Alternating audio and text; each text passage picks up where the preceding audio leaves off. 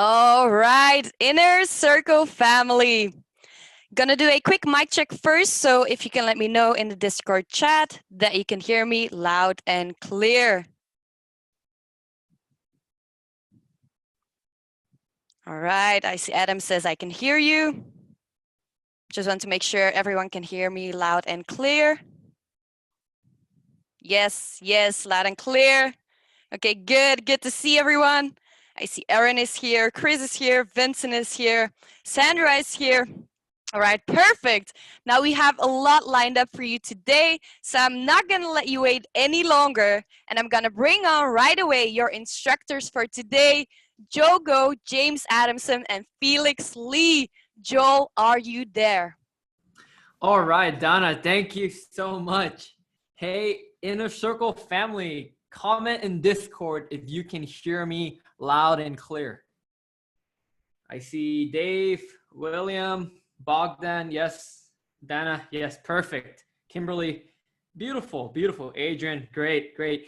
Good seeing each and every one of you. I really hope that you're doing well during these times. I know, for example, here in Canada, things are definitely opening back up. It's getting a bit better, but wherever you are in the world, stay safe, right? Good morning, good afternoon, good evening to you. It's such a pleasure to see you again. So we've got a lot in store for tonight. It's going to be pretty exciting.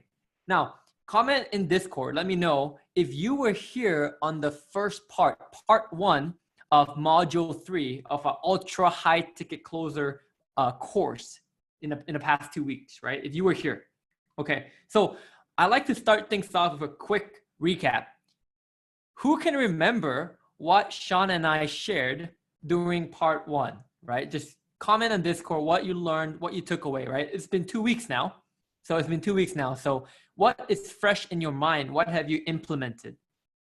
Yeah, Bogdan role played, great. Okay, Stanley, FCC blueprint, QC blueprint, beautiful. Who can actually comment the 5 steps for the FCC blueprint and the QC blueprint? Ooh, yeah, not William sure if they still remember. Yeah, I don't know what they did. They actually did their homework, right, Donna? Colombo, Hook. Okay, Stanley, yeah, go take a stab. And by the way, Donna, I don't see a lot of people on Discord and even on Zoom. Like, where's everyone? Not yet. Maybe they're still getting up, I think. Hopefully they're not still sleeping. It's not. I hope so. I hope not. A lot of gems that we want to share. So tag your brothers and sisters, right? I see family members, call them on Discord, message them on Telegram or Facebook, right? Get them on class. Okay, Stanley, fantastic. Great. Ivan, good. Going through your notes. Hey, Delia, Adam's tagging people. Look at Adam in the chat, right? Just tag away. Tag away. Fantastic. Okay, so tonight, I'm super excited because not only are we wrapping up module 3, but I would say tonight you are going to see things that no one in the world will really be able to ever see after tonight, because for the first time ever, the B2B division is going to peel back the curtain and show you behind the scenes what exactly goes on running a multiple 7-figure business sales force, essentially, right? We're going to show you all the different steps, the techniques, what works, proven methods that has converted a lot of B2B sales. So I'm super excited. And also, 2 weeks ago, we promised that part 2 is going to be on what? Who remembers? Who remembered from 2 weeks ago what I said part 2 was going to be about? I think I did mention it a couple times. It starts with a G and it ends with an R. We're playing like Hangman now, so who can guess? Right? Great now. Oh, it's great. Yeah, Aaron's got it. Gatekeepers. Felix said goalkeeper. That's funny. He watches too much soccer now. So gatekeepers. All the stuff you learned 2 weeks ago can be applied to tonight's class, and especially with gatekeepers.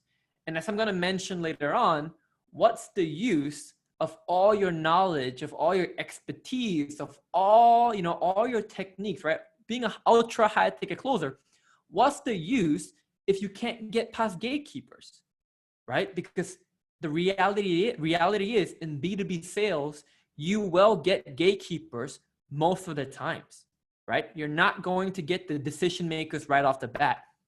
So might as well, right? Why not get extremely proficient at getting past winning the hearts of the gatekeepers, right? Building that rapport. Okay, anyways, without further ado, I'm going to move on to the next slide.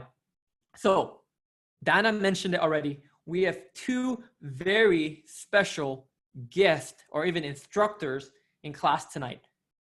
All right, so just really quick, my name is Joel. I'm a season 5 HTC brother, just like many of you are in the different seasons. And I want to introduce James Adamson, who is our current B2B sales manager. He actually just assumed his position on June 1st and has been doing amazing things, amazing implementations already within the team. Now, those of you on the B2B division within Team Danlock, right? Comment below if you've already felt James's hard work and all his implementations and the results of James coming in, right? Adam says, absolutely. The Sarge, yes, the Sarge just said, yes, very dedicated. Absolutely, Diego. Beautiful. We also have got Felix Lee, who is our amazing B2B sales support manager, assisting James in everything that we do as a team. So without further ado, I'm going to give the mic over to James first to give a quick intro and what he's bringing to the table tonight. James? Hello, IC. Oof. It's great to see everyone here. A lot of people are filing in as well too.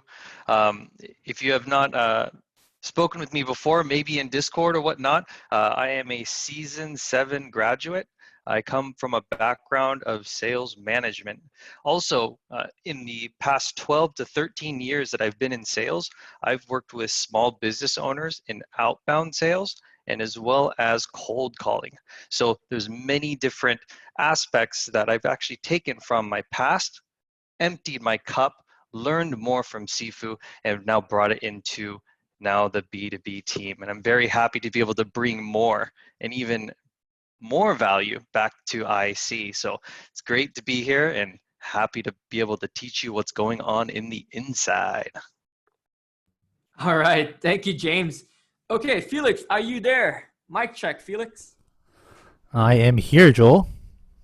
Go for it. All right. How's it going, ultra high-tech closers? Put in the chat if you hear me nice and clear. All right. Awesome.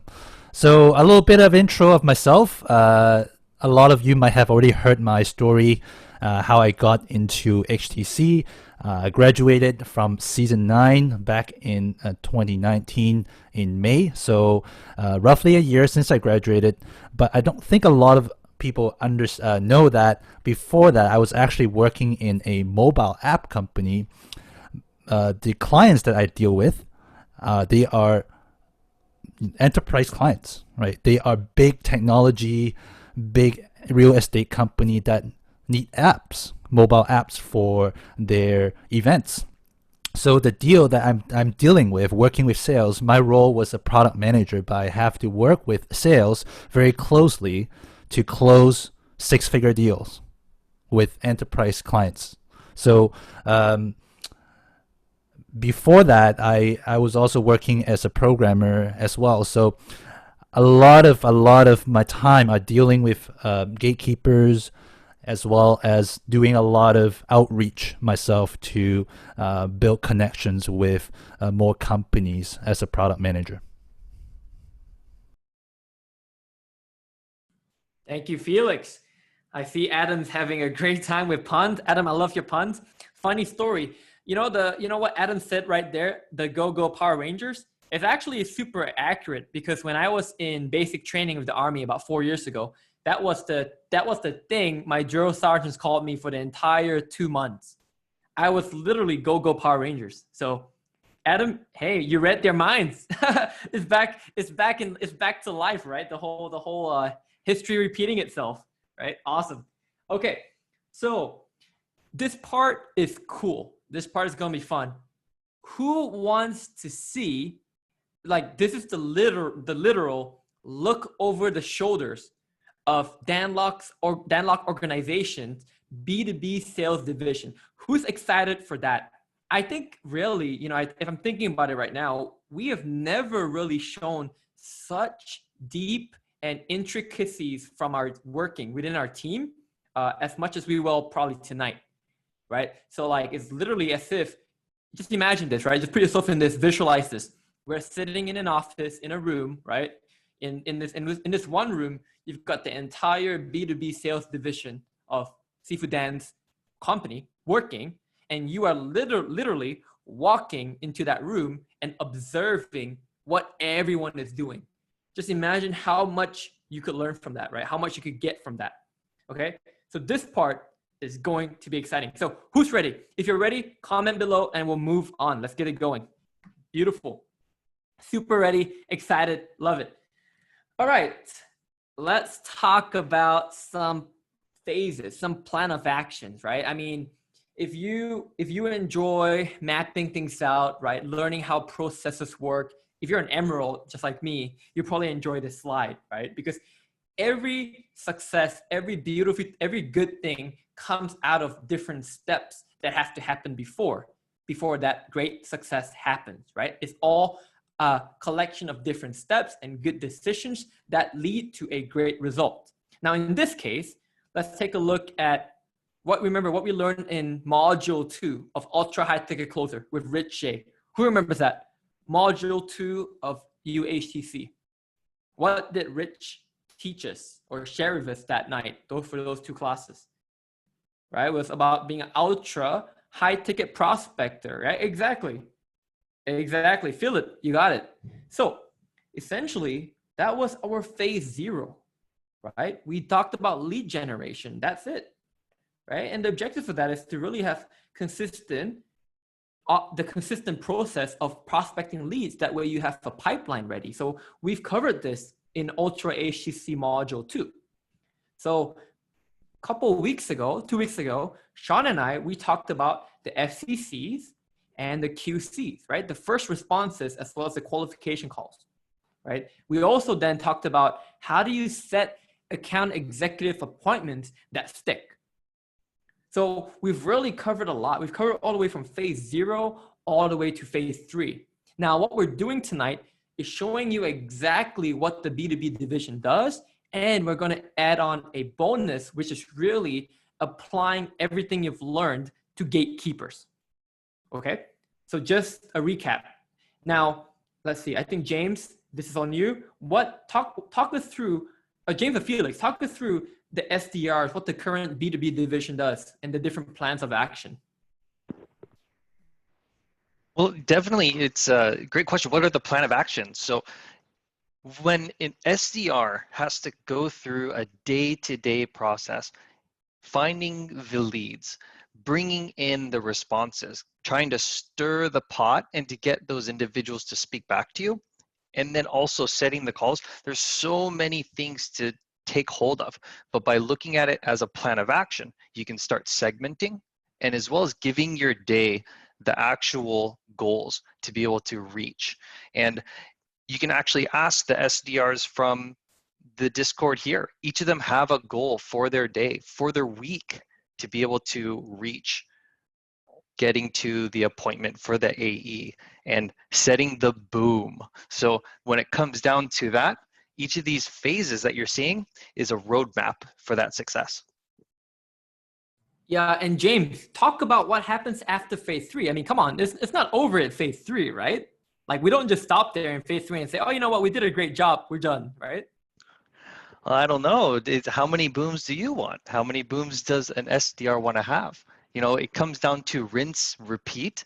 And from phase 3, it's really, truly edifying the account executive, edifying the closer who's going to push the deal across that finish line and ensuring that the client success is there. Fantastic. All right, thanks, James. So on this next slide right here, you're going to see something and you're going to wonder, why are there so many check marks and crosses and this looking lightning bolt thing and all this kind of stuff? I'm going to let Felix talk about why this has been such a powerful tool and share some of the metrics with us.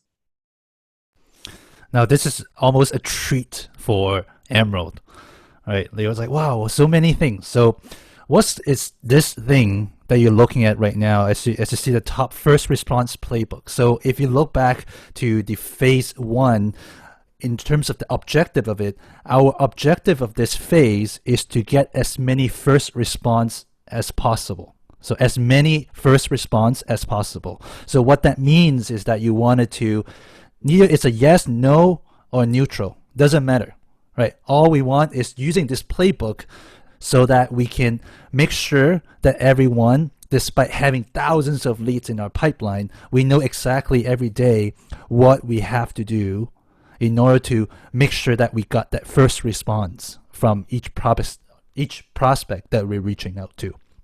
So just to explain this graph to you, this is a playbook where from day 1 you enrolled the prospect into this sequence or this playbook to day 28. So this would be the time, right? From day 1 we will send an email out, right? Day 2 we will add an LinkedIn. So this is a streamlined way so that we know that exactly, since we outreach to the prospect, what actions do we have to take to make sure we get that first response that we got. So we got email, we got calls, we got LinkedIn, right? There's a lot of different ways that we are approaching the prospect to make sure that they got the message that we want to provide so that we can move on to phase 2, which is to really get the qualification call, the QC call or discovery call, to have a chat with them to see if there's a fit between them and Dragon 100 or any product that we sell. So this is. And Felix, I'm going to add really quick to highlight something really important, right? Something that we really have to notice is this, right? You could have the best, again, like I mentioned, you could have the best closing skills, right? The best appointment setting skills, whatever. You could have the best tools, right? You got the best CRM and all the fancy headset and gear and everything. But it really doesn't mean anything if no one responds to you or no one is connected to you. Do you know what I mean? Right? If you don't connect with a human being, then really the question is, what are you even doing? What are we really doing, right? If that's not to even get to a boom, let's not even talk about getting a boom. Don't even talk about getting a BAM, right? Don't even talk about that.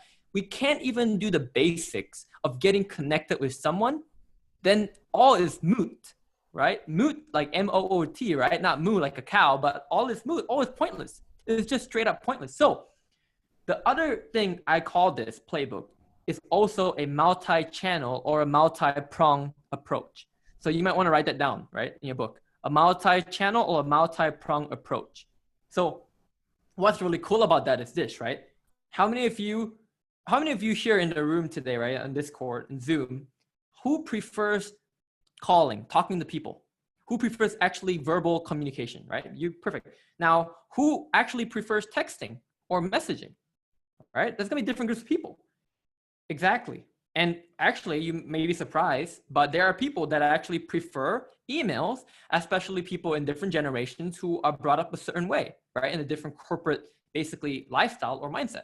So this is a multi-pronged approach because you know why?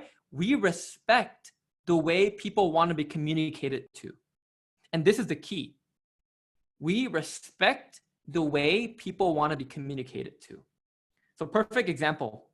If I'm speaking to a 50-year-old CEO, right, not just the age, just an example, 50-year-old CEO who's based in Ohio, right, who runs a manufacturing company, right, his preferred method might be email. So as much as I call, as much as I text him through his phone, as much as I message him on LinkedIn, he gets back to me through email, right? And imagine if all we said was, you know what, I'm not going to email. Who cares about email? It's just about the FCC. Let me just FCC. And by doing that, I would have never got connected to the person. And this is why a multi-pronged approach is so effective, because you're hitting them from as many channels as possible. Now, the beautiful thing about this playbook is you can always add to it and you can always subtract to it. In fact, I've even seen clients and people that have done things like direct mail, direct letters, right? Sending a letter. Imagine sending a physical letter if you have the person's business address or address, right? In general, that's also effective. That can also work, right? So this is the key. Now, one thing to note is that we also don't want to, the worst thing is also, right, being a spammer or being known as a spammer. So we've also spaced it out in a way where it doesn't come across as super spammy. And the beautiful thing is, as long as they responded, like what Felix said, either a yes, a no, or a neutral, this whole playbook is done. So let me give you an imperfect example. I'm talking to the CEO, like I told you about, the construction company. On day one, I sent him an email, and he didn't open it. He didn't respond. Right? I sent him an email at Dragon 100. Okay, no problem. Next day, I find him on LinkedIn and I add him. Okay, he has an Adam User connection. That's cool. Next day, I send him I call him. I give him an FCC, and then I leave a LinkedIn message saying, "Hey, John, I left you a voicemail. Any questions? Get back to me." Right? So I do that. Still no response. But on the fourth day, when I sent him that second email, right? Second email, day 4, and he responds, we're done. I'm done. We move away from the playbook. We move to the next step. So it only taken me up to day 4 to get a response, and then we don't have to worry about the rest of the days. So it's not like we're just spamming them for 28 days. As soon as we get some kind of response, the playbook is done. And that's the key. Okay? James, Felix, anything else to add to this? No, it's super beautiful. Let me ask you this. Who likes automation? Who likes to have things work in their favor, leveraging their time? That's the beauty of the playbook. When it's successful, it stops. There's no turning it off the faucet or realigning. It's all about the system and leveraging, so you spend more time prospecting and even taking care of that client to bring them towards the finish line. And actually, James, share with the community, share with the family here. Before we had this system, like I think Felix knows this, right? Before we had the system, how many responses we got a week and how many QC BAMs, qualification call BAMs we got, versus after we put in the system, how many responses we got a week and how many BAMs we got a week. The numbers will surprise, like it will blow your mind. Oof, the before and after the playbook was delivered, oof, I don't think we want to know where it was at. So first tell us the before. What was the numbers before? Like Felix, remember? Before James came on, right? What was like the numbers for like the number of responses per week and number of BAMs? Well, we're talking about probably, maybe 10 to 15 That's first responses, response. right? Yeah, Response. that's his first responses. Okay, guys, so That's forget this, right? 10 to 15 responses a week. Okay, how many BAMs a week? 1, 2, 3? Well, our BAMs probably per week. Sometimes it's 1, sometimes it's 0, right? It's very inconsistent that way. Yeah. So see, right? Before the playbook, 15 responses a week and 0 or 1 BAM a week. Like those are bad numbers. Just straight up, those are bad numbers. Now, after we implemented this, Felix, what are the numbers? Well, Do we really want to give away one of our slides? Give it away a little you have early? a slide on it? Oh no! Do we really want to give it away so early? Yeah, we can come back to I it. think Give we it should away. show them the proof in the You pudding. want to hold it? Okay, how about this? We'll leave it as a suspense. We'll give you the numbers tomorrow. So we'll give it to you later. We'll give it to you later. All right. Well, they're like, why tomorrow? Why What? tomorrow? Okay. Oh, how about this? We'll leave it as a suspense. You can guess how many we've got. You can guess how many responses, how many BAMs we got after we implemented this. But we're gonna move on to So a case let's study. just make sure everyone has it. What's the number of responses before the playbook? Who is listening? How many? What was the number that we said? 10 10 to to 15. 15. Okay. All right. Okay, so just remember that number, and then we'll come back to it.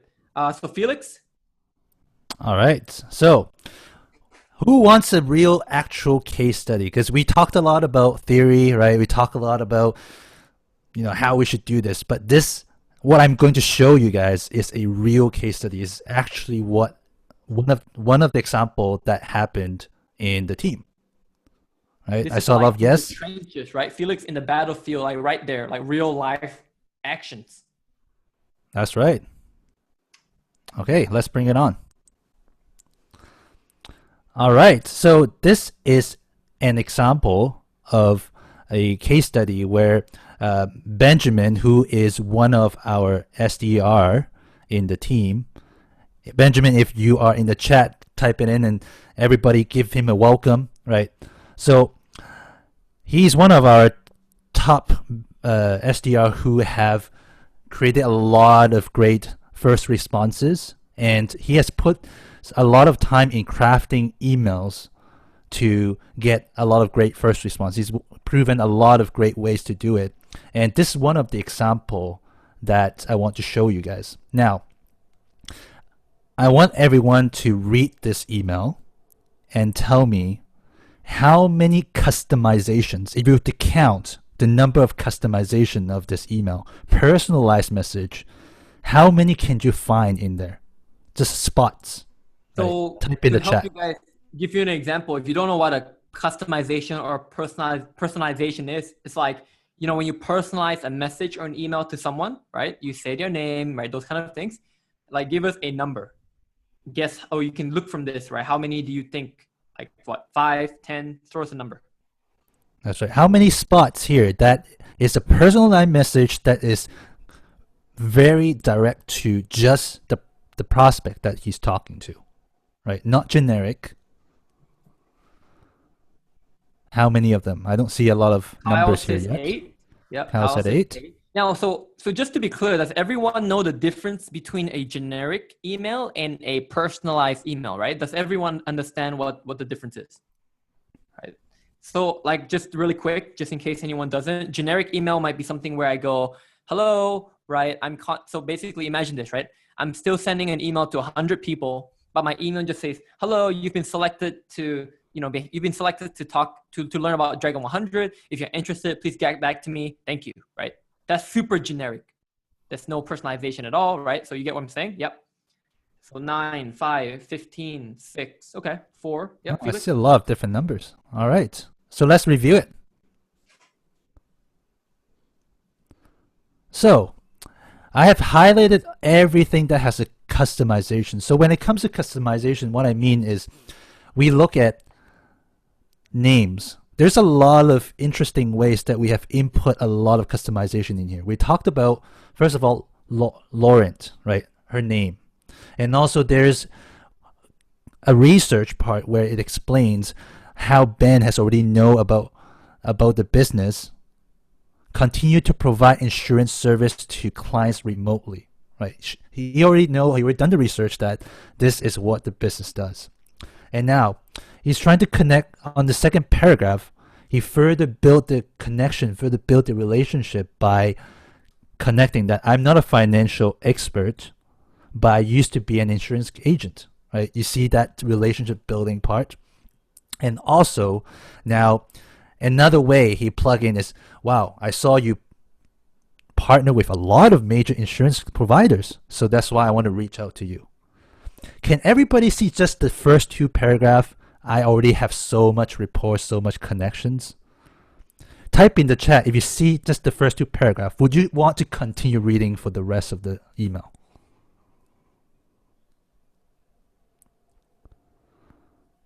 That's right. We're talking about 4 sentences, technically. Right, 2 paragraphs, maybe 4 sentences, including, yeah. So now on the 3rd paragraph, Benjamin add on to like, hey, my name is Benjamin. I'm reaching out to you from Danlock, who's local here, right? Again, very simple sentence and very straightforward. I'm reaching out because I want to introduce you Dragon 100. And the 4th paragraph, he, again, very simple, very direct. 1 to 2 sentences just to describe what Dragon 100 is, and done. All the purpose of the first email is to get the interest, to get an understanding whether this spike the prospect interest into knowing more about Dragon 100. Right? We have not talked anything about what Dragon 100 is. We have not talked anything about, what is the role of Benjamin is. All I'm talking about is, hey, prospect, I know about you. I have this. Do you have some time to talk about this? Right? And as you can see at the top, this email is opened 3 times. 3 times.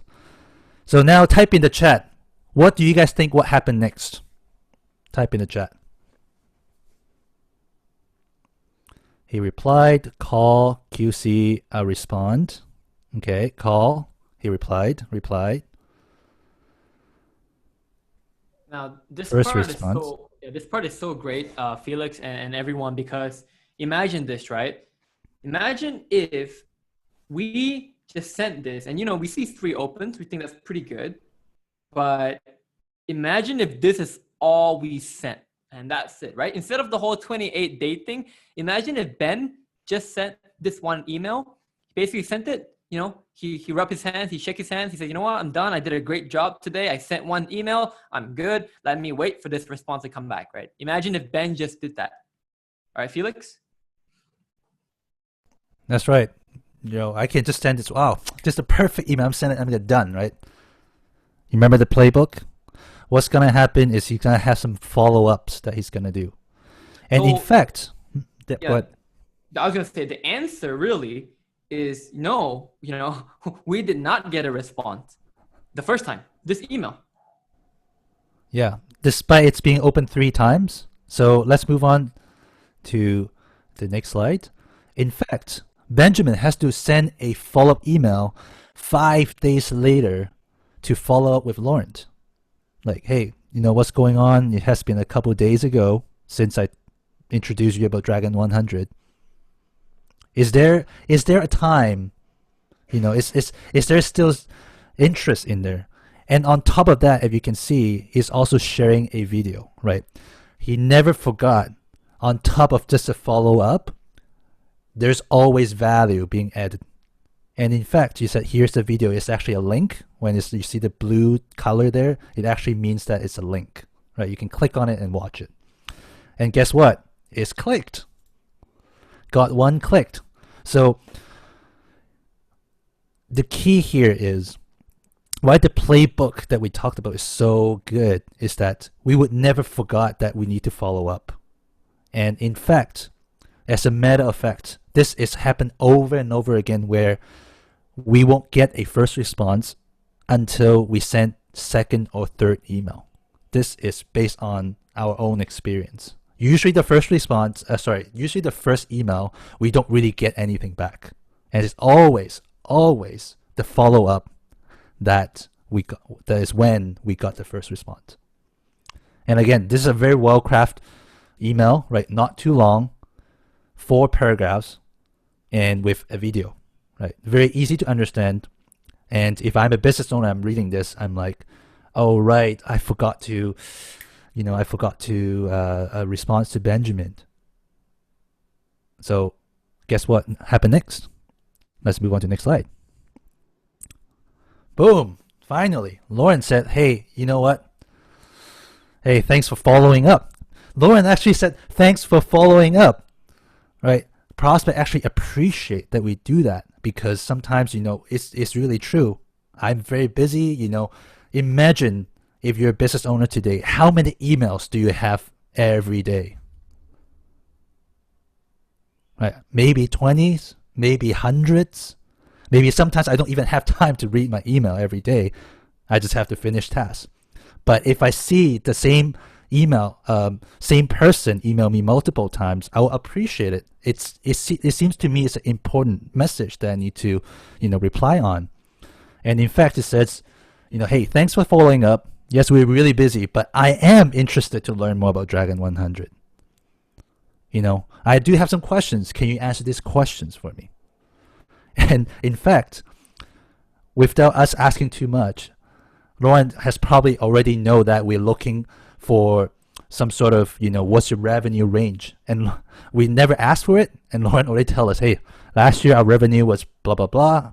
We're just a shy of Black Dragon status. Do you think Ben has ever asked like, hey, like, do you think you're a good fit? No, not really. I don't think so.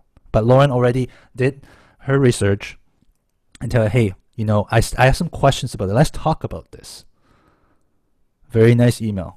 And the fact that she's using the term Black Dragon status has shown that she has, like Felix said, right, put in a lot of research and already starts mimicking, right? We talk about mimicking, copying the languaging that we use.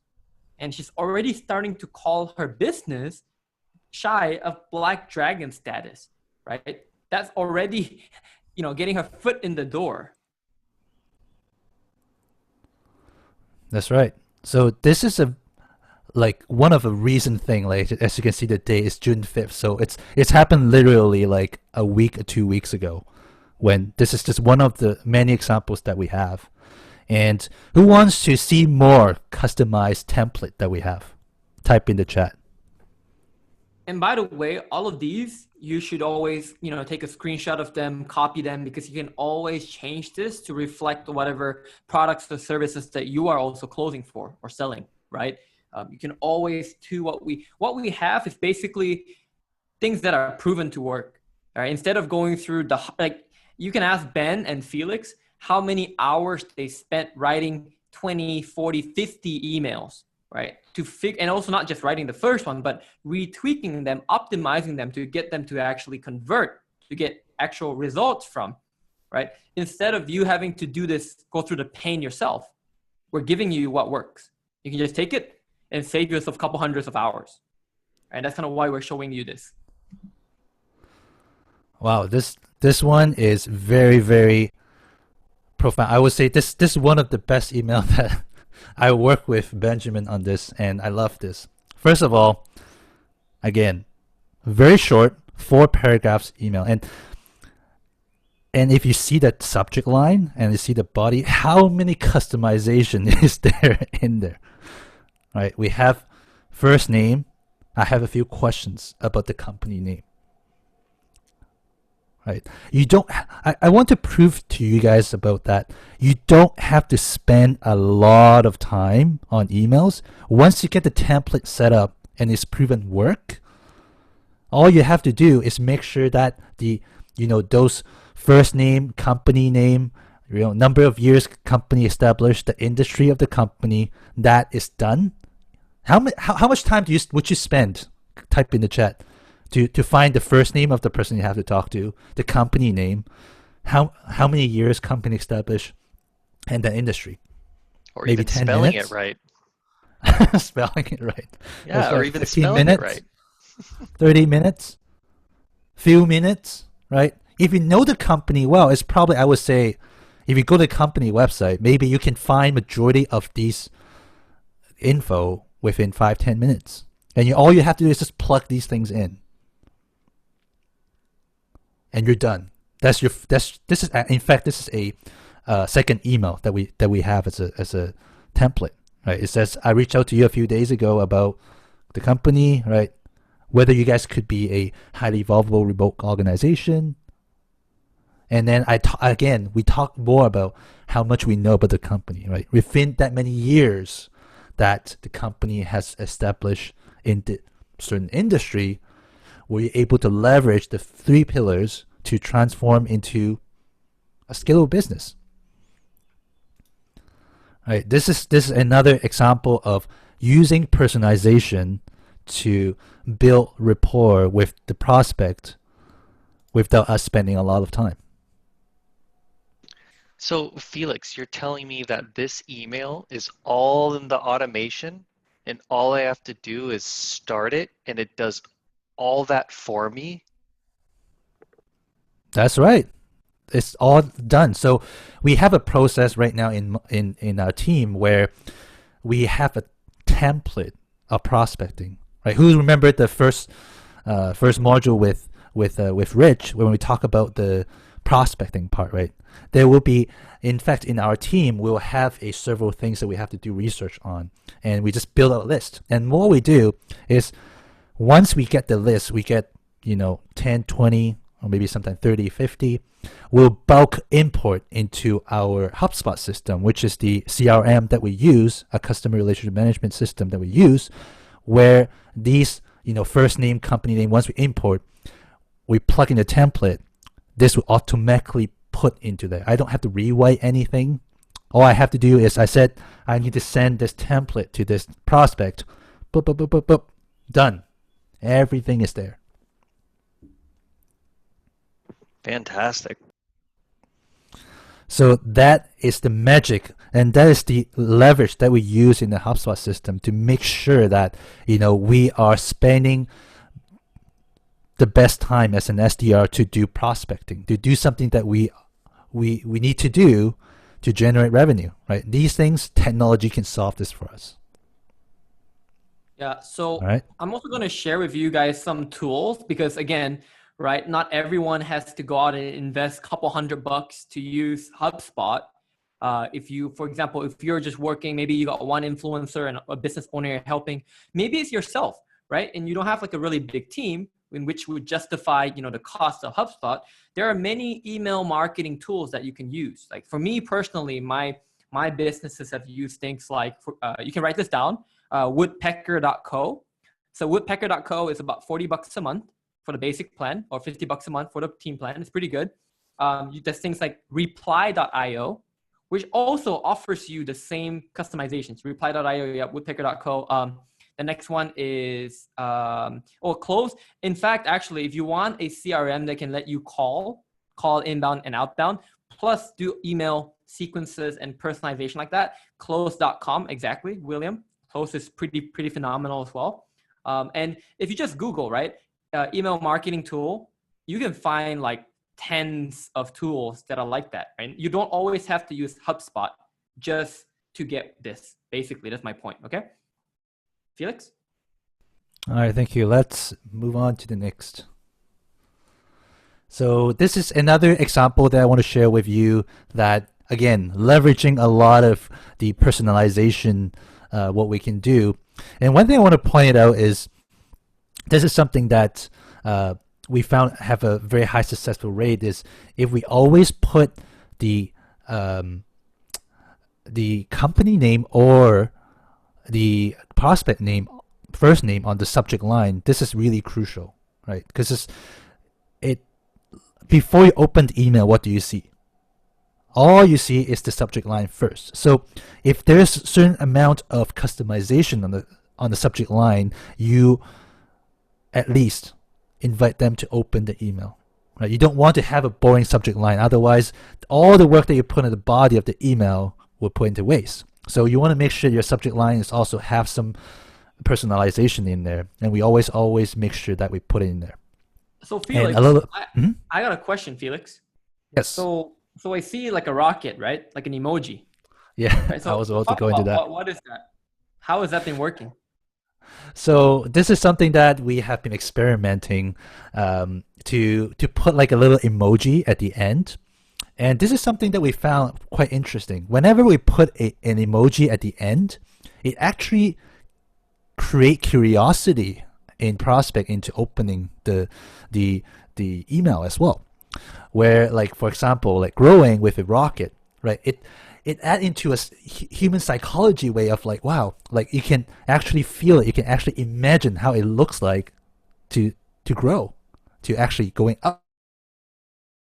A lot of our email templates in the subject line will put a little bit of a emoji in there. So you're saying we've proven metrics that email with emoji subject lines actually get more open rates?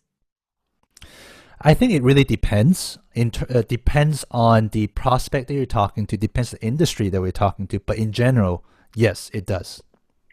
Wow, great. Yeah, so another thing I want to highlight from this email is you will notice, actually, before I talk about what you would notice, I want everybody to point out, right, read this email a little bit and point out, other than the personalization other than the personalization that we have in the email, right? The first name, company name, the content owner. What else do we do in this email body? Type in the chat. What do you discover? What did you found?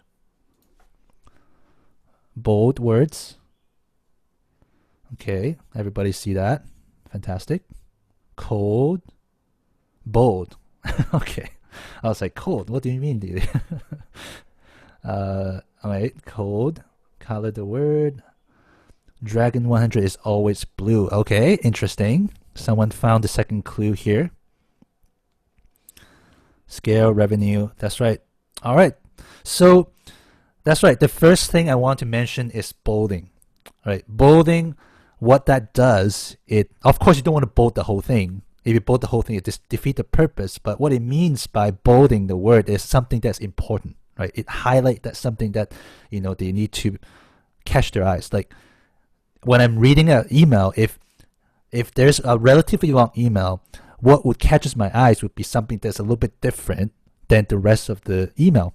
And bolding it would be one of the key that we use. So as you see, what we bold is scaling, right? Growth, remote teams, social media, right? Scalable business model, right? These are the key things that Dragon 100 offers. So we want to highlight them and create that impression that these are important things that Dragon 100 is looking for, right? That's one of the things.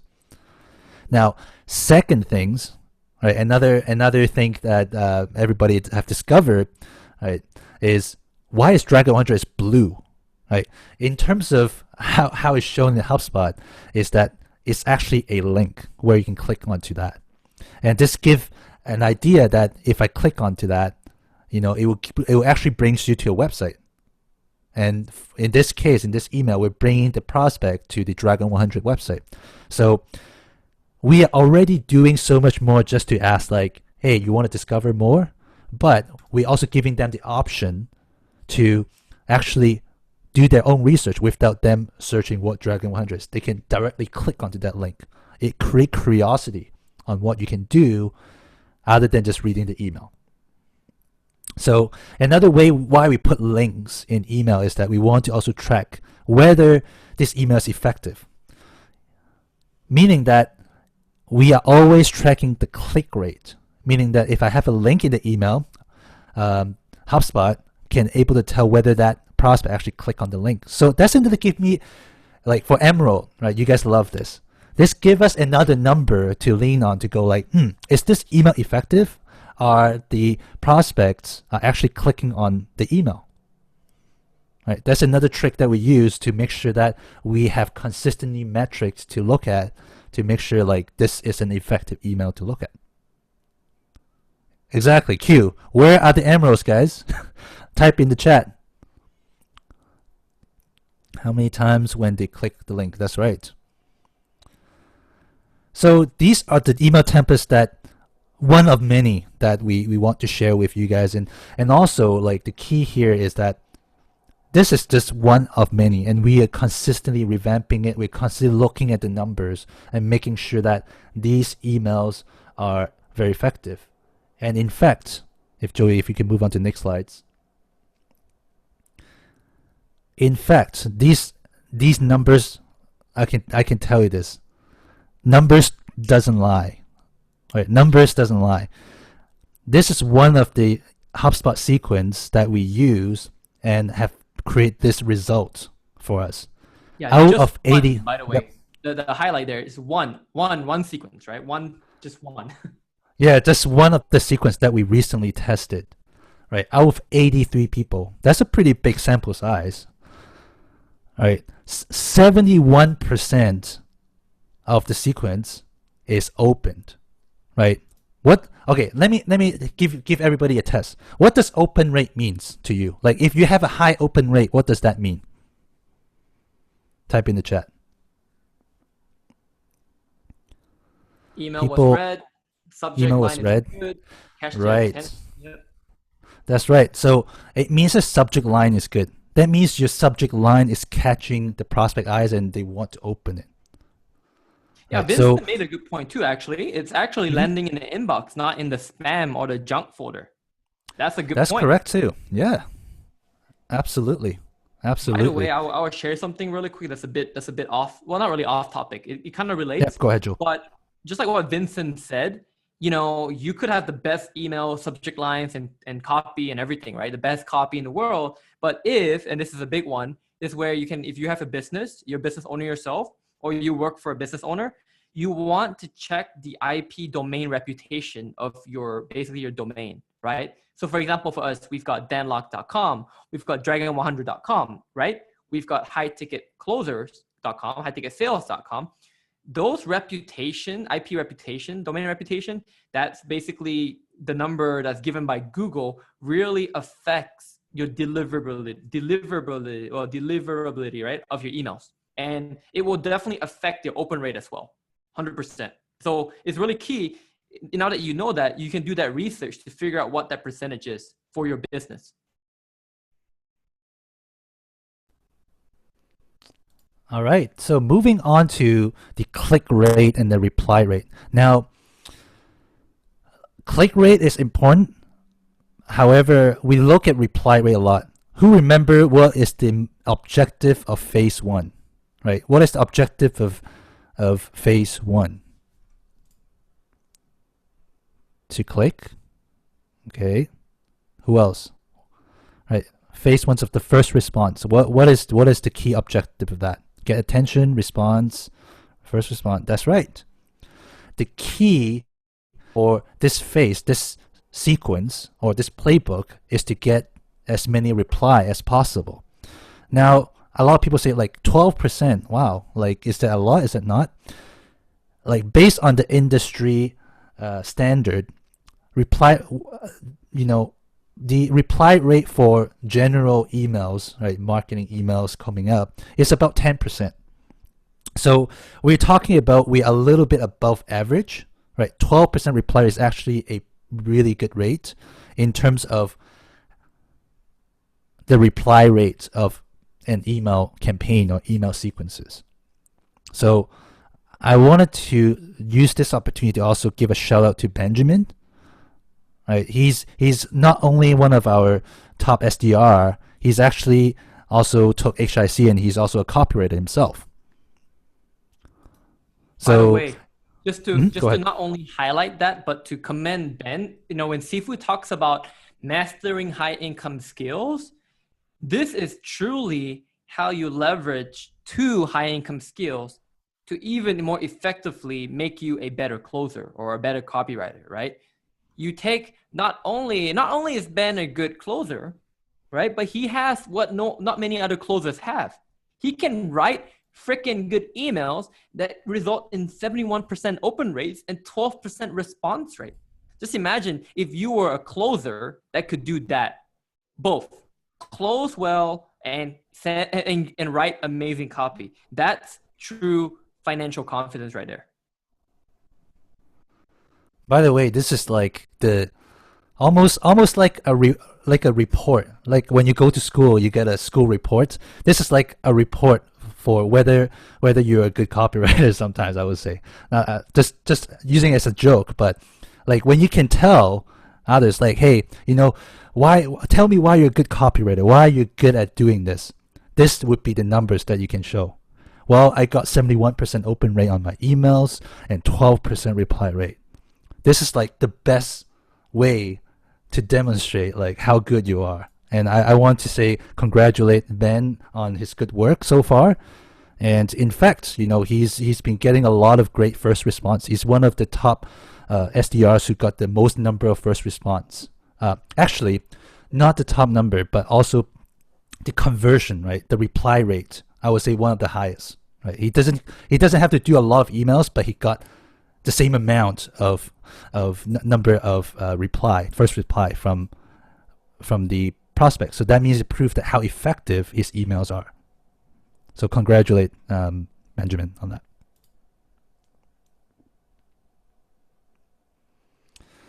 And I want to show a quick example, right? Does that mean that every time you send out a follow-up message, you will always get a yes? Type in the chat. Is it always the case? Not really. That's right. But again, I want to emphasize the fact that our objective of phase one, which is first response, we are here to just get a response, despite it being a yes, despite it being a no, or a neutral response. Our goal is to just get as many responses as possible. And in fact, if any of the SDRs here who are doing prospecting work, you will probably get way more no's than yes. Correct? Type in the chat if anyone can resonate with this. Wait, Felix. So you're saying that it's better to get a no, not interested, than a no response? Oh, 100%. And the reason why is, you know what? When you say no, that means we catch the attention, and it doesn't mean it's the end of the world. Like, it doesn't mean that it stopped. It doesn't mean that, hey, I'm not interested. What do you guys do when you receive a no here? Type in the chat. What would you do if you receive, oh, not now, right? I'm not interested. I like what Patrick said too, right? How many no's do you need to get a yes? How many more no's, right? Nurture, yep. Nurture list, nurture bucket. Nurture, add value, yep. Yeah, so, Dominic, not now. It just means not right now. Just now, this season, all right? But it could be a yes next season. That's right. So I want to move to James here, and he's going to talk about what we can do. What are some examples that our team does when it comes to getting different kind of responses, right? Who wants to know that? Maybe, I don't know if you want to show that actually, James. Do you think we should do that? I don't know. It might be a little too emerald. It might be a little bit too deep in the weeds. Yeah, I don't know. Like it's like too much words, right? I guess the question is, do you guys want to see more emerald stuff? Do you guys want to go into the weeds, or you just want to skip this whole thing and move on to gatekeepers? Yeah, maybe we should. They said they want emerald stuff. Okay. All right, Emerald power. All right, James. We already spent a whole hour on this, so there you go, James. Go ahead. So this is where you can quantify it.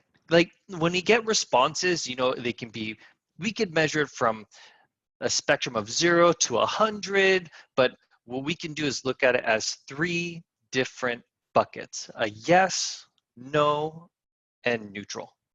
Now, as you can see those check boxes, you can see kind of, where is the individual's mindset at? Are they aligned? Such as the example that we saw from Ben's email. James, I got a question. I got a question on behalf of everyone. What does neutral mean? Well, that's a good question. So neutral means send me more information. It means I'm not yet understanding or knowledgeable of what you're trying to provide as value. Like, what is it really that you want? Because when it comes down to a neutral, they're open to it, but they're not really exactly unsure. They need to understand. There's a mild, fantastic, Aaron, mild curiosity. They want to know more. It's not a no, but leave it on the table kind of situation. They're like, yeah, give me a little bit. So that's going to be where you can kind of understand the alignment of, do they want to know more? Do they understand how the product works and fits to their needs? And if they can do so, that's a yes. Now, if they're not open, that's a no. They're not even going to look at trying to align to you or even align to what you're trying to provide as value. And then neutral, just as we said. So this is the best way to quantify the different types of responses that you're going to get. And you need to be ready. You need to be set up to be able to expect these kind of responses. So let me ask you this. If you didn't know that there were kind of 3 separate buckets and you got a response, how long would it take you to, say, answer 100 emails? How long would it take you? You get 100 emails of yeses, nos, and neutrals. How long would it take you to be able to? Days? Too long? So long, absolutely. So in the B2B team, we created another system to be able to propel you to the FU money, to be able to save that time and to be able to be efficient and proactive as possible. But you wouldn't want to see those templates now, would you? Hey James, the more you tease them, the more I feel like we're gonna have to give them all our templates as a bonus in the circle one day. I don't know about that. dropping over hundreds of email and text and LinkedIn templates in IC. I don't know if a zip file can hold it all. Couple, not even gigabytes, right? It's what, terabytes? Oh, there's so many. I need some great internet to download them. That's an over exaggeration. It's definitely not terabytes. Don't worry about it. Don't terabytes. Yeah, let's continue. We'll go to the next slide. Well, you know what? Hey, you know what, guys? Let me think about it. We will need 5G. So what kind of a yes response? How can I learn more? How does this work? They're bringing in the vision of saying, okay, what is it that can benefit me? So what do we send them? This one is a simple template that's going to be used to be able to add that value back in, to be able to take the action to pull it from phase 1 to phase 2. And what is the objective of phase 2? Let's see it in the chat. See how many people were taking screenshots and rereading them. Who remembers phase 2, guys? Or you took some notes? This also shows us who's taking notes. All right, let's see. We have to get them on the phone. QC, qualification, FCC. And Rich, you're actually quite right. When it comes down to this step, this is going to be part of still phase 1 that we need to complete to get to phase 2. So, but FCC, this is still in the first response, but I don't know. Is it necessary to do an FCC to go to a qualification call? Couldn't I just call them up and start hammering questions to find out, hey, are you qualified to be able to do this, this, or that? Or do we want to make sure that they're soft qualified through FCC? Exactly, not yet, no. We want to make sure it's a waste of time for them and for us if we're not actually going through the FCC yet. And by the way, this is where we've seen the most closers really mess up, because, you know, again, right, most of the times they're getting a no or a neutral or more even a no response. And then when they finally get an interested response, they get so super excited. They start climbing all over the place. They start thinking, wow, this is the best thing since sliced bread. And then they rush the whole process and they kill the whole deal because of impatience, right? And overexcitement.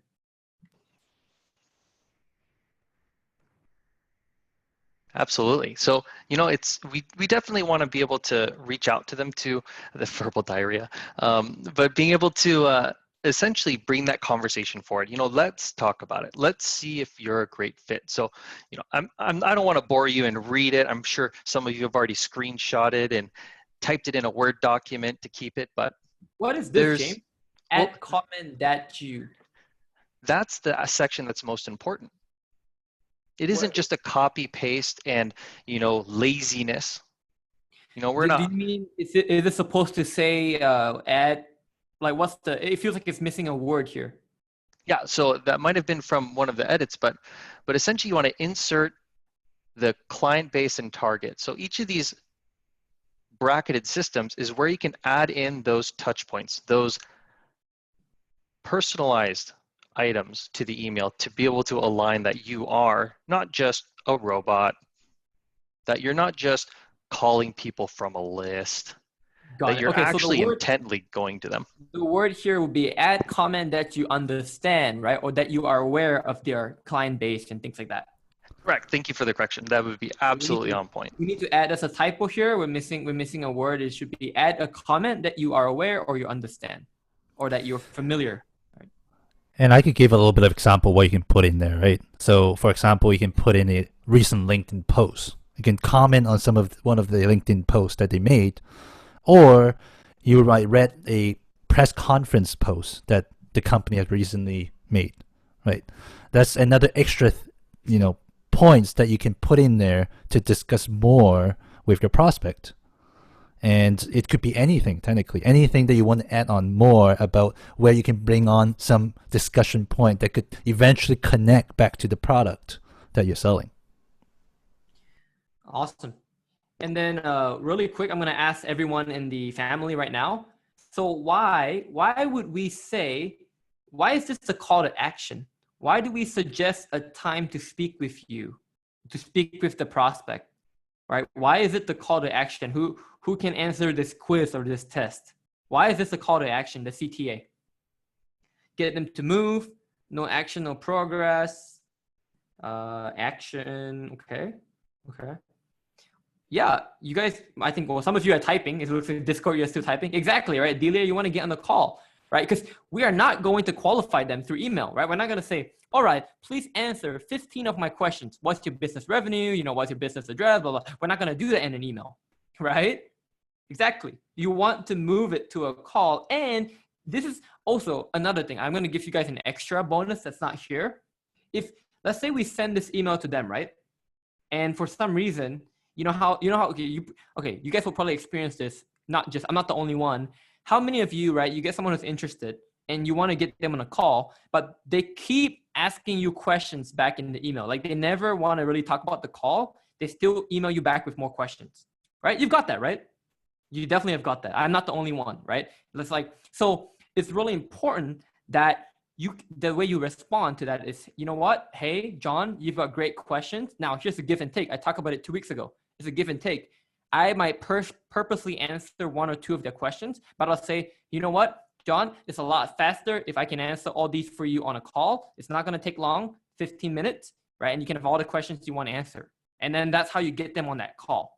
Right? But especially with Emeralds who want to get all those answers from you through email, you've got to give them a bit, right? It's a give and take relationship. Answer some questions and then say, you know what, the rest of it is much better if I explain it on the call. But besides, I don't want to have a miscommunication through email, right? I also want to make it clear. You can ask any clarifying questions. Let's jump on the call. Now, Joel, just to add on to that too, we don't want to go too, how would you say, standoffish. We do want to at least answer one question. We don't want to be just jump on the call kind of situation. We do want to actually answer at least, one or a couple questions, but don't answer all of them. I definitely agree. Yeah, exactly what we talked about 2 weeks ago, right? The give and take relationship. Never just take. That's the number one thing that will get you a deal completely killed off for sure. All right, James? Yeah, let's go to the next slide. Let's see what we got next. We have a no, not interested, unsubscribe. Now, how would you, well, we kind of talked about this a little bit earlier that, some of you'd be like, I don't know what to do. Maybe I should just leave this one alone. I'm gonna ask a question. How many of you, when you get like a no or not interested, you just don't respond? Because I'm guilty of it, right? Like I've done that where, my client's potential prospect says not interested, and I just say, you know what, F it, right? I'm not gonna respond. Waste of my time, right? It's like, you know what, hell no, I'm just it's done, it's over, right? Yeah, we're all guilty of that. Most of us are. So when it comes down to the actual responding to a no, it really just comes down to is, we could be not talking at the same wavelength. We're not actually speaking to them what means most. So when it comes down to a no, dig deeper. Now, if they say they're going to sue you or this or that, by all means, don't agitate the guy or gal. Don't let them hate their day. But we're simply just getting back to them, letting them know, hey, what is it that is a need that I can fulfill? A need that I can solve. And by bringing that to the table, we're showing that we have the intent to help them. I'm going to add something too. This is one of Sifu's quotes that I absolutely love. I don't know what is an HTC or was it an Inner Circle, but he said this a bunch of times, even in his YouTube videos, right? A confused mind doesn't buy, right? Sifu has said this again and again. A confused mind doesn't buy. And guess what? many people who say no, not interested, it's not because they are really not interested. It's actually because they don't know what the heck you're talking about. They're not sure. They don't have enough information. Yeah, someone said that. Someone said they're confused. That's why they rather say no, because it's easier than saying, you know what, I don't get it. Please explain to me again, right? It could be also saving them from embarrassment. You know what, I don't get it. I'm just not interested. Done. This is super crucial. It's important that you have your mindset on this really key, because a lot of times people are not saying no because they don't really want it. They say no because they don't understand what's going on. And again, a confused mind never buys.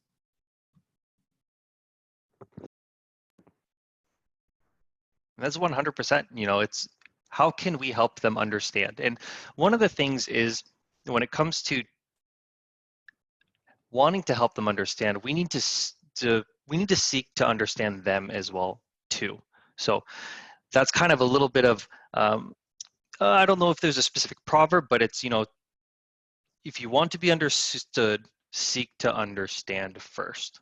And that's always where we want to have, is to provide that kind of clarity. So we'll go ahead and go to the next slide, because, you know, this is the fun one. Go ahead. By the way, James, isn't there one scenario on your team, right? The prospect actually sent a no, but then the SDR actually turned the conversation around into a yes and jumped on a call. Yeah, actually, that's fair that you put that. I'm going to go ahead and shout out. It was Aaron. It was Aaron on the SDR team. So listen to this, right? Aaron got a no. From a no, he turned it into a call. Imagine that, going from a no to a past a neutral to a yes. So let's talk about how what happened. Well, when it comes down to the no, and this is when the templates, when we created these buckets, like what kind of answer you can provide in return. Now, there's a couple different ones that we were placing out there. It's different types of responses of no with referral, no with let's go in deeper. And he actually chose from the actual conversation of the response that he received, a no, and because of this, and the other, he went back with a specific response and went for the referral. And he was actually able to have engagement of 3 to 4 emails from that prospect, building that long-term relationship. Now, it's a not now. Fair. They came down to the agreement that it was a not now. But if he stopped from that first no, where would we be? We'd be at a 0. So when they say no, find out what's going on. What is confusing about my message that I gave them in the first place? Absolutely. So 0. You got nothing. Yeah, Aaron says she even thanked me for checking in with her. What? That's a thing? You can do that? No. Well, there's your proof right there. Well done, Aaron. That was definitely tip of the hat to you right there. Now, the next one is going to be neutral responses. And this is where they're going to be like, yeah, tell me more. Send me the information. Yeah, I'll take the brochure. And why do you think this neutral isn't really a yes? Why would we think it could be, but it's not? What makes that a neutral? Let's see it in the chat. Not sure. They're not sure.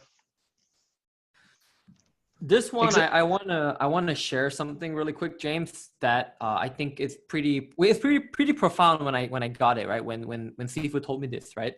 The fact that the prospect even spends a couple seconds and his or her energy to type out a neutral response means there is a lot of hope in the game. There is a lot of chance. The game is still on, right? The fact that they invested, yeah, exactly. They opened the email, they invested time and energy to write an email back, game on. It's still game on. It's not over, right? That's like that. If you think of it that way, then you will treat every response as valuable and precious, because it is precious commodity for them, right? Entrepreneurs, CEOs, right? Emails, response time. Absolutely. And I actually want to ask those in the chat, why isn't the email template that we have on the right side, I appreciate you being open to learn more at the bottom. I want to make sure I give you something that fits your needs. Why is it asking them what is more interested? Why aren't we just throwing webinars or white papers or videos? Why is it the case that we want to ask them that sort of question? With them, yep. What's in it for me? Need to increase their interest. That's personalize, specific. It's about them. Absolutely. The what's in it for me, and it's about them. We want to find out what is it that they need. What is the pain point they have that we can provide that fulfillment to solve that problem? All right, so we're going to go ahead. So those are kind of the different responses. So we're seeing that, from any email response we can get, we can always allocate them into a yes, no, and neutral. How many of you? I'm also going to ask them, right? Like the community, like if we shared with you our templates, all the different things you can say in response back to a yes, a no, or a neutral, would that be pretty valuable? I guess if we put it. That's something that I need to ask James, right, for permission, right? Do you want to share that with the IC family? Put it in their Kajabi or something like that. They got please. They got how much? John saying like share it. Take my wallet, right? Please. Okay. What? Joel, I think maybe I can give them one template each. One? So like what? 3 templates total? Yeah. Maybe just the ones that they already seen. I think that's all right. Wouldn't you think? I haven't said what you want. Great. Okay, now we'll make that we'll definitely make that a bonus. I'll work with James, and then we can talk about that offline. Okay. Sounds like a plan. Come on. Okay. Tell you what, Joel. Let's go ahead and get those templates out to them. I think they deserve it. They're good sports. I like that. Yeah, you can just DM me the price. Yeah.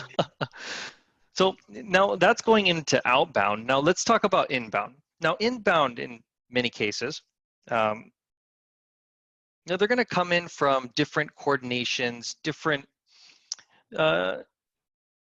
types of intent. Let's say that. Why are they interested? Why are they booking the call and wanting to speak to an individual? Now, one of the things that we've seen, and this is from inbound specifically, is every once in a while you may get someone who's not that serious. Matter of fact, you might get someone who is not even giving the right information. So why sending a text saves time is because you're able to confirm that they're a real person. Now, I know they were kind of we just dovetailed real hard from outbound right into inbound, but when it comes down to it, it's a quick and easy response. And if they're actually submitting an application, where would you think that prospect is going to be within the next 5 minutes after submitting that application? Do you think they're going to be driving their car or, falling asleep right away? Why do you think 5 minutes is so important? Wait, is it not because HubSpot said to do it in 5 minutes? Well, that's a great point. So let's see this. How many people have done the HubSpot trainings before? Let's see what's going on in here. HubSpot said so. All right. So what is the statistic that if you were to reach out to that prospect within 5 minutes, what was the probability difference of them picking up and answering the phone? We see 55%, 80%, 88%, 90, 100. The likeliness of them picking up the phone, There it is. Benjamin got it. 5,000%. Come on, guys. Yeah, 5,000% higher. Only Ben got it. Oh, Come on. Oh, there we go. We got, who else? Nope. There's a missing zero there. Hughes got it. Hugh got it. Yep, she got it. Yeah, 5,000% probability when you reach out to them within 5 minutes. Wait. But James, I mean, isn't that like super clingy? Like, you know, like super like, what do you call that? Like, yeah, like just super clingy. Like, why would I reach out to them so fast? Am I like desperate or something? Well, it's not the fact that we're desperate, but we're wanting to do is speak to them when they have their mind in the right position, that they have the intent to want to know more. They want to be able to figure out how this product and or service fits their needs. So why not answer their questions right away and be that go-giving individual to fulfill their questions, to provide them the answers that they seek. And here's the truth, you know, because when I first did that, when I first saw this about a year ago, I kind of thought like, well, you know what, could be, right? We don't want to be desperate, right? I was like, you know what? But you know, when I actually had that done to me, like this done to me, when I submitted, so, you know, in Team Danlog, right? We try a lot of different tools, different services out. So there was one day I submitted a form for a tool, but I forgot what the tool is. And literally the guy called me in like 2 minutes. Now, not for 1 second did I think they are desperate. Not for 1 second was I like, what the heck, this guy's so clingy. It did not even cross my mind. As soon as I pick up the phone and I said hello, and he said, hey, you know, it's Michael from, I don't know, flyapp.com. I'm like, oh, great, I've got a question for you. Or like, hey, you know what? Yeah, wow, great. Wow, I just submitted my application 2 minutes ago. You guys are really on top of it. Like, not 1 second did it cross my mind about that whole desperation, clingy thing. So it also showed me that my human mind, my mind is also a limiting belief. It's also, right, preconceived notions that may not hold true. Again, like what Aaron said, it's your projections of your values. We think too much. Yeah, it really is. Like, don't overthink it. Don't say, oh, you know, I'm too desperate, blah, blah, blah. I got to wait. You know what? I can't reach out in 5 minutes. I got to wait 5 hours. Like, why? Who sets those rules? Why do you set those rules for your own brain, right? So that's what I had to go through myself. And the last bullet point, you know, did that provide clarity in regards of, you know, when that individual reached back to you, Joel? Did that affirm your why on why you were interested or why you thought this product or service was a necessity? 100%. I mean, we just naturally went into the conversation. There was no awkwardness. There was no weird feeling. I honestly didn't even think about the whole calling me back right away thing until many days later. I was like, wait, you know what? This company actually probably went through HubSpot and they really know how to do it right because they got me while I was hot, right? Like what you said, James, I just submitted the form, right? I hit submit, checked my phone, then realized that someone was calling me. I just picked up. Like, it was supernatural, just supernatural. It wasn't weird at all.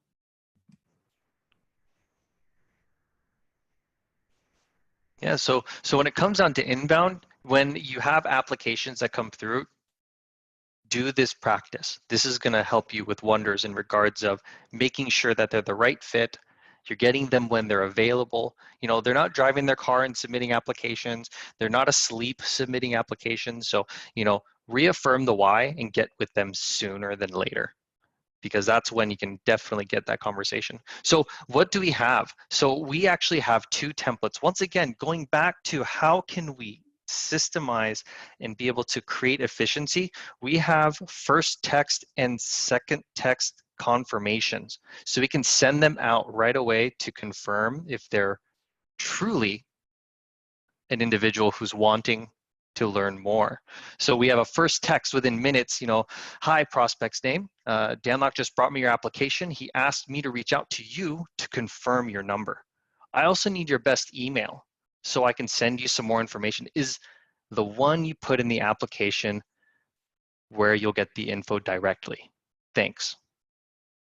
Now, how many individuals, if you were to submit an application, you get a text saying, hey, I just want to make sure that I'm getting to you, and is this the right information?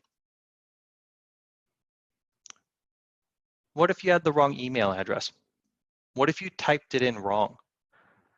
What if the prospect did it wrong? That's where you can cut down the time it takes to be able to, passing information, oh shoot, this is wrong.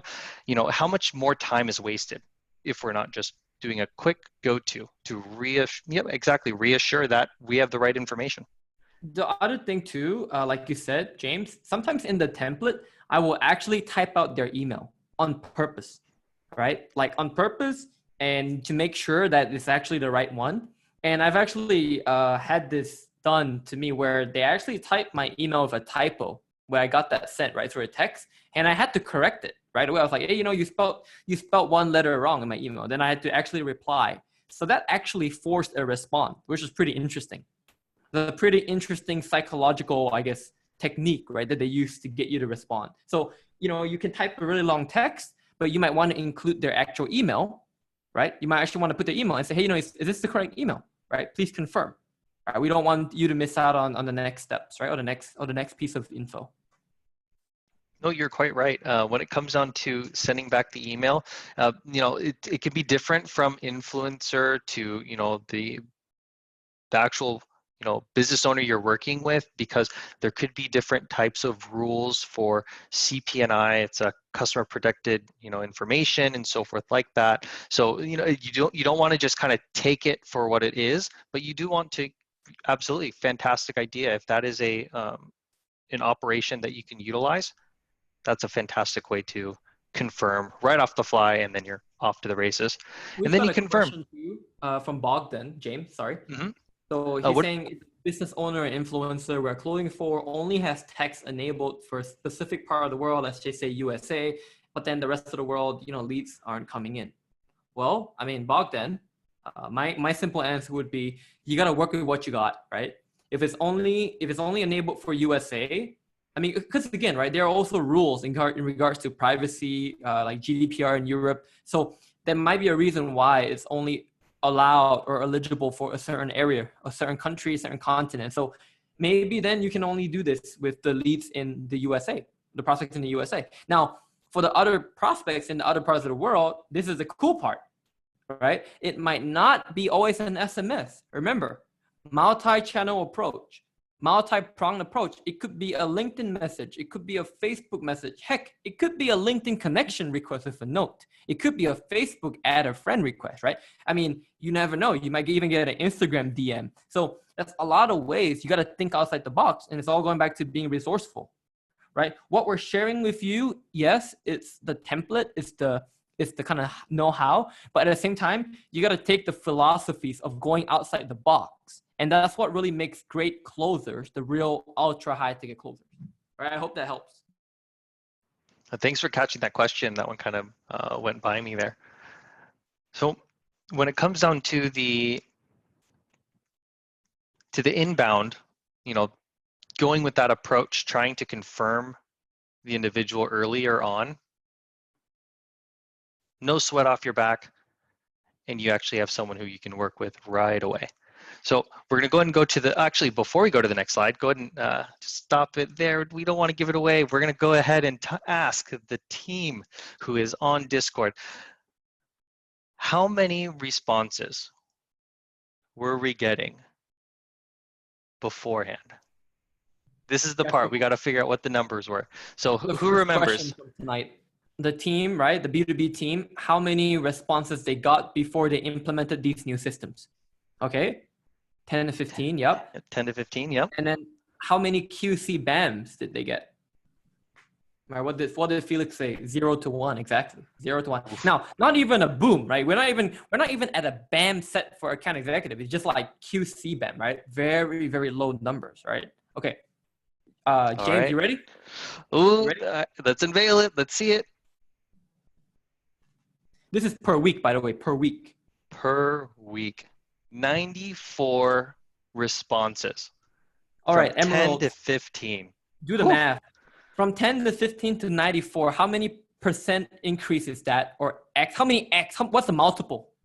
Right? What's the percentage increase? Justin says 8X. Yep. 94X. Yeah, that's it. 94X. 600%. Yep.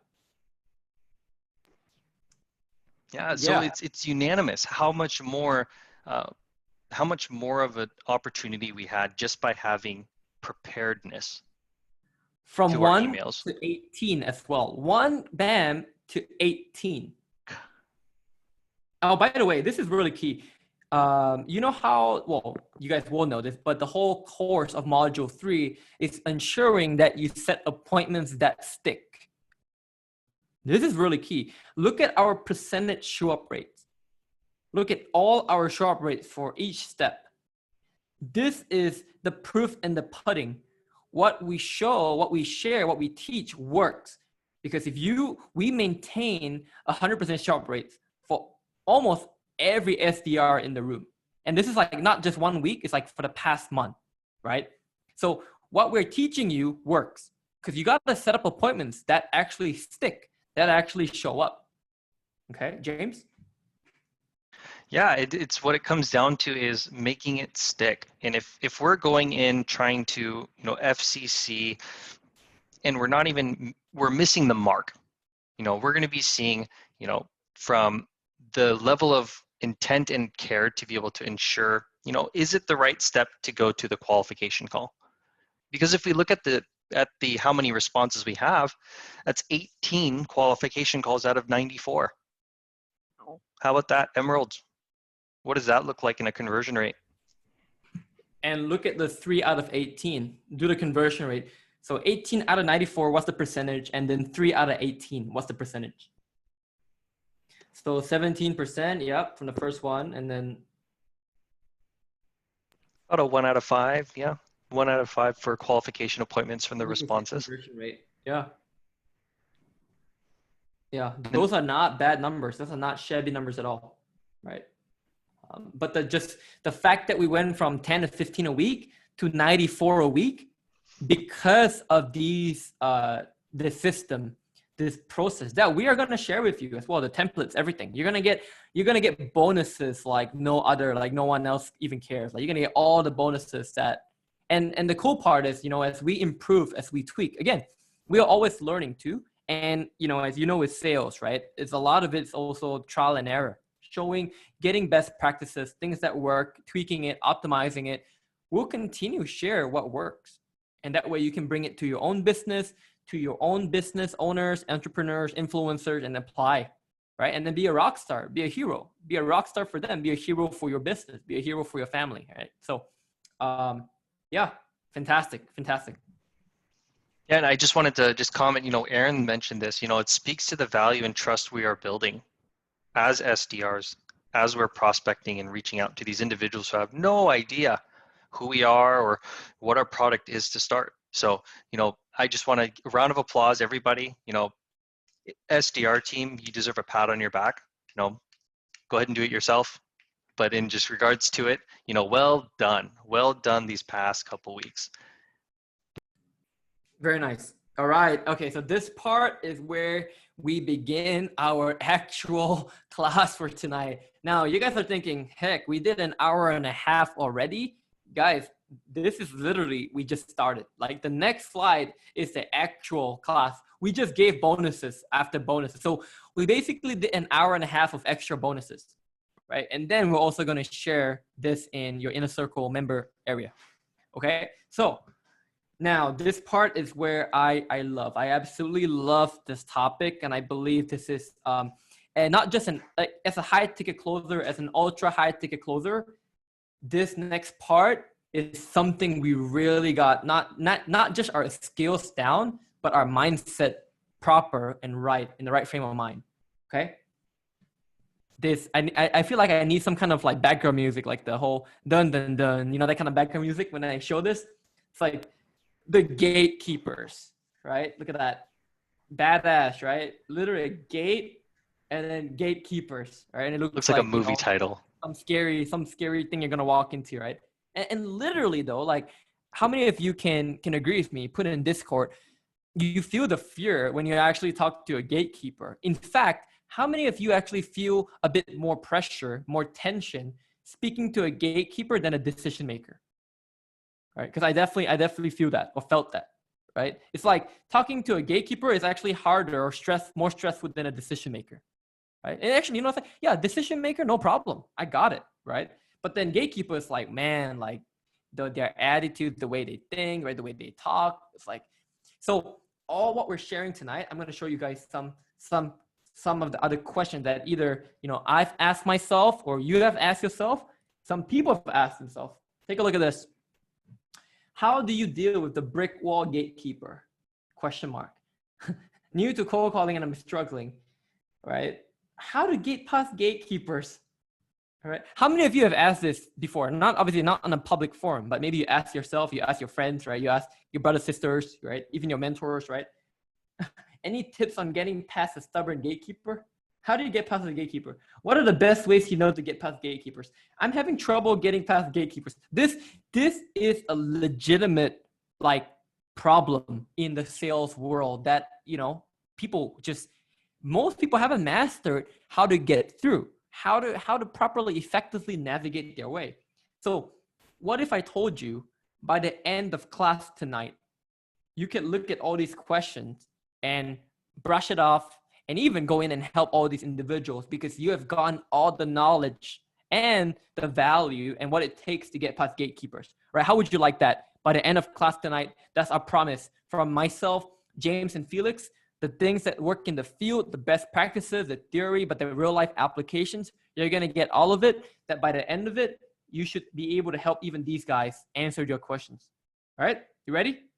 Okay, if you're ready, comment in Discord and we will get going with our actual class. Here we go. Felix. All right. So what are gatekeepers, right? We talked about gatekeepers, goalkeepers. I said goalkeepers, but gatekeepers. What are we talking about? So a standard definition here. A gatekeeper is anyone who could block the way between you and the key decision maker within a target organization, right? Think of you, you know, you found a phone number. Finally, I found a phone number to call this company. I want to talk to John, who is the, you know, CFO. I want to talk to him. And then turns out the first person to talk to, all right, who is this? Who do you want to talk to?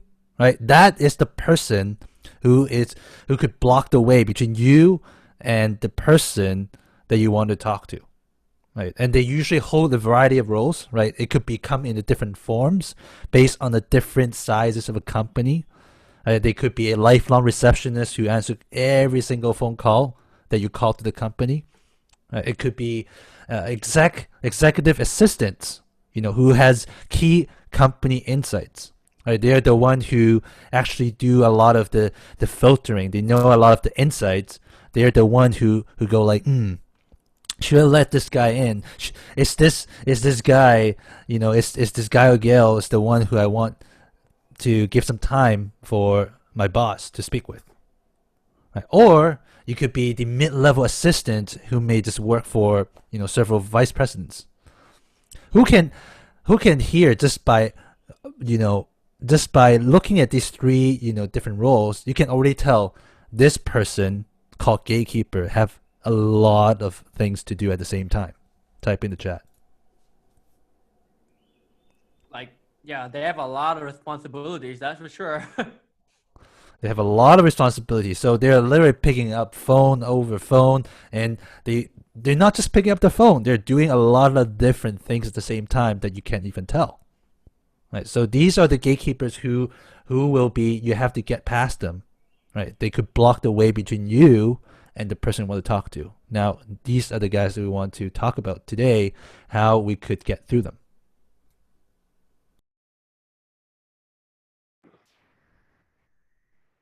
Now, it's one of the greatest things about gatekeepers is that they have a lot of power and also a respectable position that's key, even for that decision maker.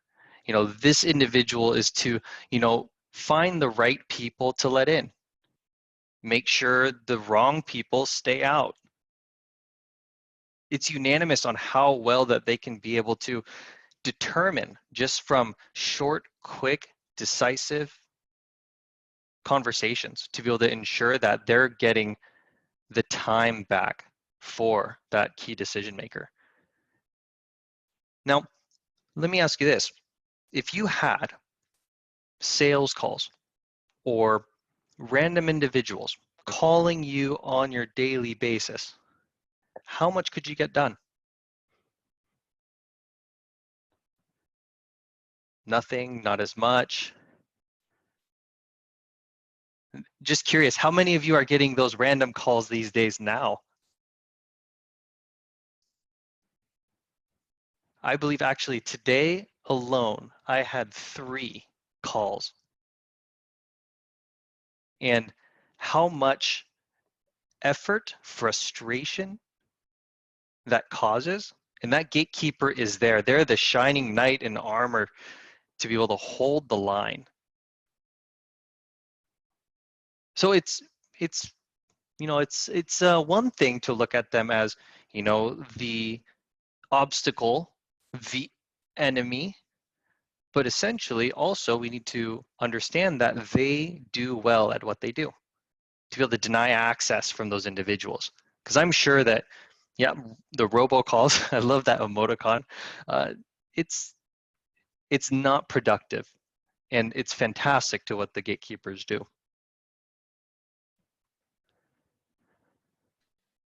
All right, now this one is something that I've got to hammer on again and again and again, and something that Sifu even told me to touch on again, right? Because believe it or not, until today, we have still got complaints from different business owners, different influencers about HTC students going out in the marketplace, right, and spamming people and being annoying. And yeah, but the truth of it just never ends, right? It's like we got to give constant reminders, but the reality is doesn't end. And not surprisingly, even from our own community, imagine now the world, right? The world of salespeople and sales reps. Now you look at this. Why are we not surprised that gatekeepers are so hostile, right, towards outside salespeople? Because again, a lot of sleazy, salesy green monster trickery, outright lies to reach the decision maker, right? Now, some of the things I've seen in the past and I've heard and I've actually experienced myself, some of the worst things, I'll give you some examples, what not to do pretty much. I've seen sales reps, when they get a gatekeeper, they pretend to be like a customer, like they want to buy something. Hey, I got to speak to your boss because I want to buy something. And then they get on the call with the boss and they pitch the boss something. Can you imagine that? Right? Yeah, of course, you got through the gatekeeper, but you pretty much started your whole relationship on a lie. Exactly, John. Right? It's like green monster crap. Or, hey, I got to speak to your boss because I want to complain about your service. And the gatekeeper says, oh, of course, that's a very important thing. And then they go and then they, hey, John, how would you like to buy my snake oil, right, for $2.99, right? You know what I'm saying? Like, it's that kind of horrible lie. So, and this has become almost like a stereotype, right? It's become almost like I don't even know what to call it. It's like, that's why when people say, what's the first thing that comes to your mind when you think salesperson? All right, then they think, oh, snake oil, slimy, right, full of crap, right? It's because of this. It's because of crap like that. And that's why it's ultra high ticket closers, we never use these techniques. You will never hear us say, oh yeah, jump on the phone and just lie so you can get to the decision maker. We're never endorsing that. We're never gonna share that. Now, I'm gonna ask a quiz. I like this little quizzes for the team. What do you think? Let's start with one first. Let's start with the first question. What do you think is the worst case scenario, right? For, let's say you speak to a decision maker. What's the worst case scenario? Like, what's the worst thing that can happen? Just some of you guess in the chat, like, what's the worst thing? You guys say no. Okay, is that the worst thing? They say no. Hang up. Hang up. And no. Okay. They lose their job. Adams getting far. Yeah, you said don't ever call again. Okay, you guys, you know what? That's not even the worst case scenario. This is the worst case scenario, right? You antagonize, or basically, in simple words, you piss the gatekeeper off so much, right, that you lie to them, that you're annoying, you're frustrating. You will never, ever, ever have a chance to get to the decision maker ever.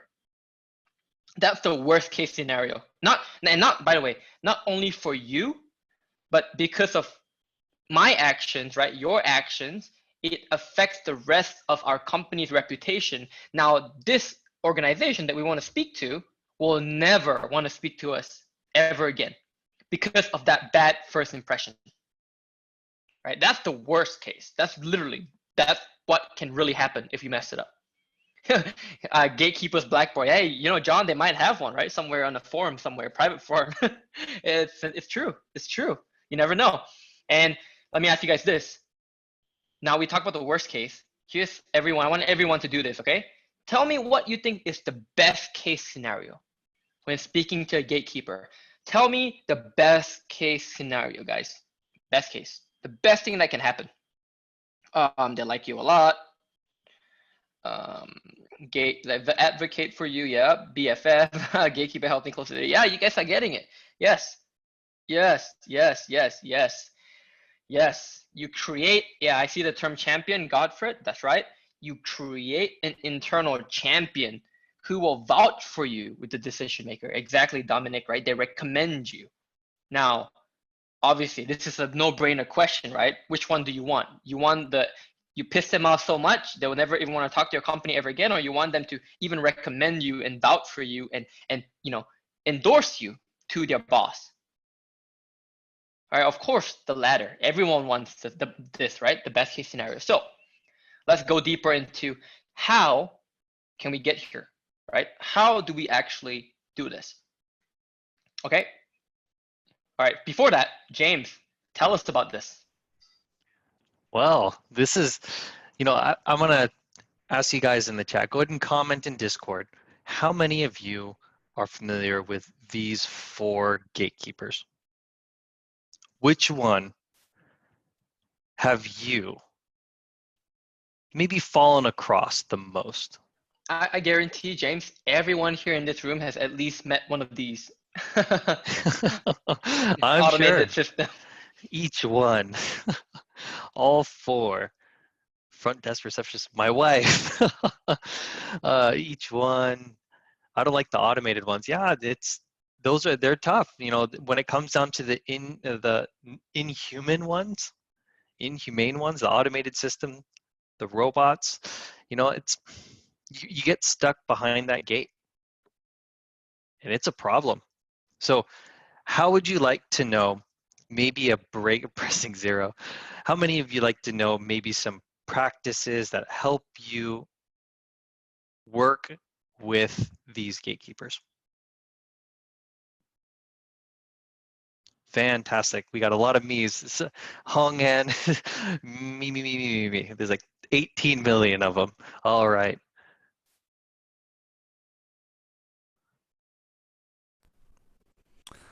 All right, let me introduce the front desk receptionist.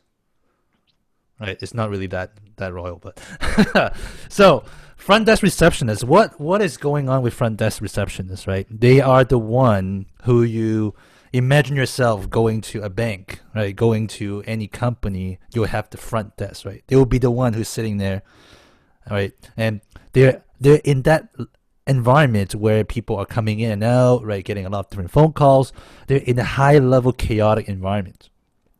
There's just so many things going around them, super busy and constantly interrupt, right? They have a lot of like different people calling them to tell them to do things. But usually they will only have maybe like a medium level knowledge about how the company is structured, right? Good enough to know, you know, who is the right guy to direct the calls to, or whether or not. But they usually have, you know, medium level knowledge, right? They kind of know who they should talk to or who they should not talk to. And what is their purpose? Their purpose is to block unnecessary requests. So they are trying to not really having somebody to just randomly go through them and waste any other people's time in the company, right? But they are very having a little time. They literally just, you know, the first 10 seconds they will have to jump on the different things. So that's usually how the characteristics of a front desk receptionist would do. And really key, I want to point out the word in underlined. They really are here to block unnecessary requests. Can someone tell us why is that the case? Like, why is that their job? Like, why do they care? I mean, actually, who has ever worked as a front desk receptionist before? I bet there's people that found that. I've kind of done similar stuff. Yeah, Stanley, you have. Like, so Stanley, tell us, right? Have you blocked unnecessary requests in the past? You guys who have been front desk receptionists, right? Have you gotten ever any telemarketers, robocalls, spam people? Yeah, right.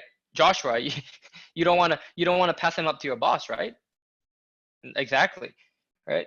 And why? But why? Why is that, Joshua? Tell us. Why would you not pass a telemarketer to your boss? Yeah, waste of his time. Exactly. And worst of, yeah, Rich, exactly, right? Imagine if you're the front desk receptionist that keeps passing all these waste of time people, like all these annoying people to your boss, you're probably going to end up losing your position. Yeah, exactly. So there's a lot at stake. That's a lot at stake here for these individuals. All right, great. Okay, James? Now, this one is quite fun. So I myself, in the telecommunications business, for the past 10 years, working with some of the major carriers, there's so many departments. There's so many different, oh, do we lose share screen? No, go ahead. It's just, yeah, Gotcha. can you guys see it now? So the switchboard operator, so we're talking about multi-level departments within a company. And it's like, oh, I'm going to hit 0. Hopefully I get to the person. Now, when it comes down to these large entities, there isn't going to be a direct phone number to one said individual. You're going to need to kind of feel your way around. So when in the telecommunications, Comcast, Xfinity, exactly, you got to find which department. So I have a list that I came up with, and these are direct phone numbers to be able to get to departments from some of the major carriers. And it came from customer care, post-activation portability, the win-back system, tier 2, tier 1 tech and warranty systems, fraud, global support, assumption of liability, passcode resets, from dealer lines to token code requests to, customer credit, care. There's so many different departments out there. And one of the things about working with switchboard operators is aligning with them just as you would with the gatekeeper to advocate you to the next person, to the right person. And even if it's not, when you get to that next department or that individual, it's rinse and repeat until you find the right direction to get to. Because they're going to have limited knowledge. They're going to just want to transfer you. And when it comes down to these individuals, they actually can also, because of their low chaos, they can actually give you important information too. Now, what would you think would be great information to grab from different departmental individuals? Let's put it to the test. Let's put it to the test. Let's see if anybody knows why it's so important. And you want to write this down, take a lot of notes. How can you leverage switchboard operators who are not as busy as front desk receptionists to get a lot of key information? What kind of things would you ask for? Let's see which departments actually are in business, which departments are easy to get through. Who's the boss around here? Maybe not ask the question like that, but I get it. I see we're getting there. Who's the best person to speak about X? Well done, Adam. Yeah, everyone give him 100 score right there. Now, yeah, write that down. Write that down. That's something you want to ask all the switchboard operators, really. 1700s, nice job. Well done, Adam. The gatekeepers that are in switchboards, finding out who does what is key. You can map out what type of structure the company has and to be able to see what type of needs you can fulfill depending on your product or service that you have for your business owner, influencer. Not only that too, James, right? But also the fact that you can even ask them, hey, so yeah, you told me Mr. Michael Smith is the best person to reach about marketing services. Now, you don't mind, could you just quickly pass, or hand me Mr. Michael Smith's email address, right? You can always ask for things like that to get, there's a lot of part of the research that you do, the company research, you can always leverage the switchboard operators for these information. There's a comment in here about the remote gatekeeper. As companies are expanding, and they're, especially with these uncertain times we are in, they have individuals who are at home and so forth like that. It doesn't mean that you can still close them to get you to the right direction. If they're wanting to just transfer you off to another person, how are you wording your question? Are you truly conveying where you want to go to the right place the first time or the second time?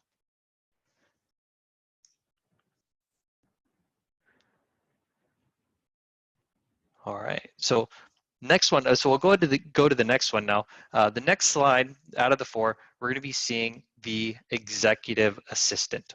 Ooh, how many of you have met this one before? Actually, how many of you have been EAs before? This is also a great question. Yeah, it's a great, met and have worked as an EA. Crush of my life.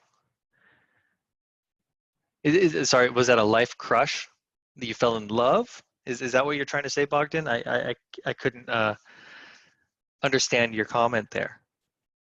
Fell in love. Gotcha. A remote gatekeeper never passes you through, but collects your information for a callback. William, yes, it could be a spouse. Yep, an EA could be a spouse.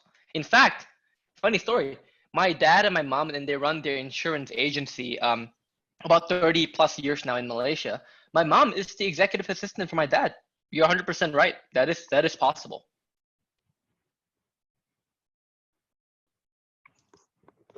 So when working with the executive assistant, they'll definitely want to try to grab as much information as possible. They're not in, would you say, a high stress environment like a front desk receptionist. So they're going to be maybe a little bit more intent in regards of note taking. But one of the hardest things about the executive assistant is giving them the right information to move forward.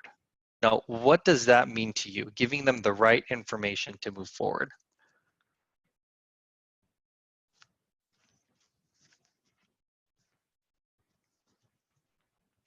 Yep, actually, that's correct. Joel, you do a fantastic job being a gatekeeper with the personal consultations. I'm the ultra gatekeeper. Ultra gatekeeper. Ultra high ticket closer, but I'm an ultra. We should have an ultra gatekeeper program, right? Ooh. UGP? No, we got to find a better acronym in that one. But when it comes down to the executive assistant, they're definitely going to try to qualify you as the right individual to move forward. They're going to be nitpicky and comb through to make sure that these calls are definite, that these are productive to move forward, even more so than it would be a front desk receptionist, because they have the time to be able to create great decisions. Executive assistants have to make the right decision the first time, never the second. And then we'll go to the next slide. I also Unless you have any more to add. Really quick though, yeah, pay attention to the underlying terms, right? I'm gonna go back a few slides. So you see this right here, we got block, right? Block, transfer, qualify, right? And we're gonna talk about this in a bit, right? So qualify, and then next, James. And these are the automated systems. Now, these ones, they're outsourced. They don't want to put extra, revenue dollars into having someone just be a phone taker. And when it comes down to these automated gatekeepers as well, there's going to be different kind of, well, you can't really ask them for a direction.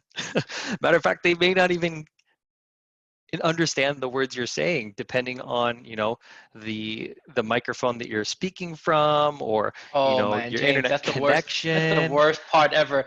I did not pronunciation. understand what you're saying. I did not get that. Please try again later. Click. Oh, I did not get what you're saying, right? Like it's like that. That's the worst.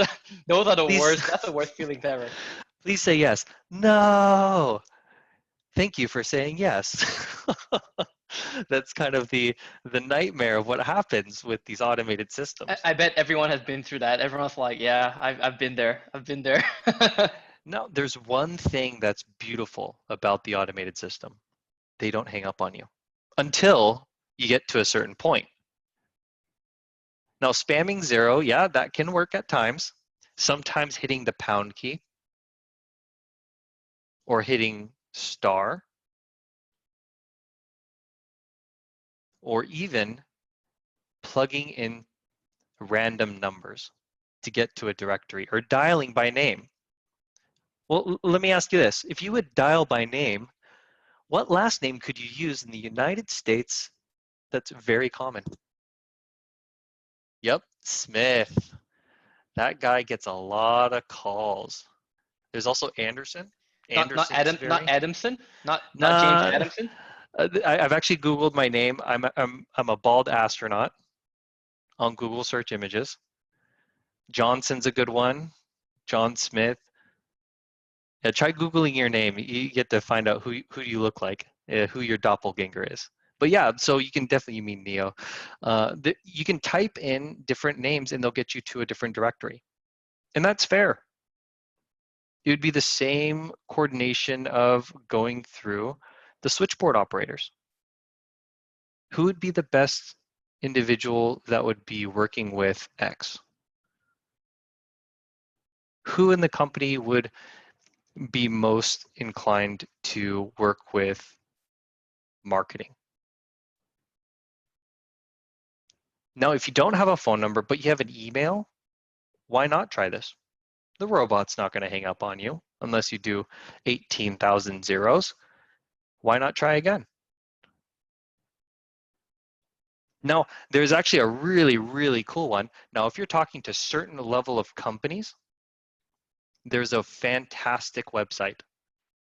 And it's actually one that I've used to be able to get to particular departmental areas in a company. It's called gethuman.com. I think you have another one, Joel. What was the other? No, I use gethuman.com. I use it for Delta, American Airlines. Yeah, it's pretty cool. How many of you have tried gethuman.com? I'm sure some of you guys have done it, not just us. It's really cool because like they help you navigate the entire phone tree of one of those companies with an automated system. So basically the robot dials for you and then it clicks stuff for you. They basically only when you get a human or in a queue, then it calls you back so that you can pick up and talk to a real human. It's pretty badass. It is pretty badass. So yeah, gethuman.com. Definitely try that. And here's a fun tip. When you have to dial certain numbers to get to certain selections, press 1 for this, press 2 for that, press 3. If you hit the number and you have to enter in a series of other numbers, you can use the pound key, or for the younger individuals, the hashtag key. You can use the hashtag key or the pound key to be able to enter your selection and get to the next step faster instead of having to hear the repeated numbers.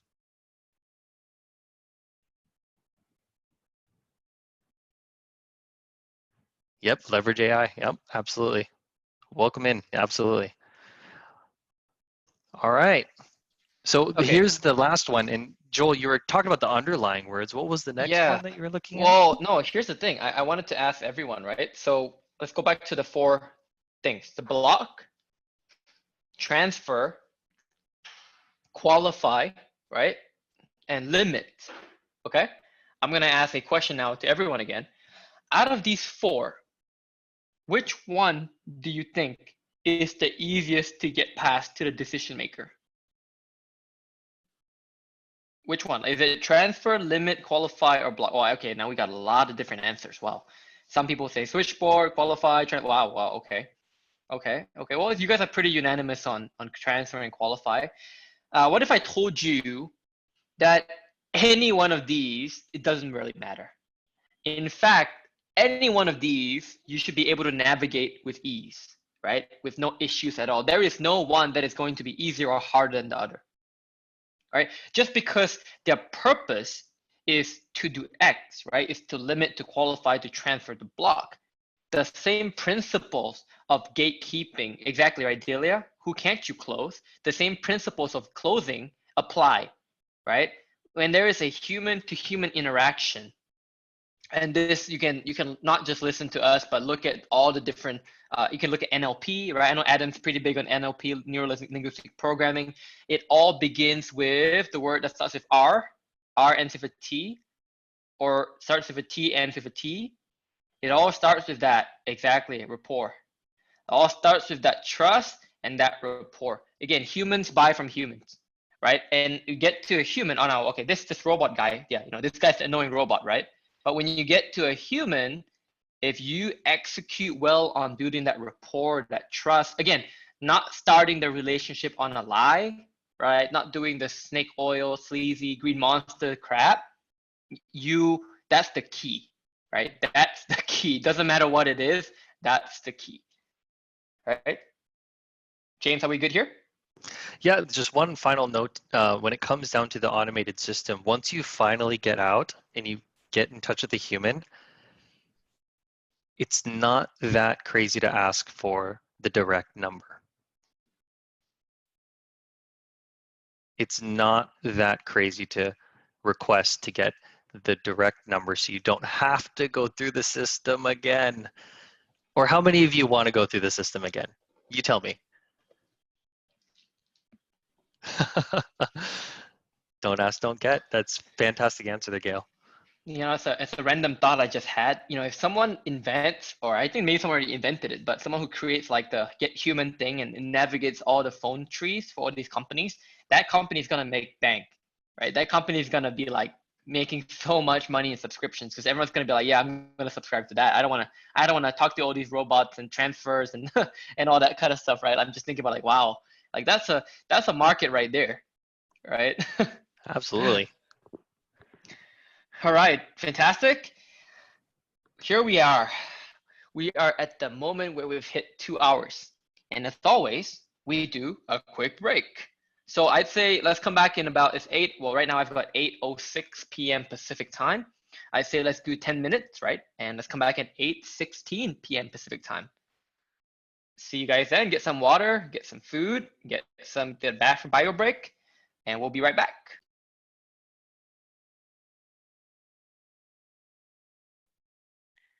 All right, time for a break. We are a little over 2 hours. So make sure, of course, you grab something to drink. If you're hungry, then make sure you grab something to eat. And while we have some time, I'm curious to know, what have you learned so far?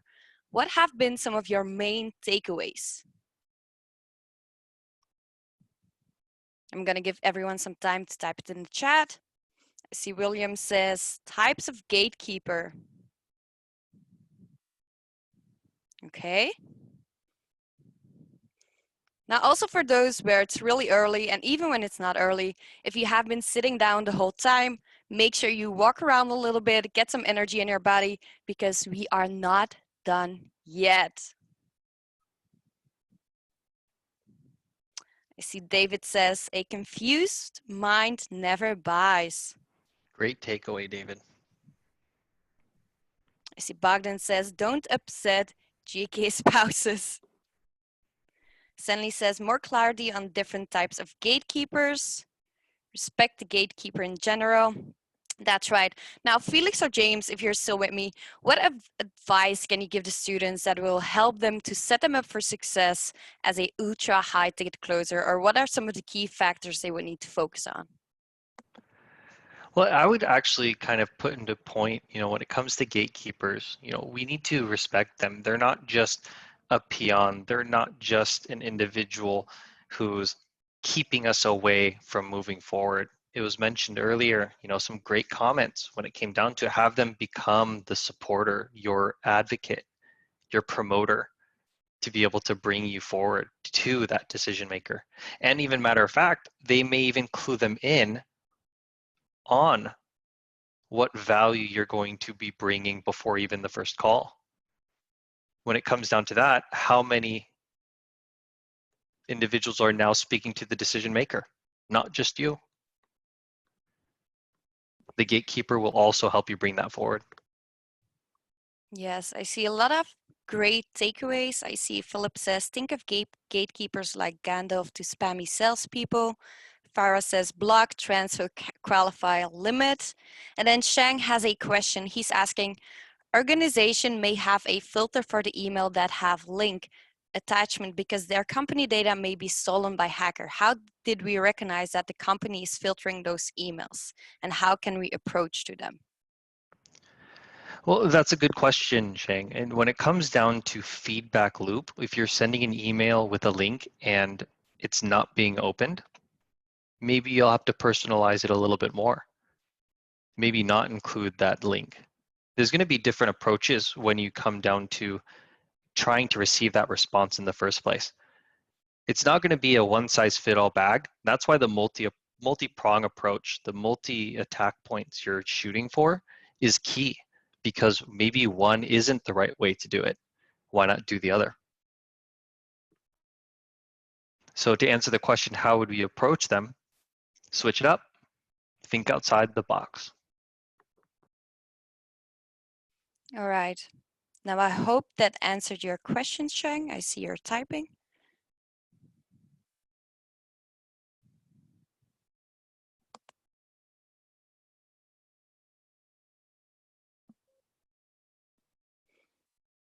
And for everyone else, if you have any questions, now is the time. James is here. I think Felix is here as well. So if you have any questions, go for it. Because I think we still have 5 more minutes until the break ends. I like the term being Gandalf.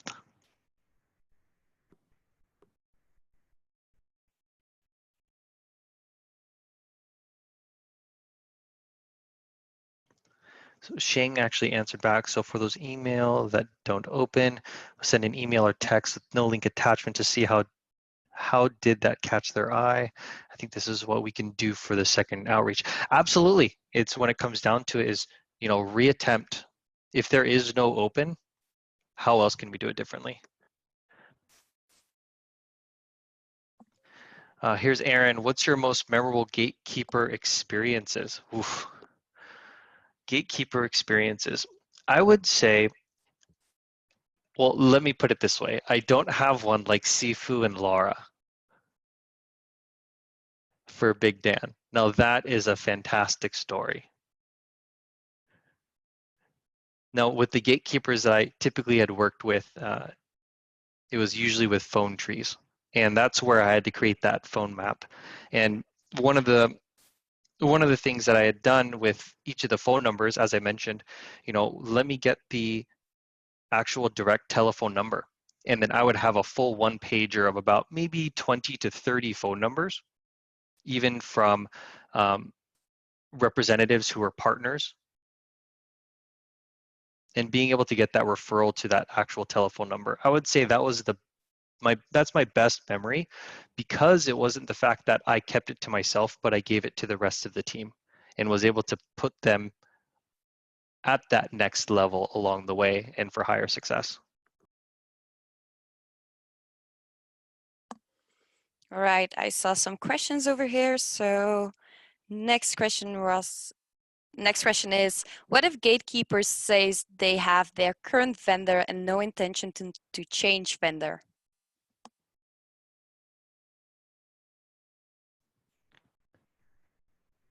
Sorry, I was actually I was reading the comment. I was being corrected. It's not Laura, it's Linda. Thank you, Adam. What was the question again? No worries. So what if gatekeepers say they have their current vendor and no intention to change vendor? That's the question. Well, that's a great question. When it comes down to vendors, it also comes down to is the span of time. When working with the current vendor, asking their experience, how has that vendor been serving you lately? If you don't mind me asking in regards of, needs, what aren't they fulfilling that you would want them to have?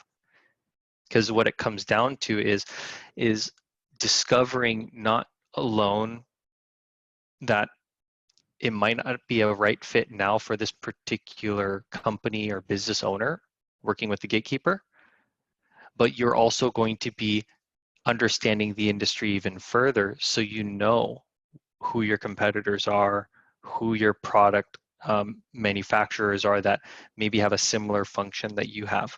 So using it as a learning experience too, and finding out what else is out there. In regards I'm of gonna time, oh, go ahead, Felix. Yeah, sorry, James. Just gonna elaborate a little bit of that too, because from my own experience dealing with somebody who already have a solution that my company has, it's actually a really great opportunity to talk about how their experience been with their current vendor, because that usually is the time when you can find there are gaps between clients want something but their current vendor can't do. Despite how happy they are with their current vendor, there will be always 100%. I've never heard anyone that go, this is the perfect solution for me. Right? So it is up to us to really figure what is the gap, and maybe potentially that you can build to close the gap. Right? Sorry, go back to you, James. No, that's a fair point. Definitely trying to close the gap. In regards of time, finding out if it's a contract, if it's a subscription.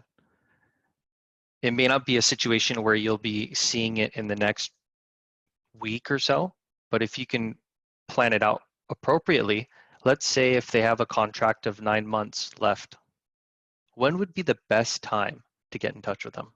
Put it in the chat.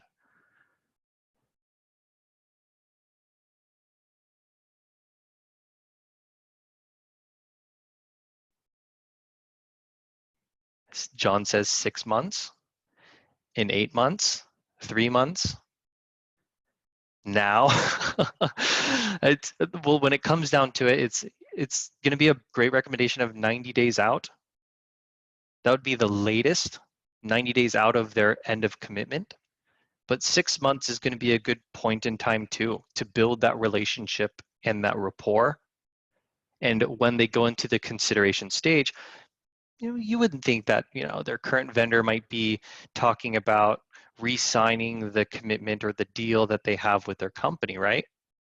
So you don't want to put it that far out. Satvinder, you said 8 months. 30 days can be very quick for a company to make a decision, especially the right decision the first time. Because making the wrong decision doesn't just cost time, it can also cost capital, effort, and it can hurt or even dismantle the opportunities that they could have gotten or have changed if they made the right decision the first time. Absolutely, Liam, reputation. All right. Is everyone back? I heard some good comments and questions and discussion. James, Felix, Donna, thanks for getting those questions. Is everyone back? By the way, I had a question when I was thinking during the break time for a bit was, how many of you watched the B2B Foundation class that we promised from 2 weeks ago? Did you guys watch that? And some of you were live there, yeah. So I want some feedback. Was it pretty informative? Did you find it pretty helpful? Right? All the different jargon, vernacular, right? Different things, tonality. That was the bonus we promised 2 weeks ago. So, I hope that gives you at least a basic foundation of what's kind of required to do B2B sales. So great, fantastic, awesome, good to know. All right, are you ready? If you're ready, ultra high ticket closers, put in Discord. Let us continue. Comment below. Let us continue in the chat. Beautiful, ready. All right. How gatekeepers treat sales calls. You shall not pass, right? And I think someone said Gandalf earlier. This is exactly it, right? Thou shall not pass. Yes, Ivan. Exactly. That, by the way, that also leads to a lot of content and good material like this. Like good old Jake, right? Jake's a fellow director of sales, right? 5 tips to help you get past a gatekeeper, right? And this is great. Like, this is exactly why there's so much content and material out there. helping sales reps, closers get past gatekeepers, right? Not really get past, but really working with them, creating internal champions, right? Now, the point of this picture is showing you that you might think there is some kind of a revolutionary, you know, again, I don't want to use the word magic pill, but we're going to share with you something that's like never been thought of before, invented before. No, the truth of the matter is it all boils down to that one thing I said earlier, right? When it comes back to NLP, which is building rapport, basically common sense, right? Don't be rude, be firm, right? Make it personal, right? Stop asking, how are you? Right? It goes back to a lot of the principles of high ticket closing. And what we're showing you tonight is the tips and techniques that have worked for us. And of course, you're going to have to implement and experiment and find a lot of things that work for you as well, right? So you will find a lot of good content out there. And yes, John, exactly it. We're going to the statistic later on as well. How many times you actually need to conduct a follow-up to get a sale, which I'm going to ask you guys, let you guys guess at the end of this class because it's pretty fascinating stuff. All right? Cool. Here. This is what not to do. Now, before we talk about things that we should do and things we should, you know, we can, some of the best practices and tips, right? We always want to start with what not to do because I love it, right? There's always things we should avoid. Things you definitely not want to do with gatekeepers. Obviously, we talked about a couple. Don't lie to them. Don't start your relationship off on a lie. Don't be a typical slimy salesperson, right? Now, here's the thing. And this is where we've seen a lot of people fall as well and get into a lot of issues, is trying to withhold information from gatekeepers just because they are not decision makers. And that also goes down to the respect, right? It goes down to, you want to treat the gatekeeper like they're a buyer. You really do. You want to treat the gatekeeper like a key decision maker. And in fact, they very well could be a key decision maker that you're not aware of, or at the very least, they could be a big supporter to the key decision maker. So yeah, by not revealing information to them, you are indirectly almost insulting their intelligence. Exactly, John, or you're insulting their capabilities to understand and receive that information, right? And next one, this is a big one. It goes back to the give and take that I talked about, right? Now, making demands. You know, this is what let me give you some examples. Hey, Jake, I've got enough questions from you. Let me speak to John. Hey, you know what? I've answered your questions, Michelle. Let me just speak to John, please, right? That's what I mean by making demands of your own, right? Now, obviously, that comes across as, what would you guys say that is, right? What are some terms you use to describe that? Low respect, yep. Definitely low respect, arrogant, exactly, a-hole, right? Too demanding, pushy, exactly, right? And it's sort of like, basically you're saying, yeah, you're not important for me, right? We definitely don't want to go there. And then the biggest part here, this is the whole give and take concept. The entirety, the basis of the give and take relationship. You don't want them to feel like they're wrestling with you. Why would you start? No, it's one thing to start the relationship with on a lie, but why would you start a relationship in an arm wrestle, in a wrestling match, right? Why would you start a relationship fighting with each other, or trying to show, you know, who's boss, right? Like, I'm boss, right? Like, let me through because I'm the important guy here, right? We definitely don't want to start off on that relationship as well. I like that, Aaron. That's a great statement right there. Diffuse, don't escalate, right? Or inform, right? And then politely make a request rather than demand. 100%. That's super key. Okay, James. Yeah, so when doing research, you know, finding the right key decision maker, you know, it can be a perilous journey, but when you do find them, you know, it's ideal to contact them. You know, if you do get the opportunity to be able to reach them directly, you know, if it may be contacting the key decision maker around the schedule of the gatekeeper, but essentially, if that is not possible, we do need to engage them with that level of respect. You know, as Joel was mentioning earlier, we don't want to just go in guns a-blazing. Hey, I want to talk to somebody who's important enough and not you. That's just completely the wrong way to do it.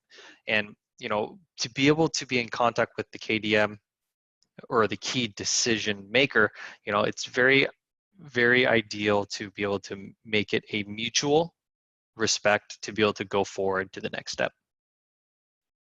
Now, in regards of being able to engage them, we also need to know what they do and how they are. Hey kid, who calls the shots here? So we're gonna go ahead and go to the next slide. And I we're gonna will give go ahead. one big tip about the last point here, guys, ladies, gents. You know, when we say when this is not possible, so if you can't get to the KDM, right? So it's like kind of obviously the best case scenario is you can reach the KDM directly, the key decision maker right away, right? That's the best. Now, when it's not possible, then obviously we have to go through the gatekeeper. Now, here's the thing though, right?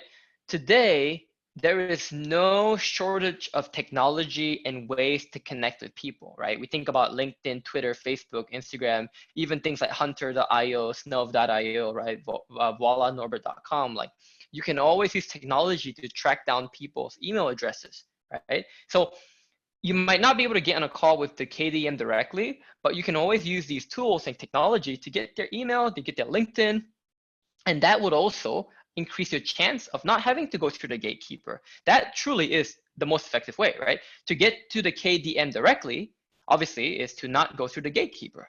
That is still a good option. Here's one tip I would say is in regards to what is great. The most classic and the most effective way to avoid the gatekeeper, it's pretty much getting a referral, right? That's like the holy grail of sales, right? If you can get a referral to the decision maker, then you can get past the gatekeeper, right? The question is, well, how do you get that referral, right? And there are many ways to do it. Obviously, one is if you partner up with the gatekeeper, right? You build rapport, he or she likes you, respects you, that's already a referral right there. Then you can also obviously go to events, right? This is stuff we learn in HTC class. Go to events, right? Talk to different LinkedIn mutual connections, right? Network around. So that is still the most effective way, right, of getting to the decision maker. And that's something that we should always focus on as ultra high ticket closer, right? Because if you had a choice, would you rather speak to 100 gatekeepers or 100 decision makers? All right, it's a no-brainer, right? It's a no-brainer, right? You want a decision maker. This James? Yeah, absolutely. Thank you. When it comes down to, the art of war, I have it actually sitting right above my head in my bookshelf that I just installed. And, to know your enemy, you must become your enemy. You need to think exactly what they would want to hear from an individual who's speaking to them. If they're aggressive, if not, you need to understand what they're taking, what's incoming to them. So what I would say is put yourself in their shoes. Yeah. Right? This is an exercise. Like, let's do it together, right? Let's do a visualization exercise. So, close your eyes. Imagine right now you are a gatekeeper, and you can choose which one you want to be, right? Close your eyes. You can be an executive assistant. You could be a front desk receptionist. You could be one of the switchboard operators. Heck, if you want to be a robot, right? Put yourself in a robot shoes. just joking, right? But put yourself in one of the other three, the human ones, right? Just from that exercise alone is already going to reveal to you a lot of do's and don'ts. I guarantee you. Okay, so let's do this, right? We'll take just 30 seconds. Just focus on being a gatekeeper, and you will think naturally of all the things that you would do or you will not do, right? When you're speaking to a salesperson or closer, right? So imagine you're a gatekeeper, you're speaking to a closer. What are some things that you wish or would hope that the person does not do or does to you? All right, and then we'll come back to Discord and we'll put some of that in the chat, okay? So visualize that. I'm a gatekeeper, speaking to a closer. These are the things I wish the closer did or did not do, and then we'll come back.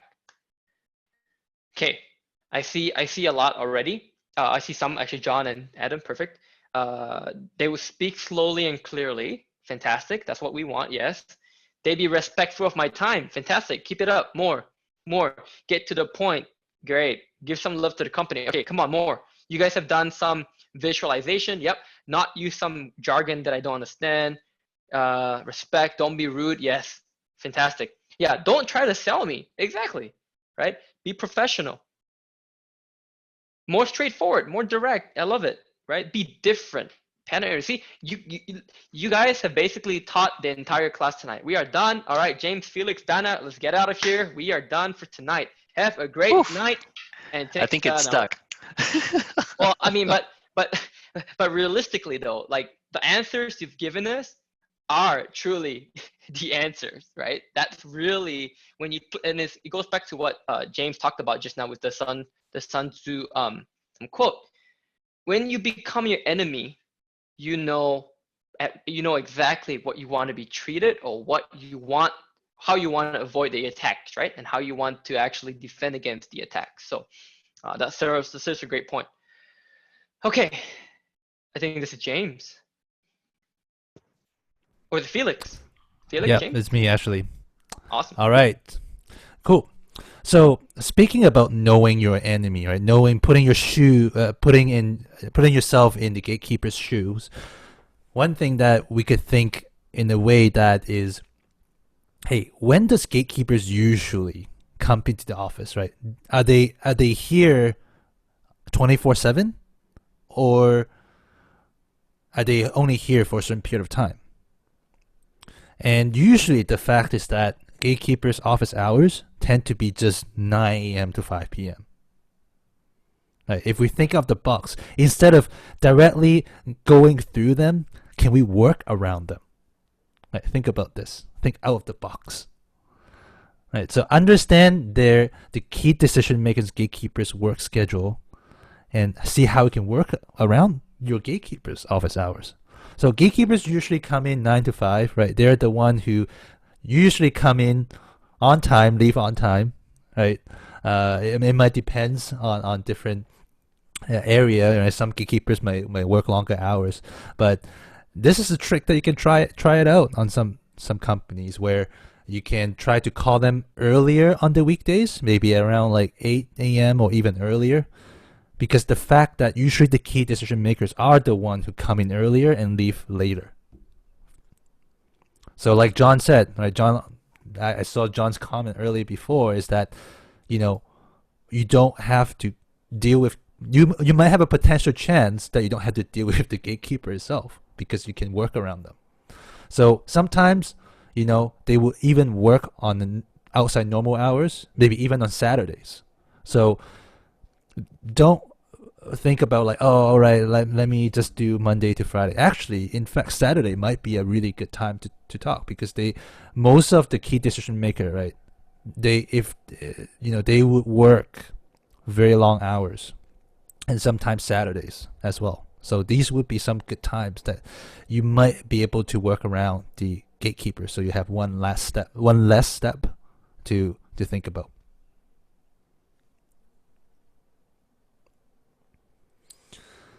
And don't forget about one thing is gatekeepers will always plan to keep like the typical salespeople away, right? We talked about that just the slide before. But one thing is, they're not only blocking, they're not keeping people away, but more importantly, like if you think about it, more importantly, what they really want to make sure as well is they want to let the right and the important person through. Meaning that if you can make yourself sound you are the one to have an important matter to discuss with someone in a company, give them the impression you are the right person to go through, then you are on the right track. But again, you don't want to go back to what we just previously discussed, that you don't want to go like, hey, you pretend to be a customer, right? Or pretend to someone who wants to complain, and then all of a sudden you just turn around, right? Just put that, keep that in mind. And the goal is really to put them in this state of mind that I'm letting you are the right person, you are the important person, or maybe it is an important person that Mr. and Mrs. someone should speak to, or someone they're gatekeeping for, right? As long as you're not sounding like a typical salespeople, you're on the right track.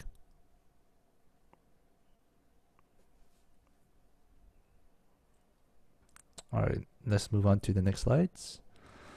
And now the key here to make it less sound like a salesperson. So again, let's put in the chat again. What would a typical salesperson, when it comes to talking to gatekeeper, what would they sound like? How would they sound? Put in the chat. High pitched, loud, hello, fast talking, excited, fake, too friendly, night energy, very fast and loud. How are you? Right? That's right.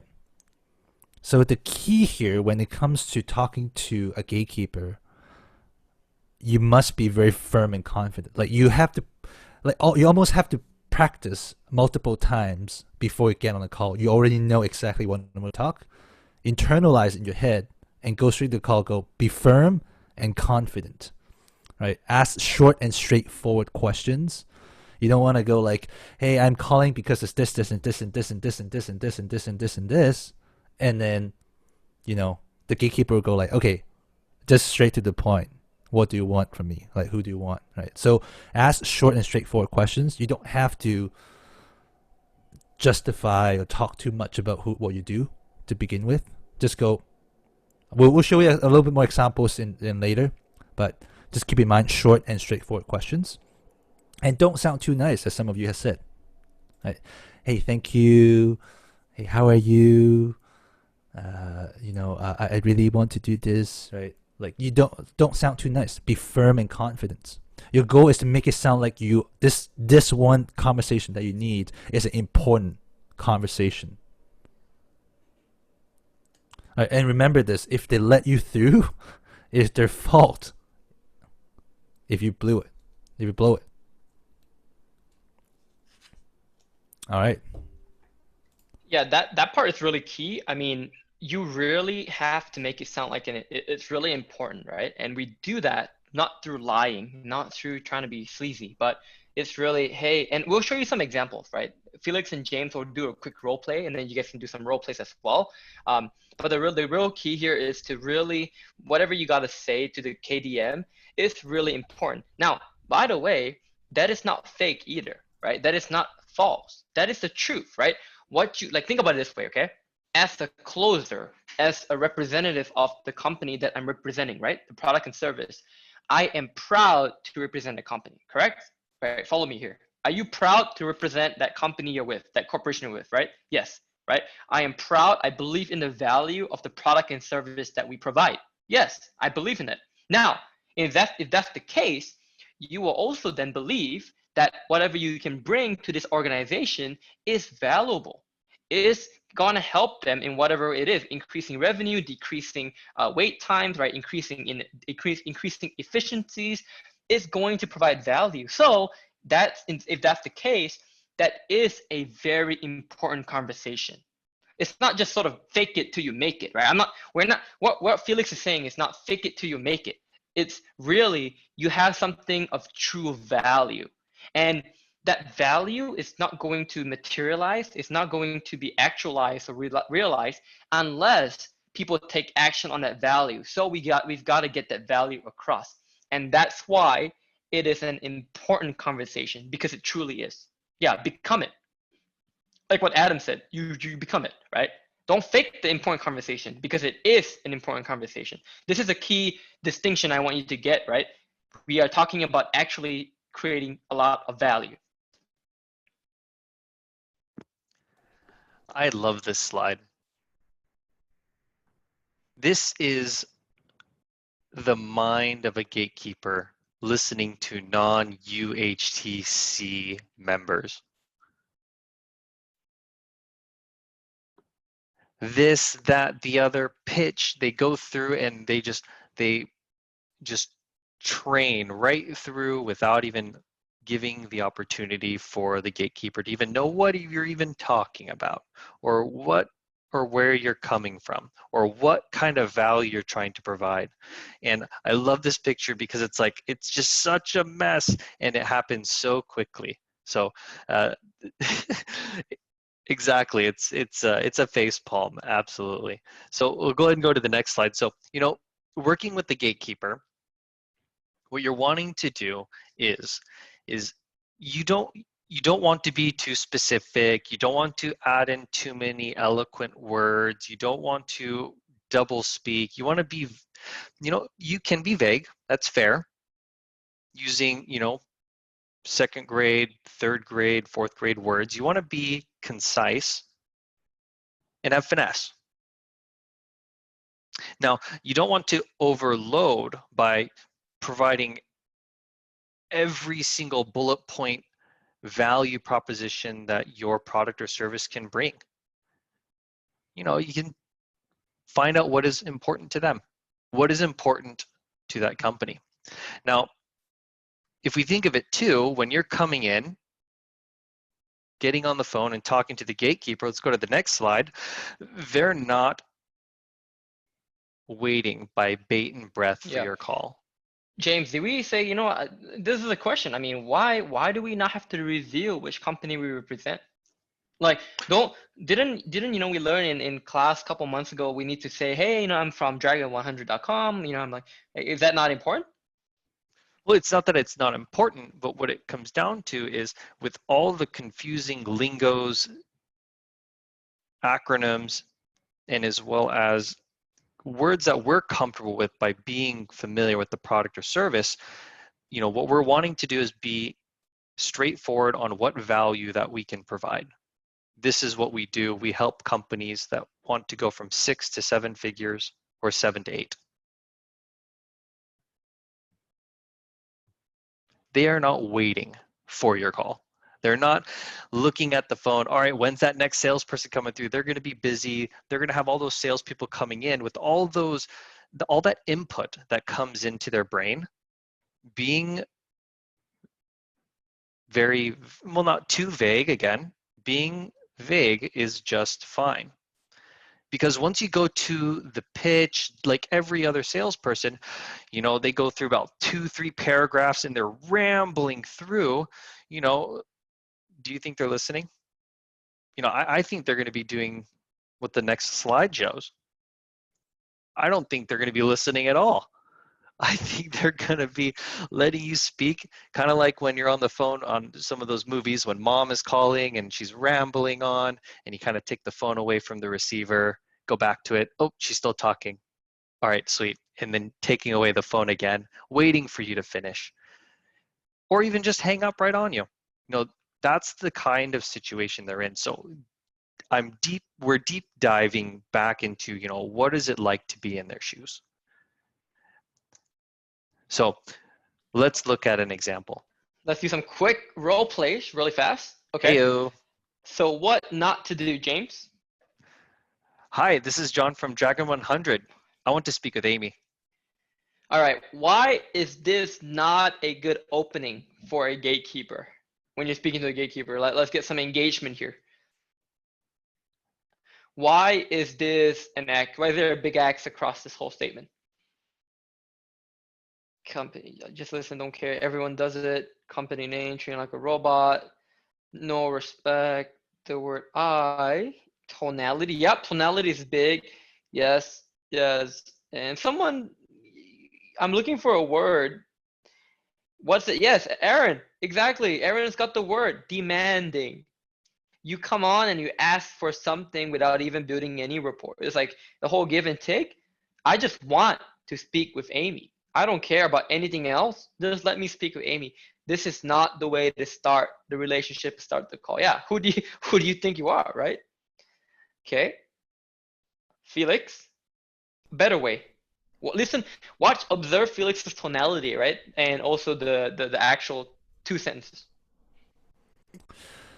I'm calling from Vancouver, Canada. Is Amy available right now? Fantastic. Why? Now, first of all, I think that's a pretty good boom, right? I would say that's a boom, a mini boom. Yeah, set window boom. Yes. Why is that much better? So I haven't said your customer support. Perfect tonality. Yes, I would agree. It's more caring. It's more respectful, definitely. Right? Definitely. Actually, let's do a quick little part of role play. The other thing is, I find this is a very important skill as a closer, right? Now, when I used to do the coaching sessions for the B2C division like a year ago, I always talk about the whole my journey as a closer, and then understanding how closing works. It's kind of like a spider web, right? You pull in different parts of a call, and you all link it back to that center of the spider web, which is the strongest part. And a critical skill of being a closer is being able to predict almost the future, predict the next couple steps, right? If you can see 3, 4, 5 steps ahead of the call, if you can predict what the prospect's going to say, what the gatekeeper is going to say back, you can already plan out your next couple moves really, really well. So let's practice yeah, as a chess game. Exactly. Let's practice our chess skills. What do you think the gatekeeper is going to say next? When Felix said, "Hey, I'm calling from Vancouver, Canada. Canada, is Amy available right now?" What is the most likely next statement? Yes, yes, you guys got it. What do you need Amy for? What's this about? Oh, yes, exactly. Yes, you guys got it, right? Put yourself in the gatekeeper's shoes. Exactly. Okay, what is this call about? Fantastic. All right, and we'll answer that. We'll answer that in the next slide. Is it the next slide? Let me check. Yeah, we will talk about this now. We're going to answer that. James? Yeah. So, when it comes down to the questions and answers that you're going to be, or the interchange between you and the gatekeeper, ask and answer questions, be concise, don't go overboard. You don't want to take over the call, because as the pictures as shown earlier, they're not going to listen when it comes down to the talk track if it's too long or pitchy. And what you want to do is be able to provide the opportunity to continue with that conversation. You don't want it to be shut down. You don't want it to be stopped immediately. You want to get to the next step. And that's where the chess match comes in. So perfect. Let's do a quick thing, right? So like you all said, right? How do you know Amy? Why are you calling for? Why do you want to talk to Amy? Okay, I'm going to ask this. I'm going to throw this back to you guys. Now you are the closer speaking to the gatekeeper. You just said that first statement, and I said to you, why do you want to speak to Amy? Or what is this call about? How would you respond? What's your next chess move? All right, comment in Discord. We're going to wait, and we're going to pick the best answers. When the gatekeeper says to you, why do you want to speak to Amy? Or what is this call about? How would you move step number 2? Adam says 35th. We'll do that later. We got some role plays at the end. But I just look for a direct response to this. I think you guys are all typing. Fantastic. Okay, we'll just give you guys a couple seconds because remember, short and concise as possible. Sad Winder. I don't know. Just put me through, please, will you? I don't think that's gonna fly. That's actually your answer. I could give you a 30-foot. Yep. Okay. Yeah, people all thought it was a joke, actually. Adam, I think you've made enough puns tonight. No one actually took that seriously, and that's actually a direct answer. Okay, yeah, I could give you. Yeah, that works. That works. I would. Yes, that's actually a great response. I would give you a 30,000 foot overview. That helps. Yes. John, I understand that she's looking for X, and I was calling to help. Okay, not bad. Let's see. I would like to talk to you. The referral one is pretty badass. If you have that referral, that's always great for sure. I would like to solve this problem for her. It was a bit too direct. How about James Felix? You can see some comments here. Help us kind of critique or kind of, give some feedback to some of these comments. Stanley says, from the website, I gather that your company is expanding. I would like to talk about that with John. Oh, that gives a nice reason in Pretty there. Vague. Yes, Stanley, I like that. Vague, concise, good. Colombo, yes, Colombo could work. Yep. Someone put a note, yes. Yes, you guys got it. Fantastic. Okay, James. I think we have some good UHTC people in here. Oof. Yes, they're getting Great it answers. fast. They're getting Absolutely. it fast. It's avoiding revealing your company name in the beginning. There's going to be a couple different means to this. One of them could be this could be a prospect that's been previously called from another individual from your team. Mentioning the name of the company could shut it down. When it comes down to also names of companies, it can be other factors where they're not going to pay attention to what you're saying. Why would you think that? I'm going to actually ask you guys in the chat. Why would you think that avoid revealing your company name is kind of a big deal? So William, I've heard that Amy has had some problems about X. That correct? That's going to be kind of teaming with, maybe the wrong individual called them from that same company. Sounds salesy, might be competitor. That's one a hint. What would they do once you say the company name? Like, what's the physical action they would do when you mention a company name, especially if they're in front of a computer? Zahira said, I saw low quality reviews Google on your website. Yes, you're gonna get them distracted now looking at a computer screen, trying to now research you. So they're not listening to you, they're freaking Googling you nonstop, right? Trying to find your BBB reviews, trying to find your company name, company address. You're just, that's just putting them on, you're just making them do something that you don't want them to do, essentially. So yeah, so you want to be vague. You don't want to give away the keys to the kingdom right away. You want to be able to get that conversation to the next step.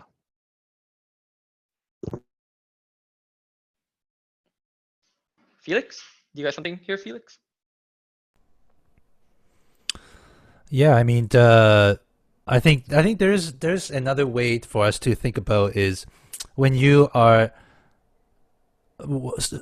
phrasing your sentences to ask for help, right? Something important, right? What I kind of talk about in the previous slides is that you want to talk about, you want important help, right? You're not just only saying I'm from where and I just want to talk to someone, but make this something more of an important message. So here's an example that I like using. But Felix, we need to answer the question. What if they ask, what company are you calling from?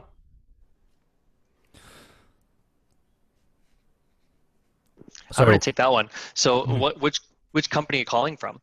When it comes down to the vagueness, you can kind of talk about the purpose of what your company does. We're a company that helps X, Y, Z. Is this something that would be a problem we can solve with you and your company? It's kind of redirecting, but still remaining vague. You don't have to go directly to the name. Because the purpose of the name is just a label. It's just an advertisement. But what is it truly what you're trying to solve? It's you. You are the face or the voice to solving that problem and for that company. And Farah, here would be my response, right? Just like what James said, I would say, so for example, if I was calling out Dragon 100, right? Or Danlock Consulting, right? Basically, having business consulting, I'd say, yeah, so Farah, that's a great question. I'm with Danlock and we actually provide business consulting services. And we actually realized in a LinkedIn post recently, Amy mentioned about seeking, some help, right? By the way, then redirect to a question, right? By the way, have you already investigated or do you know whether Amy has looked into different options yet? All right, so I wouldn't mind personally name dropping the name just very subtly, not even making it a very solid point. Just say, I work with Danlaw, but here's a solution that we solve. Here's a problem that you're facing, right? And by the way, then redirect to finesse. Quickly answer back with a question. Right, quickly respond back with a question. Hey, have you guys looked into this yet? All right, that would be my response. So it's very similar, but the bottom line is, so I don't know, Farah, did that help you answer your question, right? We're vague. Yes, if you do want to name drop it, that's fine, but always redirect. It's what we learned in HTC, basically, right? Redirect, all right? Yeah, and so the reason I'm calling for Amy today is because, and this is where, you can think of the X, the Y, and the Z, right? One of it could be the reason I'm calling Amy is because I saw that post, right? If you did see a post, or because I was hearing from one of my networks that your company is actually interested in these services, you can definitely say that, right? That's part of your list building, right? So there's a lot of different things you can add there for value, right? Yeah, there's definitely something that I would add onto that is, something I like to do is if you have a referral, then mention the referrer name, right? I know, and I'm calling to Amy because, an acquaintance of mine understand that. So you don't have to directly answer where you're calling from, but if you make the connection between the reason why you're calling and who is this, and have a little bit of a pointer. Because in the gatekeeper's mind, they're always thinking about, okay, how should I deliver that message to that person to understand, is this a message that should they go through or not, right? Like, what is that message? So gatekeepers need that. So sometimes it's not the company name, but there's a lot of different things. As long as you can build that connection for them, then the gatekeeper would let you through. And for Lucy, your response, I would be a bit careful about that, only because if your tonality is not right, it's going to sound pretty rude or disrespectful, right? If you don't do, so instead of saying this is a private information only for Amy, right? I might say something like, hey, gatekeeper, basically we're calling about X, right? What our business does, and Amy Amy should know more details about what we provide in more detail, right? So you do want to make sure that when you position it or present it, it's still respectful to the gatekeeper, and you're not just basically saying, hey, gatekeeper, you're not the one I want to talk to. You're not enough. I don't want to talk to you, and let me move on to someone else, right? Yeah, it can also get you in a sticky situation because, if the gatekeeper is the wife or the husband, this is private information you're not supposed to know, and it's the spouse. That's kind of a sticky situation to get yourself into. Yeah, that's true. That's true. I represent a board of advisors that work with brick and mortar companies like your own to help them scale. Yeah, so even that's great. And then I might even add bulk then. I will always, like, again, HTC 101, right? Add a question, ask a question, the right question at the right time. So if I say, yeah, so, Mr. Gatekeeper, I represent a board of advisors that work with brick and mortar businesses, just like yours, to help them scale effectively and efficiently. I was made known, or I was made known that Amy was interested in something like this. Do you happen to be aware of that, right? Because that would then put the question back on them. They would say either, oh no, I wasn't aware of that, or oh yeah, I was aware of that, right? So then you flip the conversation. The ball is back in their court, right? And then on that part, it's either for them to whether they're gonna transfer you directly or they're gonna ask you a few more questions. But that's the point. We are always playing like a I guess a tennis match, right? The ball's in my court. I make sure I can redirect the finish, and I flip the ball back to their court. That's truly how it is. Yep. All right, Felix. All right. So this is the part where I like to use in order to make this a little bit more of an important, right? So here's what I would do. Hey, my name is Felix from Canada. I sent Amy a message a while ago, and it's an important message that I'm following up with. Ooh, okay, that's pretty good. Yes. Now let's do that chess move thinking again, right? Because I want us to think critically here. Say you're the gatekeeper and Felix is talking to you. What would you say when Felix says this to you? William says, what message? Can you tell me what this message is about? Q says pass. Okay, so Q might transfer. Good, right? Some of them might transfer you, yeah, because this sounds like a pretty important thing. Yep. Why didn't you follow up with her? Okay, me, yeah, could be, plus potentially. What else, right? Put yourself in the gatekeeper's shoe. What would you say to Felix? I think most of you got it. Yeah, make them assume that Amy read the message. Is she expecting a call? Did she tell you to call back this number? Yeah, fantastic, right? Exactly. Okay, Felix, do you want to respond to some of these questions? How you would go the next couple steps? Sure. If it comes down to, let's say, hey, why didn't you follow up with her? Well, I don't have a direct phone number I have with her. I just have her email. So this is the only number that I found from the company. Can you help me out with a direct number that I could call her, maybe? Yeah, so along those lines, but I mean, Felix, the one thing too is like tonality, right? Confidence. So that's the right approach, I would say. Hey, you're very right. I've only sent Amy an email or a message because I did not have a phone number. I was wondering whether you could help me out, and what's Amy's phone number, right? Like that's the firmness, right? And something that's really key as well in terms of like, I think this is also, I don't think it's really NLP, but it's also part of psychology, is when you say, how can you help me, right? Is that power, that's a power question, right? How can you help me? And when done right with the right tonality, it actually gets people to want to put them in a very helpful mode where they actually feel purpose to actually help you out. Exactly, right? Hong, it's like, you know, how could you help me, please, right? Like that's the kind of direction we want to go with. So did you schedule an appointment with her? No, Gatekeeper, I did not schedule an appointment with her, but I did want to follow up on this with this message. What's the best way to get in touch with her? Right, like that's what I would go with for that response. If this is important, she'll get back to you when she's available. Anything else? Okay, great. So this is Shang is a perfect example, right? If the Gatekeeper wants to sort of shut you off and get you away from the call. So let's say we say, hey, you know, my name is Joel from Canada. I sent Amy a message a while ago, and it's a pretty important message that I'm following up with, right? May I please speak to Amy? And then Shang says, well, if it's important, she'll get back to you when she's available. Is there anything I can help you with? Oh, you know, Shang, I don't mean to, I think got off on the wrong foot here, Shang. So this is where I would in a way so kind of apologize. You know, hey Shang, I think I got off on the wrong foot here. What I actually mean was that I sent Amy a message, and it's been a couple weeks now that she hasn't responded to it. And I was wondering whether you could help me out. Maybe I got her email wrong, right? Maybe you could pass me a phone number that I could contact, right? So it's going in, and we'll talk about backpedaling as well as taking control of a conversation, a call.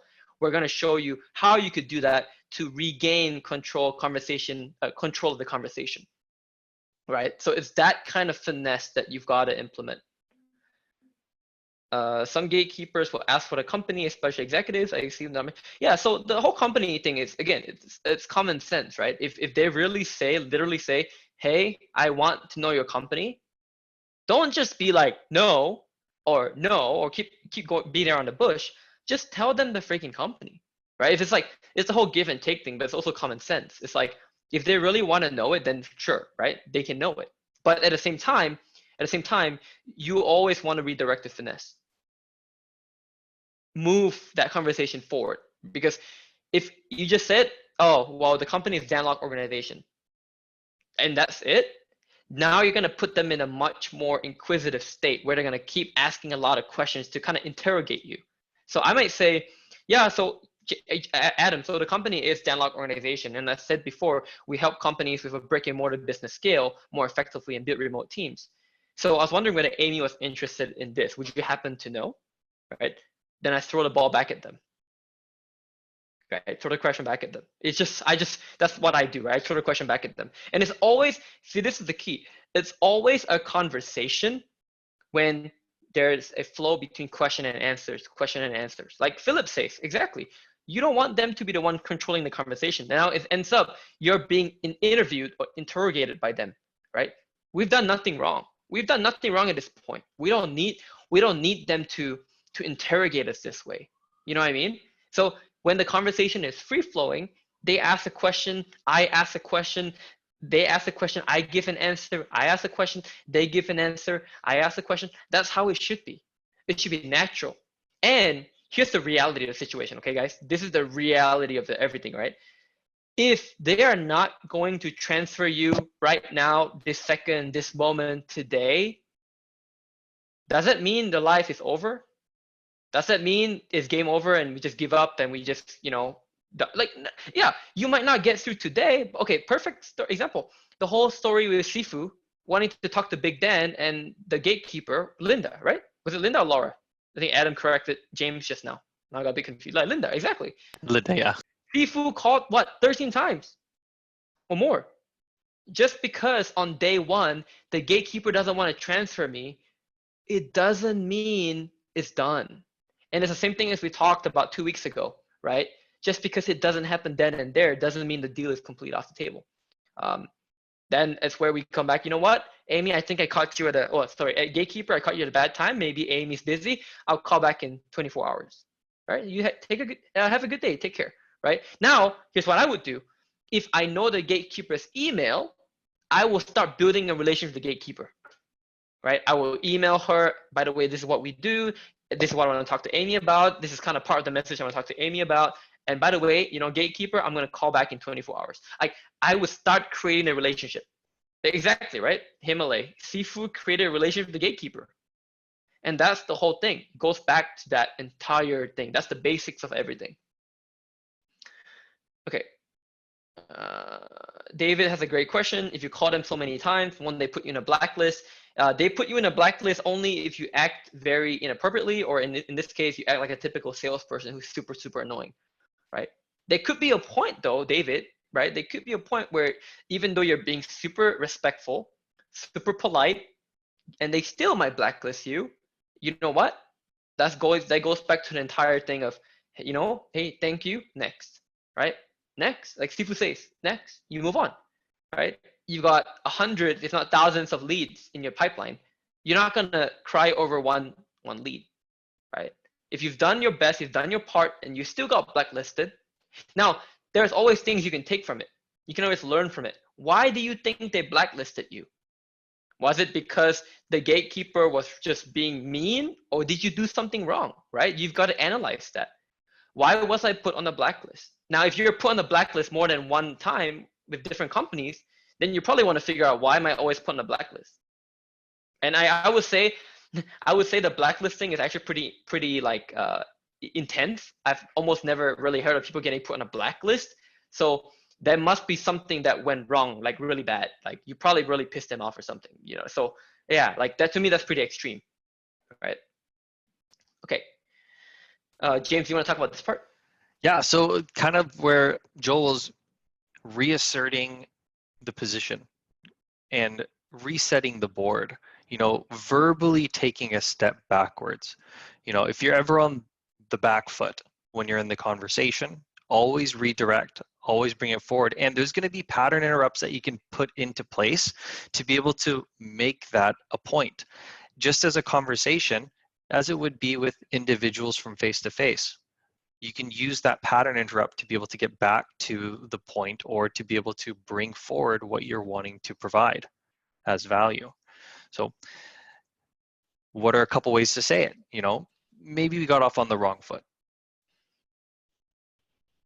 How would you say that is as a pattern interrupt? All right, James, you want to do this with your the next one. So actually, let me take a step back and tell you who I am and why I'm calling. Great. Awesome.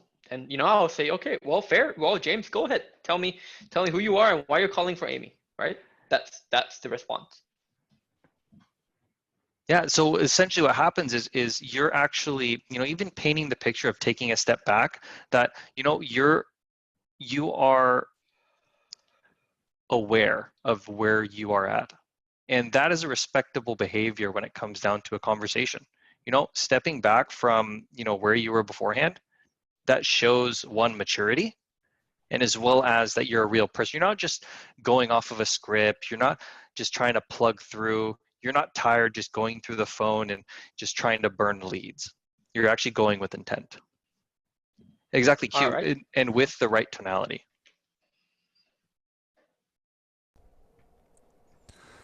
All right, I'll do this one. So, hey, Gatekeeper, perhaps we got off the wrong foot. Would it be a waste of time to discuss scaling your business to see if we could help? Yeah, nice. Pretty good, right? Perhaps we got off on the wrong foot. Now, would it be a waste of time to discuss scaling your business to see if we could help Amy? Right? That'd be something I'd say.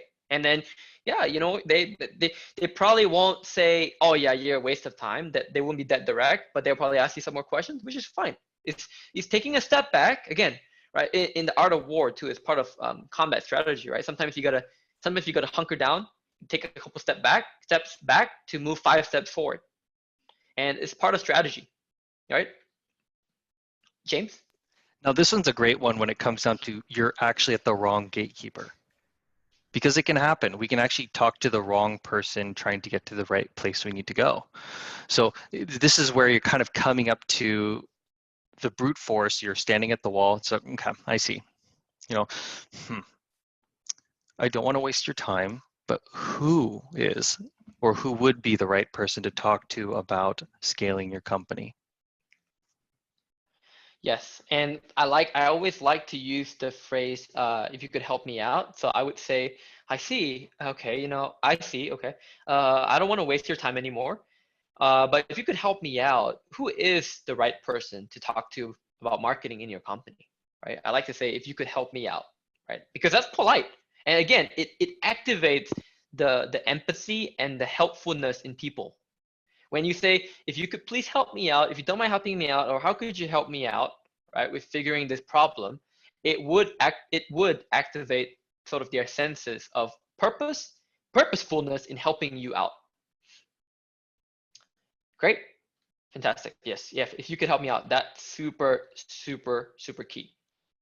All right. This next couple slides are extremely fun. We're gonna even peel back the curtain even more. So James, let's talk about the call low and go high techniques. Yes. So as I was mentioning from the previous slide, you could be finding the wrong person. You might be kind of going in the wrong direction to start. But that's fair. This is actually a well-tried technique that actually can get you to where you need to go. Similar to going from department to department, gatekeeper to gatekeeper. We don't have those phone trees. Like Joel said, if someone could plaster that as a service or subscription, they would take on that blue ocean market. But what do you do when you get the wrong person? This is where you can call low to go high in getting that referral. Now, this isn't something that happens within minutes. This takes tenaciousness. This takes drive to be able to continue forward. Like in baseball, yeah, it's one base at a time. Actually, baseball is interesting enough. I learned the strategies there, but that's not here nor there. But when it comes down to the gatekeeper and getting the wrong person, call low, go high. So what does that look like? We're actually going to share with you another. This next image, Oof. I would have to say, oh, sorry, James, it's extremely something that's super, I would say, keep it close to heart. This next image shows exactly the strategies of downselling, as well as referrals, as well as calling low, going high, that the entire B2B division uses for our high ticket products, which includes Dragon 100, HTI, and Danlock Consulting. So what you're about to see is super proprietary, or technique, right? That James and Felix created, and it's private to the Danlock organization. Okay, you ready for this? Here we go.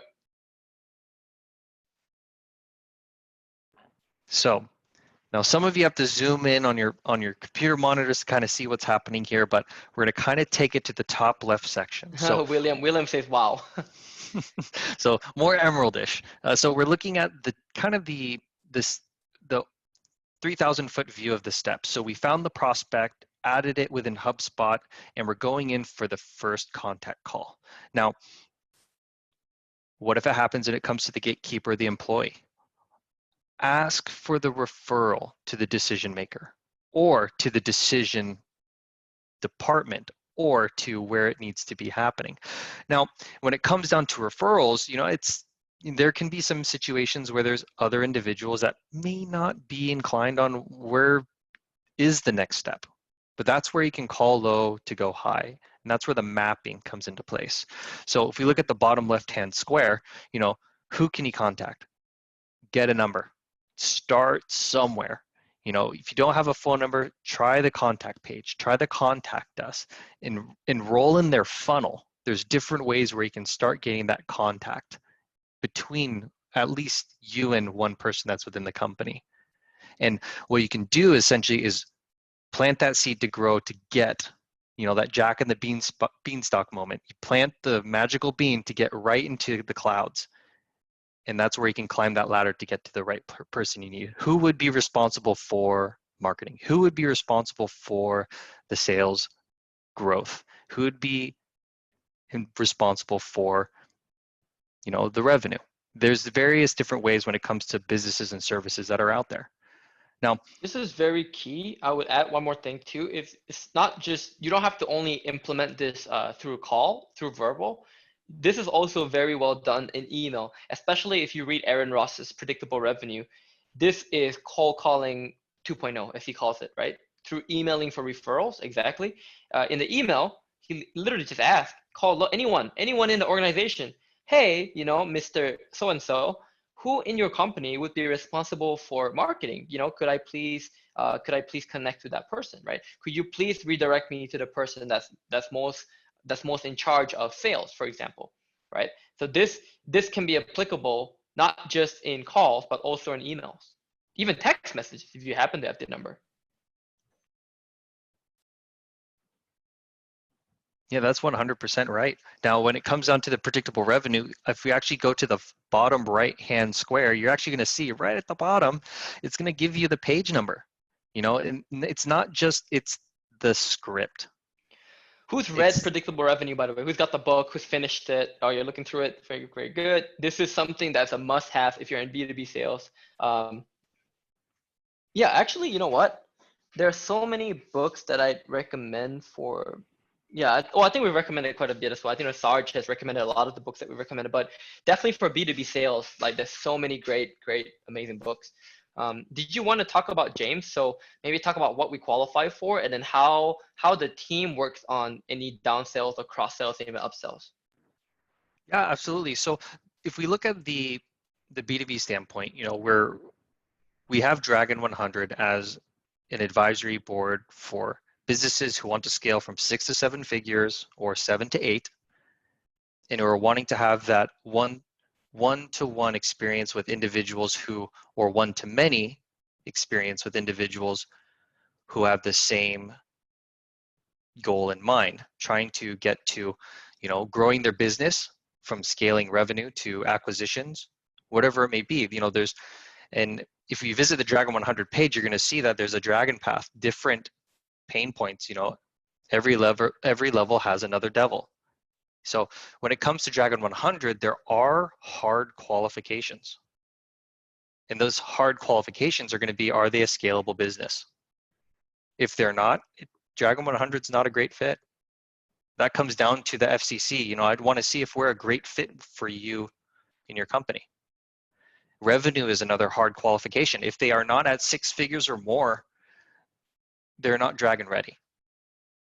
They're still, you know, a solopreneur, or they're a hobbyist, you know, business owner.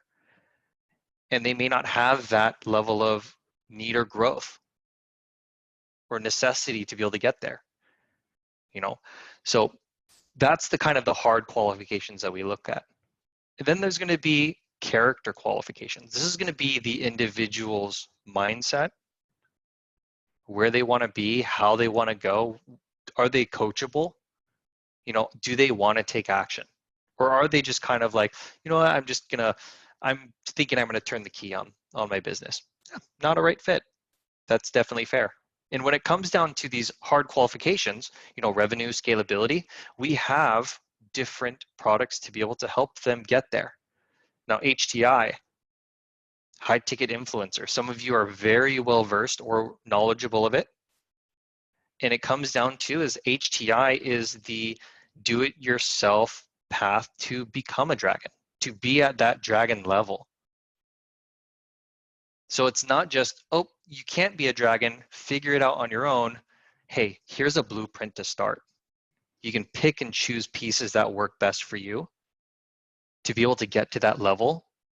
And you'll have the curriculum from Dan himself, from Sifu Dan, to be able to give you that coachability into Dragon 100 at a seamless fashion.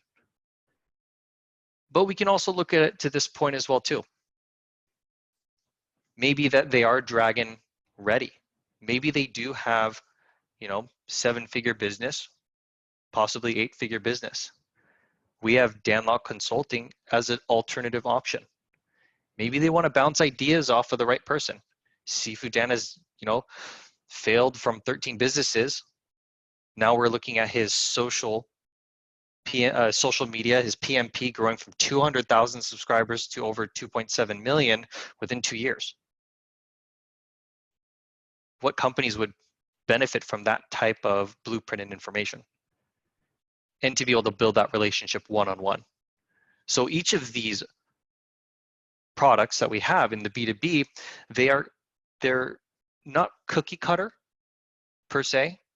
That's where the qualification comes in mind, trying to make sure that they are coachable. Because let's say this, we have a business owner who is not coachable but wants to go through the consulting. Would it be a waste of time for both Sifu Dan and maybe that business owner?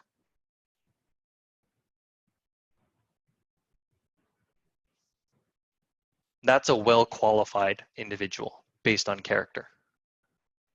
So this is the behind the curtains, once again, the blueprint of what we work with in B2B, and to give you that, if you do have a business owner you're working with right now, you need a little bit of maybe an idea of what practices or what kind of situations of hard qualifications versus character qualifications that you can bring back and to be able to improve as well too. Great, thanks for sharing that. So we're coming to the end of the whole working with gatekeepers, right? And one of the last couple techniques here is this is pretty gold, but to pull this off, you've got to definitely make sure that the tonality is right, and you're also presenting this properly, which will also show you. And the key here is if you ask a question that the gatekeeper does not know how to answer, meaning the question might go over their head and they might automatically defer to hire, or they might automatically defer to the decision maker because they feel like it's something that the higher levels, right, the higher ups can answer, right? In most cases, decision maker, right? So when you ask pre-qualifying questions to get you further, if they don't know the answer, you will have a higher chance of reaching the KDM. And if you do, so Felix, you want to go ahead and take this one? All right. So that's one of the reasons why I'm reaching out, because Amy will have that information. So what's the best way to get in contact with her? So this goes back to redirecting with finesse, right? Now, it's the case where if you're asking a key question, like for example, I can think of one right off the bat is, let's say we're talking about Dragon 100, and it's about growing a remote team, having a scalable business model, as well as having social media reach, right? I might ask the gatekeeper this. So Mr. Gatekeeper, right? So like I mentioned, we help brick and mortar businesses scale. And part of doing that is through having leverageable remote teams, as well as a very scalable business model. Would you happen to know whether the current business model in your organization is pretty scalable, right? That might be a question. Now, that might get me to the decision maker, because the response might be, hey, you know what? I'm not too sure exactly. I think Amy or whoever could answer that for you. Or what percentage of your company right now, organization right now, has a remote setting, right? Is there anyone at all, right? And depending on how big the organization is, they would have to move that to a different person to answer that question, right? If they don't know how to answer that question, you would increase your chances of getting to the next person. And that's kind of the basis behind this, right? Okay, looks like wow, the chat has gone awfully quiet. Are you guys all still there? Are we asleep? Are we doing okay?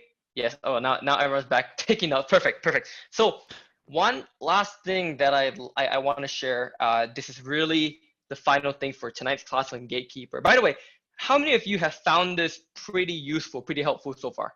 Now, looking back at the questions on Reddit before, right? Getting past brick wall gatekeepers and all that, right? Now, do you feel more equipped to go back and answer those questions? The promise we did in the beginning, taking it back now, this is where we are, right? At the point of class where we hope that you've gained some value and you can implement it in your next calls. It's very important, because without the implementation, all this talk is not gonna get us anywhere, right? So here's a bonus technique that I absolutely love, and I've done this a bunch of times, and it's a great pattern interrupt. And the right gatekeeper will help you. If they help you pull this off really well, it's phenomenal. By the way, this technique can only be applied when you've built that trust and that rapport with the gatekeeper, like anything else, and it's to grab the KDM's attention maker, okay? So this is key. I call it the two things technique. And actually, I've shared this with, back in the day, we had the double O's, right? The double O's for the biz dev. We talk about the two things technique, right? It's basically this. It's actually 2 steps. So you tell the gatekeeper, Mr. Gatekeeper, I know the KDM, Mr. Business Owner, is out right now, or he or she is busy. Could you just please help me write down 2 things on a piece of paper for him, right? First, higher sales conversions. And second, higher quality clients. Just help me write that down and, on the piece of paper, and, let me know when you've done that, right? Please. And now this part, when you build the rapport, you build the trust, they say, yeah, sure, why not? I'll help you take a note, right? And you say, this is really key. Don't just take a note that just says Joe Go, my phone number, my email address. No, this is a pattern interrupt, not the typical notes, the very boring notes, right? This is literally, I just want you to write two things: higher sales conversions, and second, higher quality clients. And now you can put my name, just say Joel, and then my phone number. That's it. That's all you write on that piece of note, please. Yes, fantastic. Now, here's the kicker. All right, this part is really gold. Here's a huge pattern interrupt moment. Okay, here's really key. Now, if you don't mind, Mr. Gatekeeper, I'm gonna ask you to do something for me that's pretty unexpected, if you will. Instead of leaving it on his desk, because I'm probably guessing John's desk is pretty busy with a lot of papers and documents. Could you please leave the note on his chair? Right? Exactly. Chang knows where I'm getting this. Could you please leave this note on his microwave door? Could you please leave his note, on the mouse, on his monitor screen, right? Could you please stick this note on his mini fridge, right? Somewhere where it's gonna catch the attention of the KDM, right? And it's not in a place where people normally leave notes. Plus, you have two things: higher sales conversions, and right, the second one, more clients. And you put your name and number, and that's it. Boom, that's a technique. All right. So this is something that's very effective. But again, to execute this, you've got to be able to build that rapport with the gatekeeper first.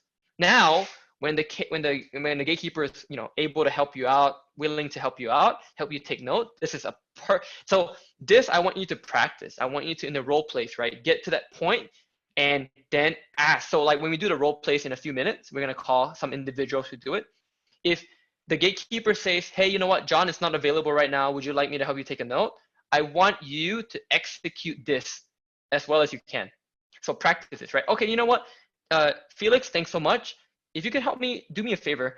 What kind of notepads do you guys have in your office, right? Oh, I guess we got sticky notes, we got paper. Do you happen to have a pink sticky note? A pink one? Yeah, a pink one. Yeah, sure. Yeah, if you don't mind, this is kind of funny, but could you just write down two things on that pink sticky note? Okay, sure. All right, then you go over there. Okay, so first this, second that. And you just put my name and my phone number. All right, and then you go, well, then let's put this somewhere that's super unexpected, right? And that's how you end. Now, that's how you get the attention of a decision maker. All right, and we go from there. Okay, did you guys like that bonus technique? I think that was pretty new for quite a lot of you. I think that's pretty, it's a pretty eye-opening pattern interrupt. It's definitely very badass, right? So fantastic. Okay, so Donna, I think we have time to do probably 2 or 3 role plays. So if we could have people raise their hand, let's go select some individuals, preferably people who haven't gone 2 weeks ago, so we can rotate some new people. So right now I'm looking for you guys to put up your hands. Right now I only see Bogdan. He's the only one with his hand up. And if you do want to role play, please make sure you have good audio quality, background noise is pretty clear, and be willing to go for it.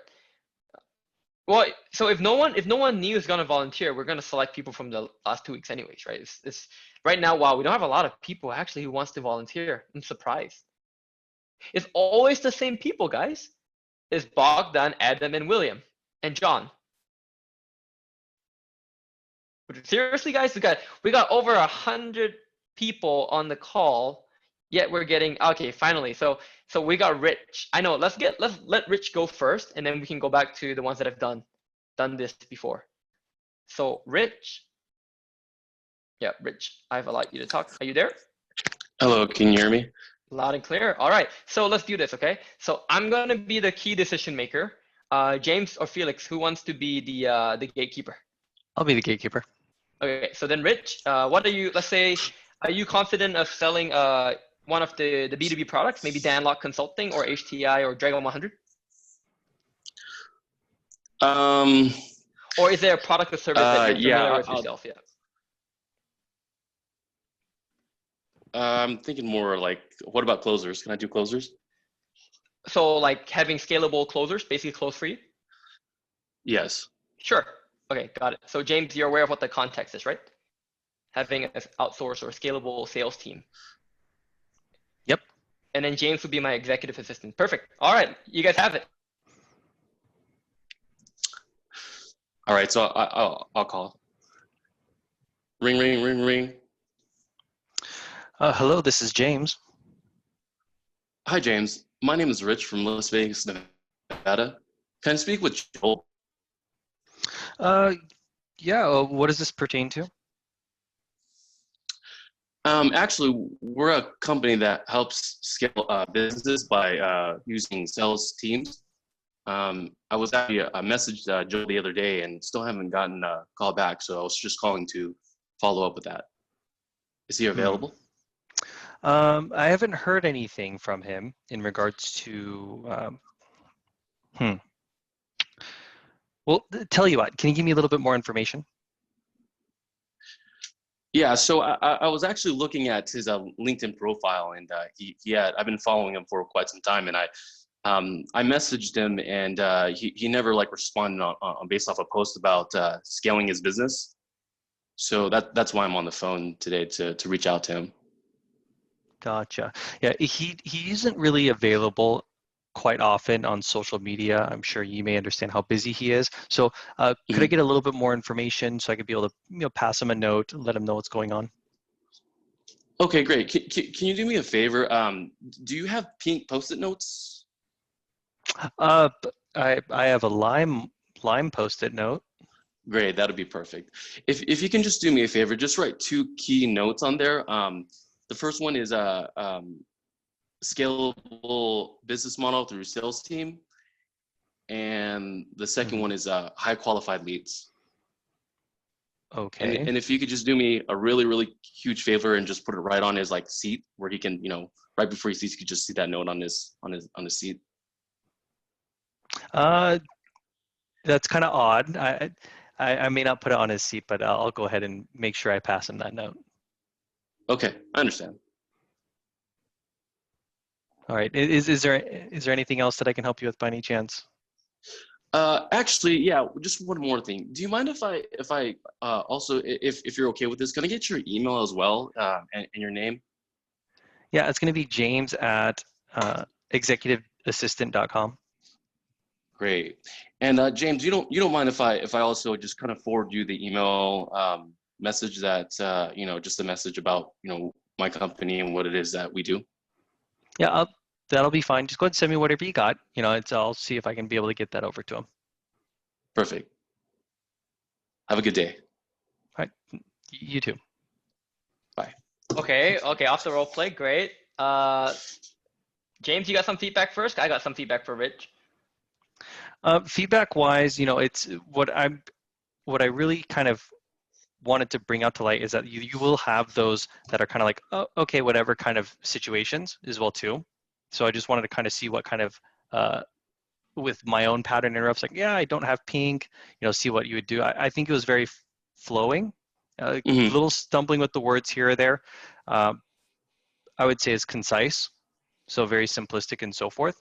I was a very easy gatekeeper, as you can tell. Thank you. So, but in this case, I would say is maybe a little bit more confidence in the words is a little bit, I think you said flavor instead of favor, but just be kind of more level-headed on that one. Gotcha.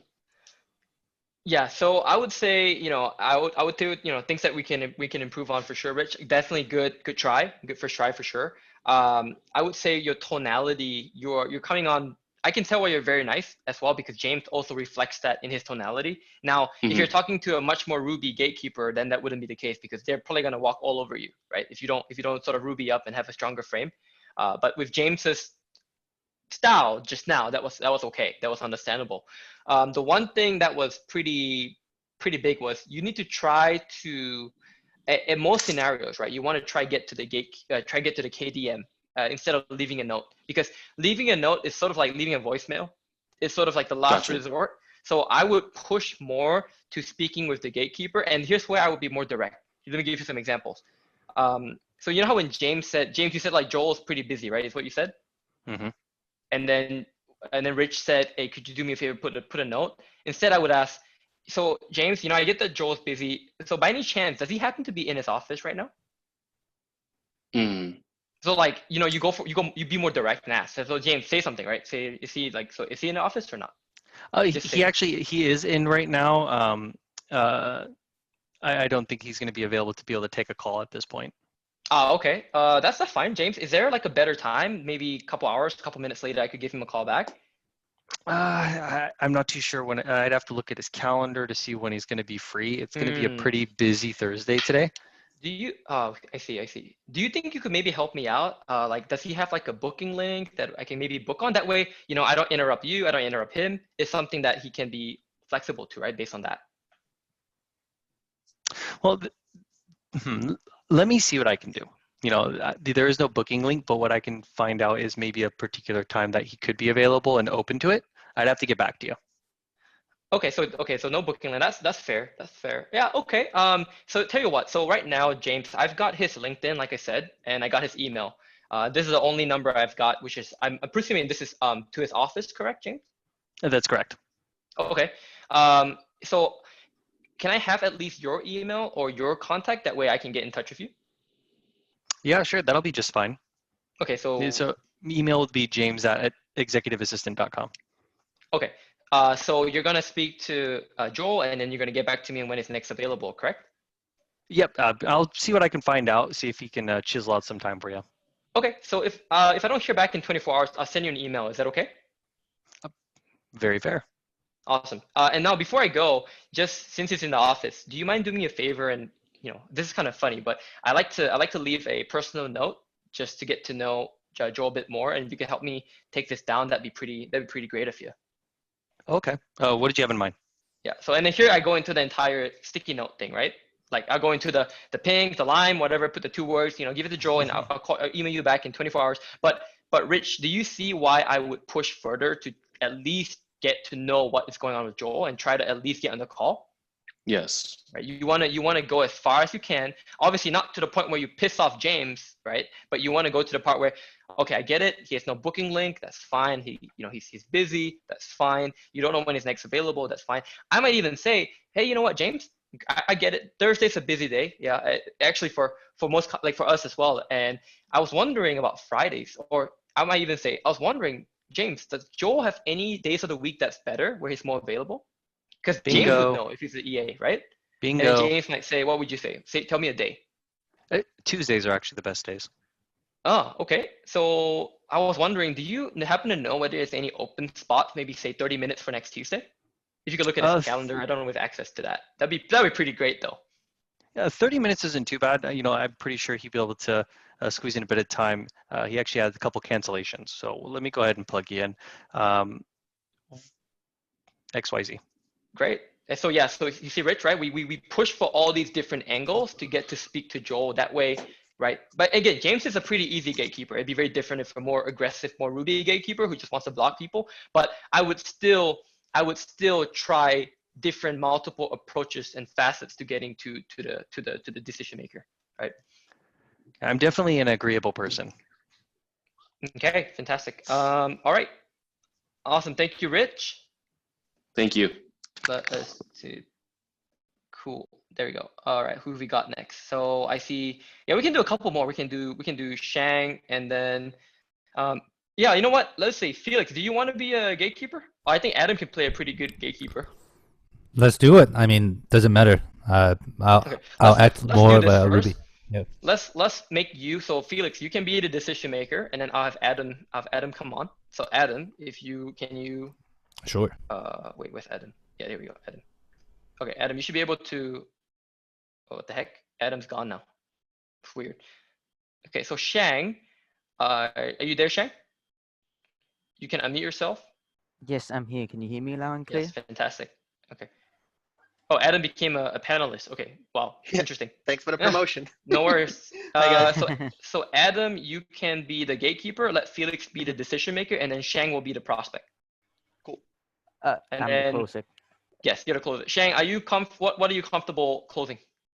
Let's say I'm reaching out for the Dragon 100 and I have been reached out with Felix on LinkedIn, but can I no respond? So I will take that as the reason for me to call into the office number and then where I meet Adam. That's the Okay, first day good. we met. All right, so you sent Felix a LinkedIn, no response, and then you got the office number, and now you're calling. Friends, fantastic. Okay, over to you both. So let's say the company name is Keep It Simple ABC. Okay. All right. Ring ring. KB Simple ABC, this is Adam speaking. Hello. Hi Adam. This is Shang. I'm curious if Phyllis in the office right now. Who is speaking? This is Shang. I'm calling from Dragon 100. I'm not sure if Phyllis in the office right now or not. Sorry, I don't know you. Do you have an appointment? I do not have the appointment, and you're right. You don't know me yet because I just reached out with Phyllis about him want to scale the business. So I don't. So I don't think the linking is the best way for me to reach out. So that's why I'm calling direct to the office. Am I catching you in the bad time right now, or? Me personally, I'm here because I'm paid for this, but Okay. I say if you already tried on LinkedIn, he didn't respond, he's probably too busy for this specific offer right now. How about you just send us an email? Understandable. Okay. What would be the best email for me to reach out for him? The best thing is you just send the email to our general homepage address, and I will check it out then. I'm sorry. Can you say that one more time? Send the email to our general email address, and I will check it out. Okay. How can I make sure they can phone out to your inbox and catch your attention? What would be the good title for me to put in? Just put in your company address and your name in the subject line, and Okay. then I'll know. Then I'll get back to you. All right. Okay. Gotcha. Before we go, Adam, quick question. Like, I know that you have a plan to scale your business. I'm not so sure the transparency in your business, how that look like. Do you have a clear plan of scaling right now, or you kind of want to outsource some of the advice for other people? I'm not so sure. Well, that is neither my decision nor is it inside my allowance to tell you that. So if you just send the email, and then if Felix decides, then he might decide if he wants to tell you or not. All right, gotcha. So Felix will get back to me, not you, right? Correct?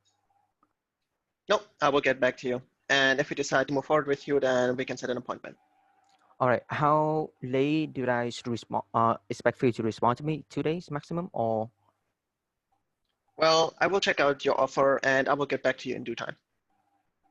2 days, you mean? In due time. Okay, gotcha. So, all right, I will send an email to your office email, and I will leave in the title is Dragon 100 Advisory Board, and short and simple. All right? Yes. All right, appreciate your time, Adam, and you have a great day. You too. Bye-bye. Okay, take care. Okay, great. Let's give some feedback. So let's see, Adam and Felix, you guys go first. Give some feedback to Shang.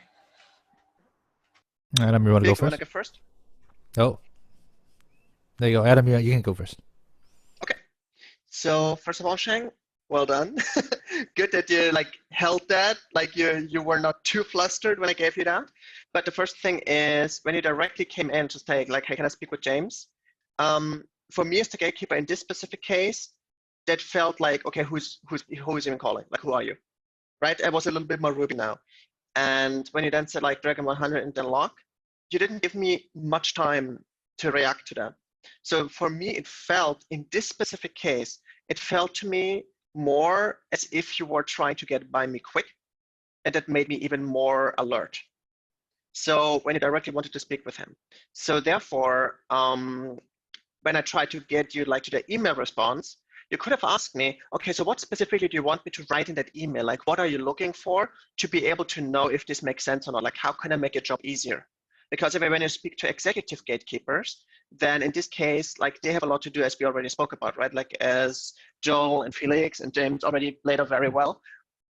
I don't have a lot of time. So if you want to make my job easier, I respect that. I like that. I think that's great.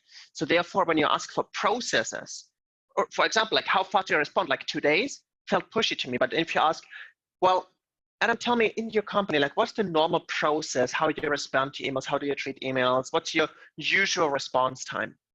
Then it is less aggressive, and it lets me tell you what our times are, and then you can calculate with that. And from there, you can move on. That's at least how I do it, and it works very well.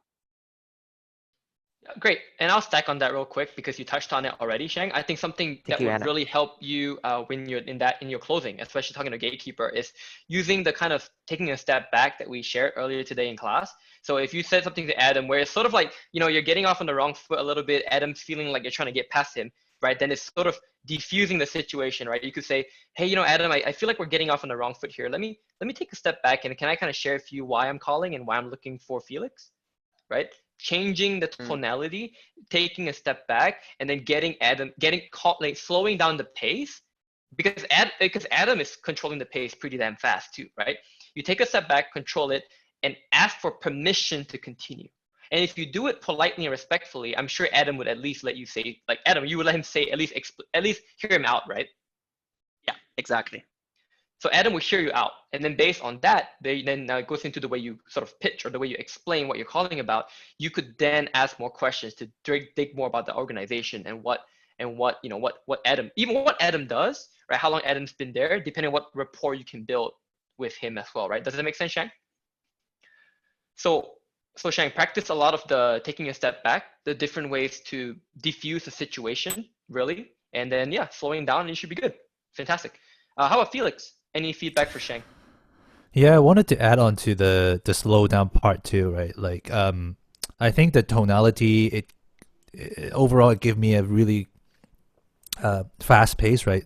It feels like you're trying to rush through the call, in some way, which to me, I think the objective is really to slow down and talk to the gatekeeper, right? Like if you feel like there's a really like strong gatekeeper in front of you, soften it down a little bit to have a genuine conversation with them. And in order to do that, I think you have to slow down and slow down the pace, which Joel and Adam has already covered. But that's the main feedback that I want to give. Yeah, awesome try though, Shang. Very good. Okay, Yes, cool. thank you for your feedback. Yes, and thanks Adam as well. Great play there. I Sorry. Let's just go said thank you with. for having me. Oh, absolutely. Yeah, not a problem, Adam. That was great. Let's go with John. I know John still has his mic. Let's see. Are you there, John? Yes. Can you unmute? All right, John. Yeah, John, you probably have to unmute your mic.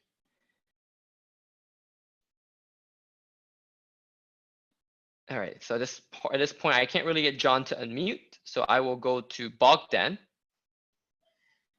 Bogdan, are you there? Hello. Yes, fantastic, awesome. All right, so we've got Bogdan. Now, Felix, be our guest and be the gatekeeper. And Bogdan, what are you comfortable selling? I'll let you choose. So if you want to do Dragon 100, that's perfectly fine. All right, let's do Dragon. Cool. All right, Felix, are you up for it? Sure, let's do it. So yeah, Felix will be the gatekeeper, and then I'll just be the KDM. Okay. And shall we do, let's say, residential real estate? So you're saying that our business is, sure, we can be, if you want to, sure. So Felix, we'll be a residential real estate. So how about this? We'll be a real estate broker company. That's better. That's easier. Okay. Cool. Let's do it. Ring, ring. Hello, this is Felix speaking. Hello, Felix. This is Bogdan Kaba. Is Joel Go in? He's in the office, but what's going on? Hi.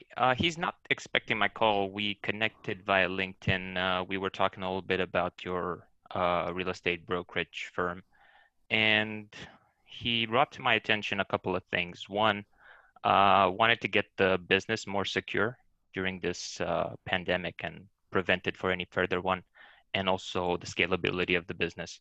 Do you happen to be aware of those things? Well, I mean, I wasn't aware that he was posting that, but are you trying to speak with him about a product of yours? Like, what's going on? No, he wasn't posting it. So is it okay if I take a minute here to go a little bit back memory lane? Okay. So I wanted to meet with Joel, so I went to that Australia event that a gentleman that he's working with made, and now I wasn't able to connect with him. So I met his wife, Jaden, and I gifted him a very weird mug. Maybe you saw it in the office. It's a black mug with the emoji face on it and a crown. And I put a note, hopefully one day Joel will connect and I'll be the one to make you $1 million or add $1 million to your business. And then we connected on LinkedIn post-pandemic, and we were able to restart the conversation. So I didn't see an ad, and I'm not trying to sell him anything. I just want to continue on that conversation. Okay, so I'm still not sure what the call is about. Is it you want to have a call with Joel, and what was the purpose of the call? Is it just connecting with him? Following up on our conversation that we started on LinkedIn, and I'm not entirely sure when he is available, so I was hoping that maybe we could pencil in a time if you see it fit, and if it doesn't work, we can definitely reschedule.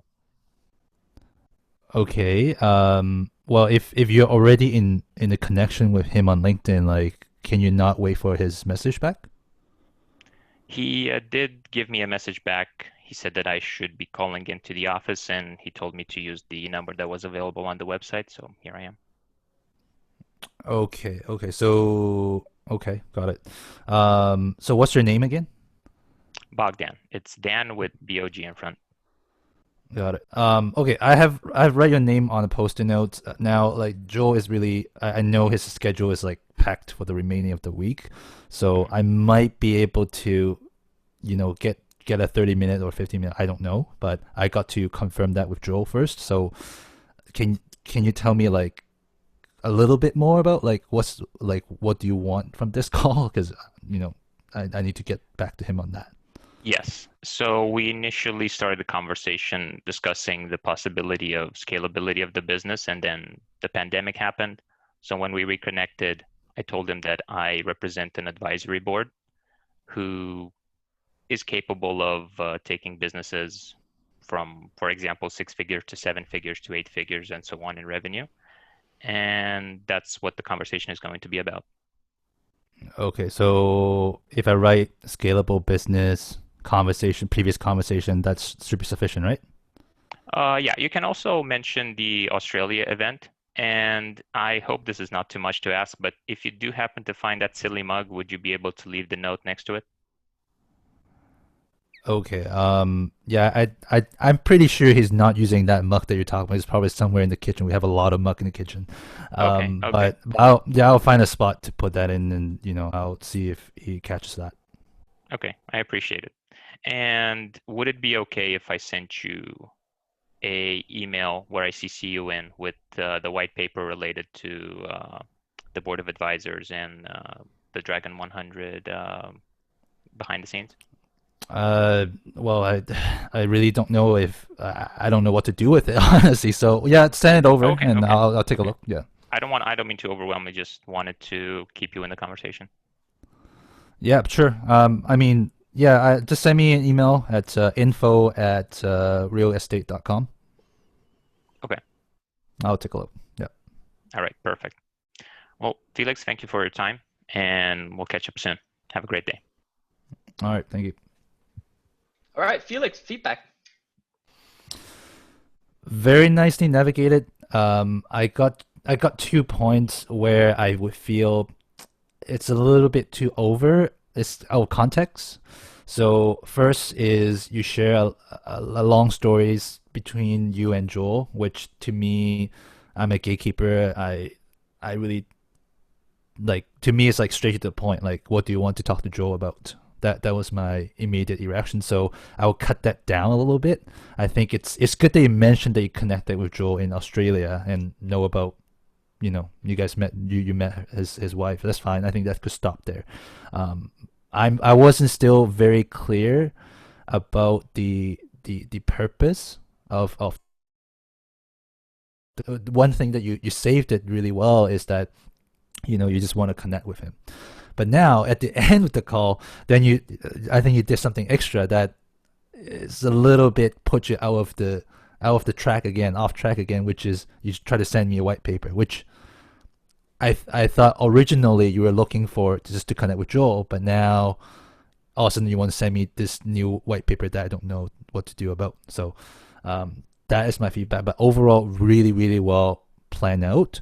I think you have a great tonality that you make me want to help you out a little bit. That was some great stories to share. Good pace, good tonality. So that's my overall feeling of that.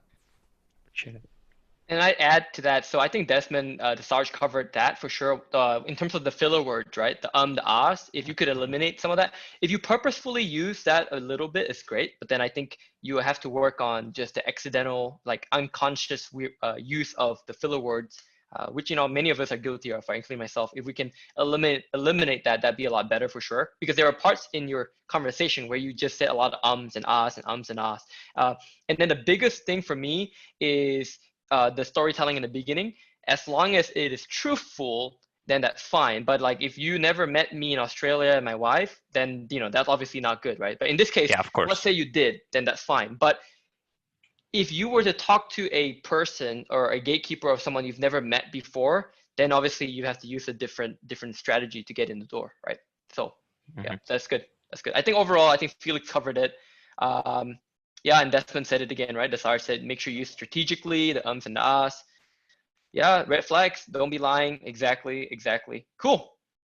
You know what? If Des, are you around, Sarge? Are you able to jump on and share some words of wisdom, advice, maybe even do a role play, show how it's done? I'd love to be able to see that.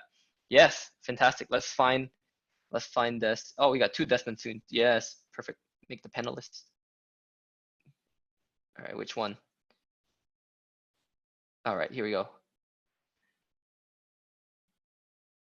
All right, Sarge, are you there? Joel, Felix, and James, can you guys hear me? Loud and clear. Wow, we've got the Sarge in the house. Joel, you're Who's killing pumped? it. Felix, James, you guys are killing it. So many nuggets of gold. I actually was writing so many notes along the way here. I had to go for a bit of a walk. As you know, I had an injury recently, and so I was trying to get moving a bit to kind of, the doctor suggested that I move a bit. So, but I was taking a lot of notes. The role plays by Adam, by Bogdan, great stuff. Definitely moving in the right direction. Joel, killing it. I mean, amazing Awesome. content. Thank you. Well, Des, do you want to play the SDR that's going to speaking to a gatekeeper? I'm going to do something with your permission, Joel. I'm just going to Sure. try something out. I mean, feel free to critique it. Sure.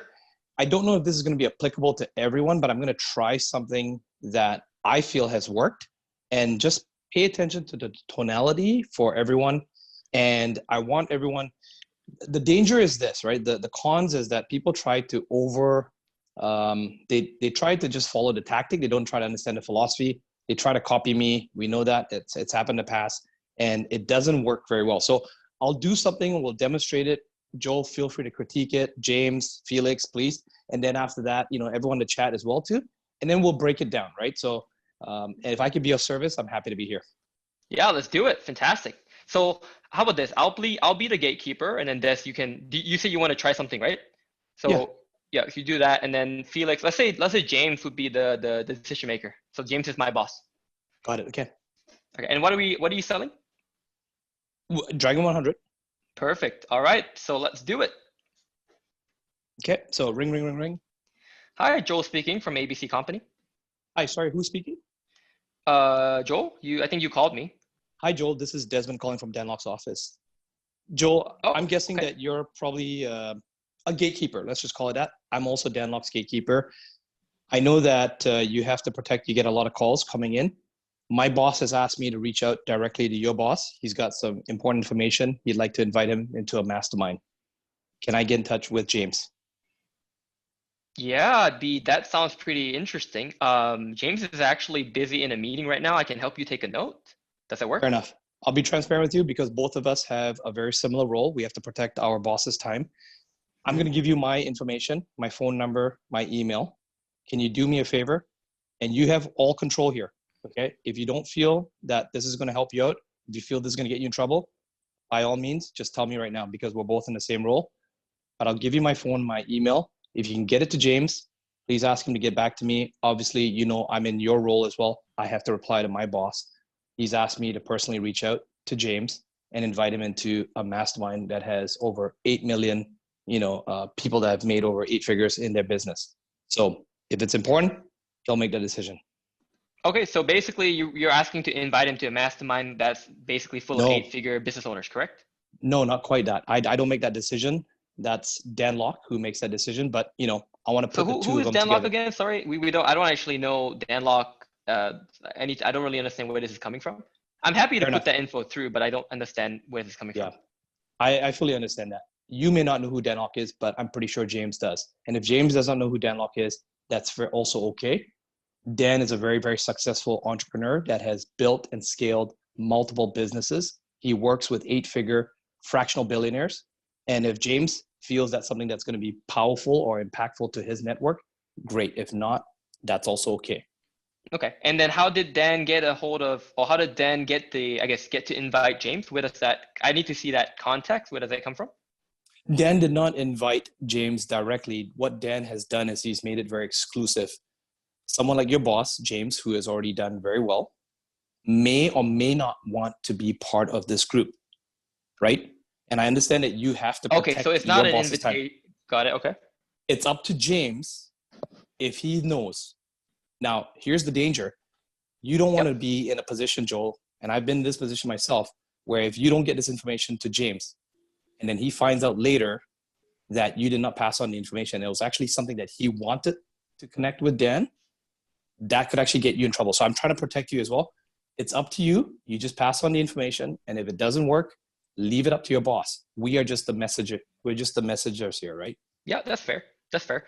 So Okay. I just need to understand, he's going to ask me the same question too. Where did you guys find him? Dan is part of several large networks. He looked up your boss's name. He sees your boss has done very well. It's like saying Elon Musk and Jack Gotcha, Ma trying to okay, so connect. he's sort of right? handpicked James, yeah. Exactly, right? You can see how these Yep, AAA get it. players, they want to get together, right? So, but it's up to us because we get bombarded with salespeople all the time. So, And yes, I understand. That's exactly what we get as well. So is Dan, is your company running the mastermind, or is this someone else's mastermind? Dan and his advisors conduct that. But again, Oh, got it. if okay. James is not even interested in this, we're wasting time, right? So let's not waste time here. Pass my name on. Let him know that Dan Locke is interested in speaking with him, and one of his team members are interested in speaking with him. If it doesn't even ring a bell, don't even waste your boss's time. Oh yeah, 100%. If he sees the note and he's like, I don't even know who this is, we're not going to. If he's interested, you've right? got my contact That's right. information. You can get back to me. What's the, okay, so I don't know what number you're calling from. You want to leave me any piece of information? I'll do that right now. I'm going to give you my personal contact details. Please do not share this with anyone else. Sure, of It's course. a Canadian number, so it's +1 Yep, I'm writing it down. 778 Okay, 987 8888. okay, great. All right. And my name is Desmond, DESMOND, at danlocke.com. That's the email, correct? That's correct. Now, Joel, Awesome. since we're doing that, do you mind if I also grab your email? Because any communications, I'm going to make sure I CC you in on everything so that you're in the loop on everything. Yeah, yes, If you please, don't yes, feel please. comfortable, just let me know. You know, we protect each other here because you're a gatekeeper. I'm a gatekeeper as well. I don't want to get you in trouble. 100%, yep. And yeah, so joel@abc.com, that's my email. Let me write that down. Joel at abc.com. Okay. abc.com, correct. Got it. So what I'll do, Desmond, is I'll just pass this note over to James once he's done, and I'll mention to him how Dan found him and all that. And then yeah, whatever he lets me know, I'll get back to you as well on that. Does that sound good? Got it. Now, Joel, before we get off the call here, hey, just since I've got you on here right now, what's the most important thing for James right now? I want to make you look like a superstar. If I can pass that information on to Dan, when James and Dan, should they choose to connect, I want to make sure that Dan addresses whatever is important to James. So what's important for James? And don't have to reveal anything that's not comfortable for you to reveal. What do you think, James would benefit from the most right now? And how can that make you a superstar? Well, we're an insurance brokerage, so the biggest thing is obviously having more traffic, more eyes, right? More eyeballs, more people to reach out to. So I guess traffic, list size, things like that. Those are always crucial. Yep. By the way, what do you guys do actually? I know you guys run a mastermind, but is that your main business? Dan has done a lot of things. He's killed it. He's really done really well with social media. I don't know if James and him would really enjoy speaking about that. Dan, I know, loves to strategize. So maybe him and your boss James, they might be visionaries they might strategize on better ways of generating traffic. That's cool. You know, What industry would you guys say you guys are in then? Dan has done a lot in social media, but he's also big in acquisitions. So he helps business owners to acquire other companies. And as you know, Okay, so he's this like an climate- investor. Okay. A That's deal right. maker, investor. Okay. He strategizes with AAA players, and then they work together. Maybe they acquire companies together, right? So, but I mean, if your boss is, you know, needing some traffic stuff, I won't reveal that, right? I'll make sure just Dan knows that. If we can help out, I'll make sure that you get the credit for it. Does that sound good? Oh yeah, absolutely. And same goes to you as well, right? Thanks for reaching out. I mean, it was sort of random, but it looks like you've got my back and I got your back. I like where this is going. I respect that. Have you ever watched the, you know, Batman, you know, the Batman series? Oh, he's my favorite character. He's my favorite superhero of all time. Really? Oh wow. Okay, so you know, Is he yours as Batman's got well, or Alfred. what? Are you a Superman Yeah. fan? Are you a Batman fan? I'm kind of, yeah, in the newer generation, but I'm a little bit old school. I'm a little bit older. So I was with the Okay. Batman Robin, but yeah. So you know, Batman has, you know, his Alfred, right? Of course, yes, Mr. Alfred. And yes. Alfred's a very important position. No one ever gives Alfred credit. So both you and I are the Alfreds for our bosses. Yes, I was about to say that. We're like Alfred. Right. Hey, Joel, I didn't intend to take up this much of your time. You've got my information. Do me a favor, if you can help me out, just get it over to James. And again, you are in full control here. If you don't think James is going to be impressed or anything, don't do anything to risk your position. But if I can be of service to you and I can help connect the two big guys together, then let's work together, okay?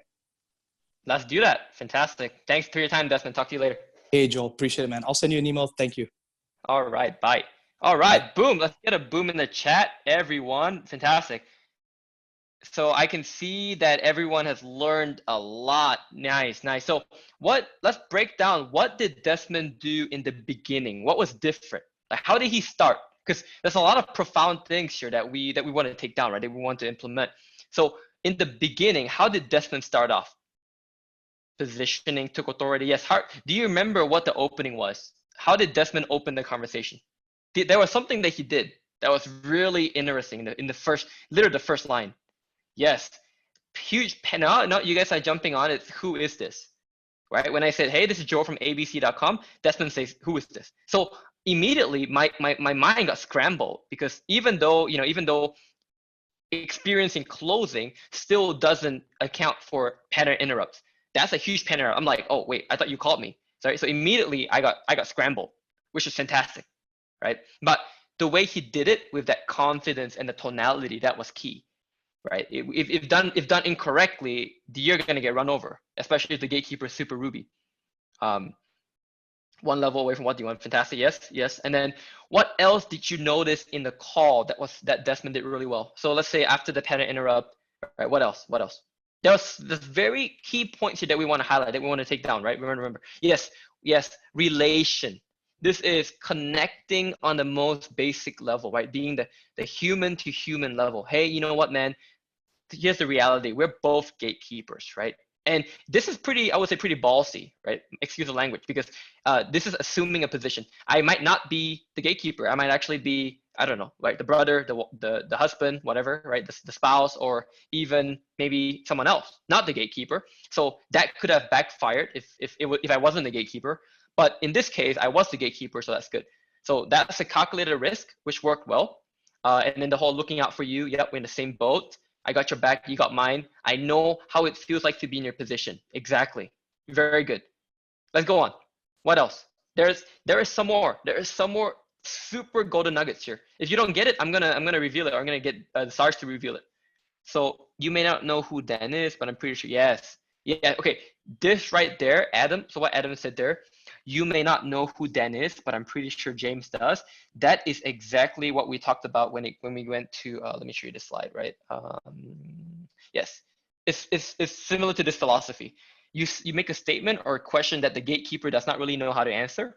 So yeah, you might not know who Dan is, but I'm pretty sure James does. Well, you know what? I don't know what James knows. Therefore, I should definitely defer that question to James, right? Because James is my boss, right? If I don't know the answer, you're gonna have a higher chance of reaching the KDM, right? And you are in full control. I love that. That is a very, very raw way of respect and mutual understanding that I have full consent, right, to do what I want. And that really diffused me, because I was going to put on a pretty strong Ruby because he came on a bit strong. But when he said you're in full control, it's like, oh shit, okay, I am in full control. Thanks for that, right? That was great. I'm in full control. You know what? I've got it, right? And then obviously, you know, Desmond played a very good sort of Ruby frame as well, and he maintained that frame, and you can see he switched frames. So what else? If things do work out, I make sure you get the credit. Now, there is, yes, Bobby's got it. That's the key I was looking for. What happens if you don't pass the information? I've been in your position before, but what will happen if you don't pass on the information and James actually wants this information? That right there is a killer, because I wasn't thinking about that at all. Then Desmond say, hey, this thing might be pretty important. I mean, what's going to happen if you don't pass that information before? I mean, I've been in that situation, and it sucks, right? Like, you don't want to be caught in that situation, right? So again, it's not between you and I, it's between Dan and James. It's again, but it's your control. Just pass it to James, and James will know what to do with it. That's fantastic. Instilling a bit of fear, and also reminding me that let James make the decision. I don't have to worry about that, and that's great. What else? So we're almost there. This is sort of halfway through the call. We've got one more piece. Yeah, it's not a mastermind, but I was also thinking that Desmond used the word mastermind just for simplicity's sake, just to describe it to someone who's not. But yes, exactly. Yeah, it was a blooper on my part, right? Like, that's the bloopers, the outtakes. It wasn't supposed to be a mastermind, but I just did it. You're right, Joel, just to keep it simple. Yep. I want to be the superstar, get the credit. Yes, that's exactly it, right? That's the next part right there. Hey, you know what? If this goes well, right? Not if it goes well, when it goes well, I'll make sure you get the credit, right? I'll make you the superstar, make you look like a hero. Exactly. And then the last part, what's the last part, guys? The last part of the call, how did it change? What changed? The rapport didn't change. Rapport actually increased. Yes, it did. Bonding increased. Yes, William, you're right. But something changed.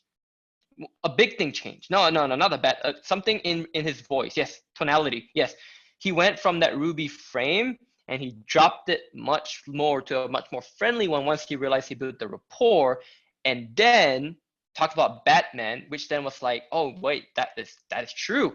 Alfred Batman, exactly, right? We are playing those roles. And then had a quick laugh about that, got a little bit of a connection, reminded me what action steps I needed to take, right? And then confirm with me my information, just to make sure he can also reach back to me.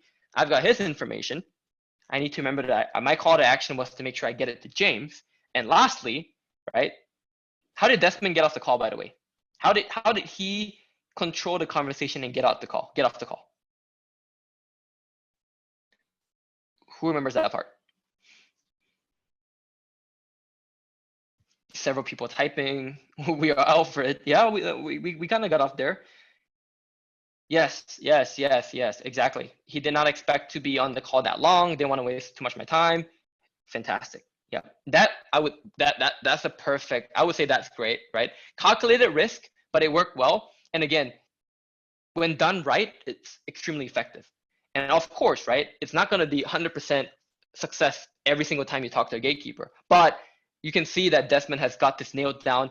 This is his style. Remember, his style, he's very comfortable with it.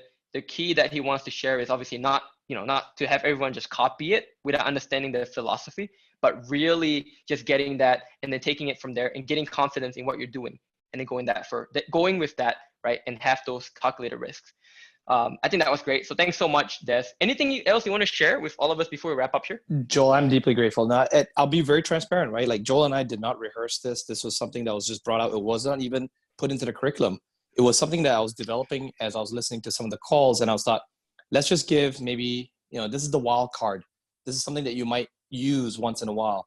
This is something that you don't want to do, as Sifu would always normally refer back to martial arts techniques. Maybe you've seen some fights, like UFC type fights.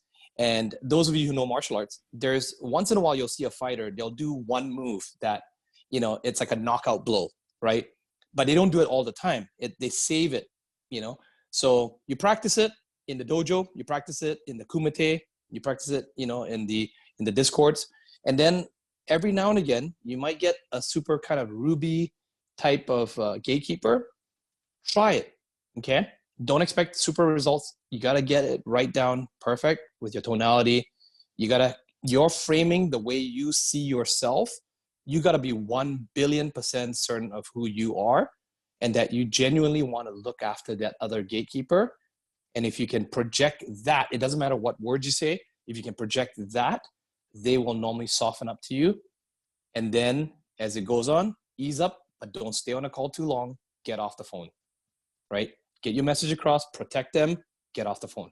So Joel, I deeply appreciate being on here with you guys. Killing it. You guys are killing it. I love what James has been doing, all the tips that he's been giving, and Felix as well too. So thank you.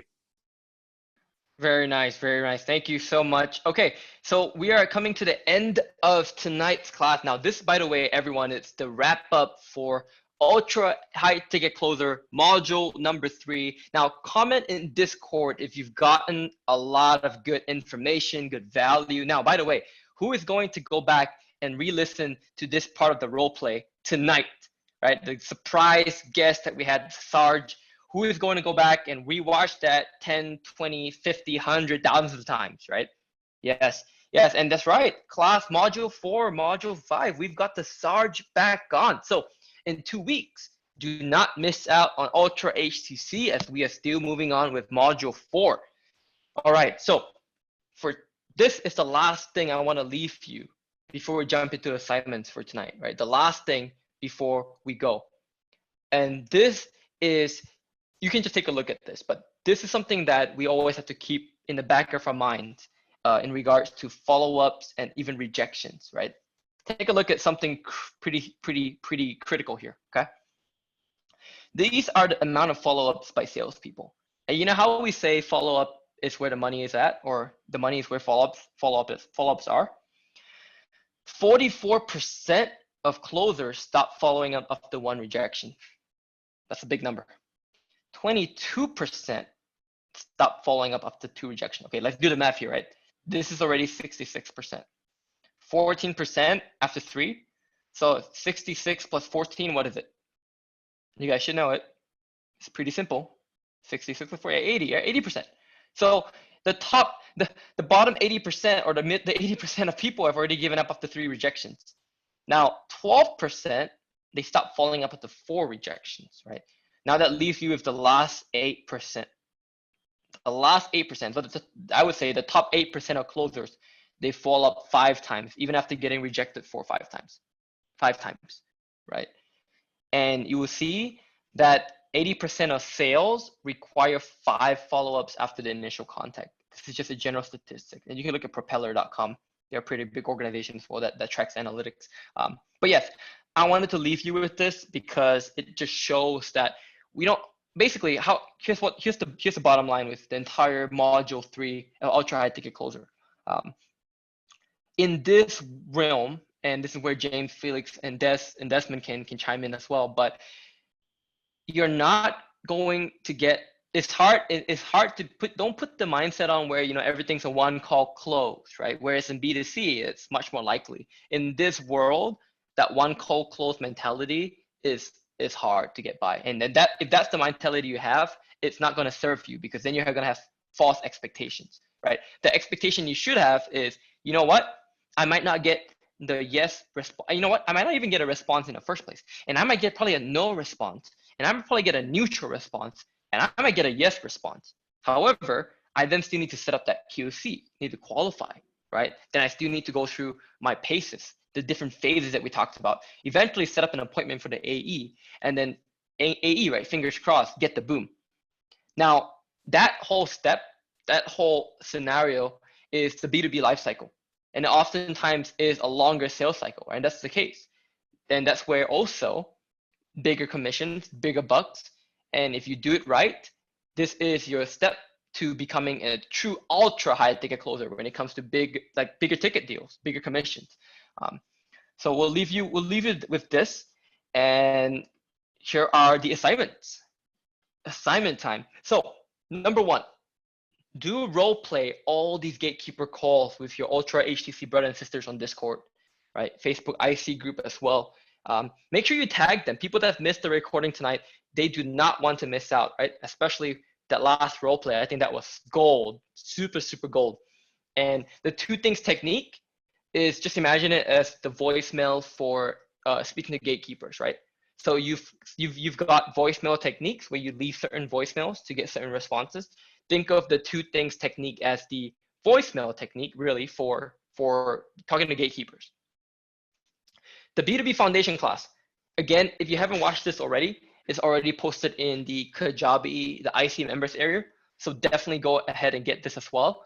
And the last point with module 2, ultra high ticket prospecting, right? The one that Rich shared. Make sure you use those lead gen methods and opportunities combined with what we have tonight to get that full phase 0 all the way to phase 3 approach. Right, in the next couple modules, you're going to learn the closing, right? The Sarge is going to share all the best tips about AE style closing, and you don't want to miss that. So we're going to go into phase 4, phase 5, right? We've done up to this point, up to phase 3, right? Module 3, up to phase 3. You guys are almost there. Don't miss classes. Come back on classes, right? And the last thing too is we've promised you templates, things that worked, right? 70+% open rate, 12% response rate, all that's promised. We're gonna make sure that you guys get it in the next, I would say 48 to 72 hours.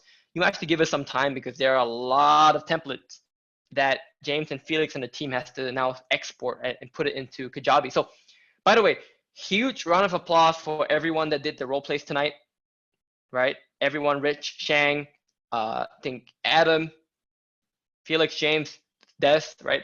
Huge round of applause.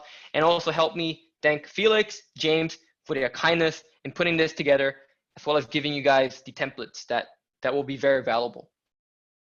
Okay, so with that being said, have a wonderful night, day, afternoon. I will see you in Facebook and I will also see you in Discord.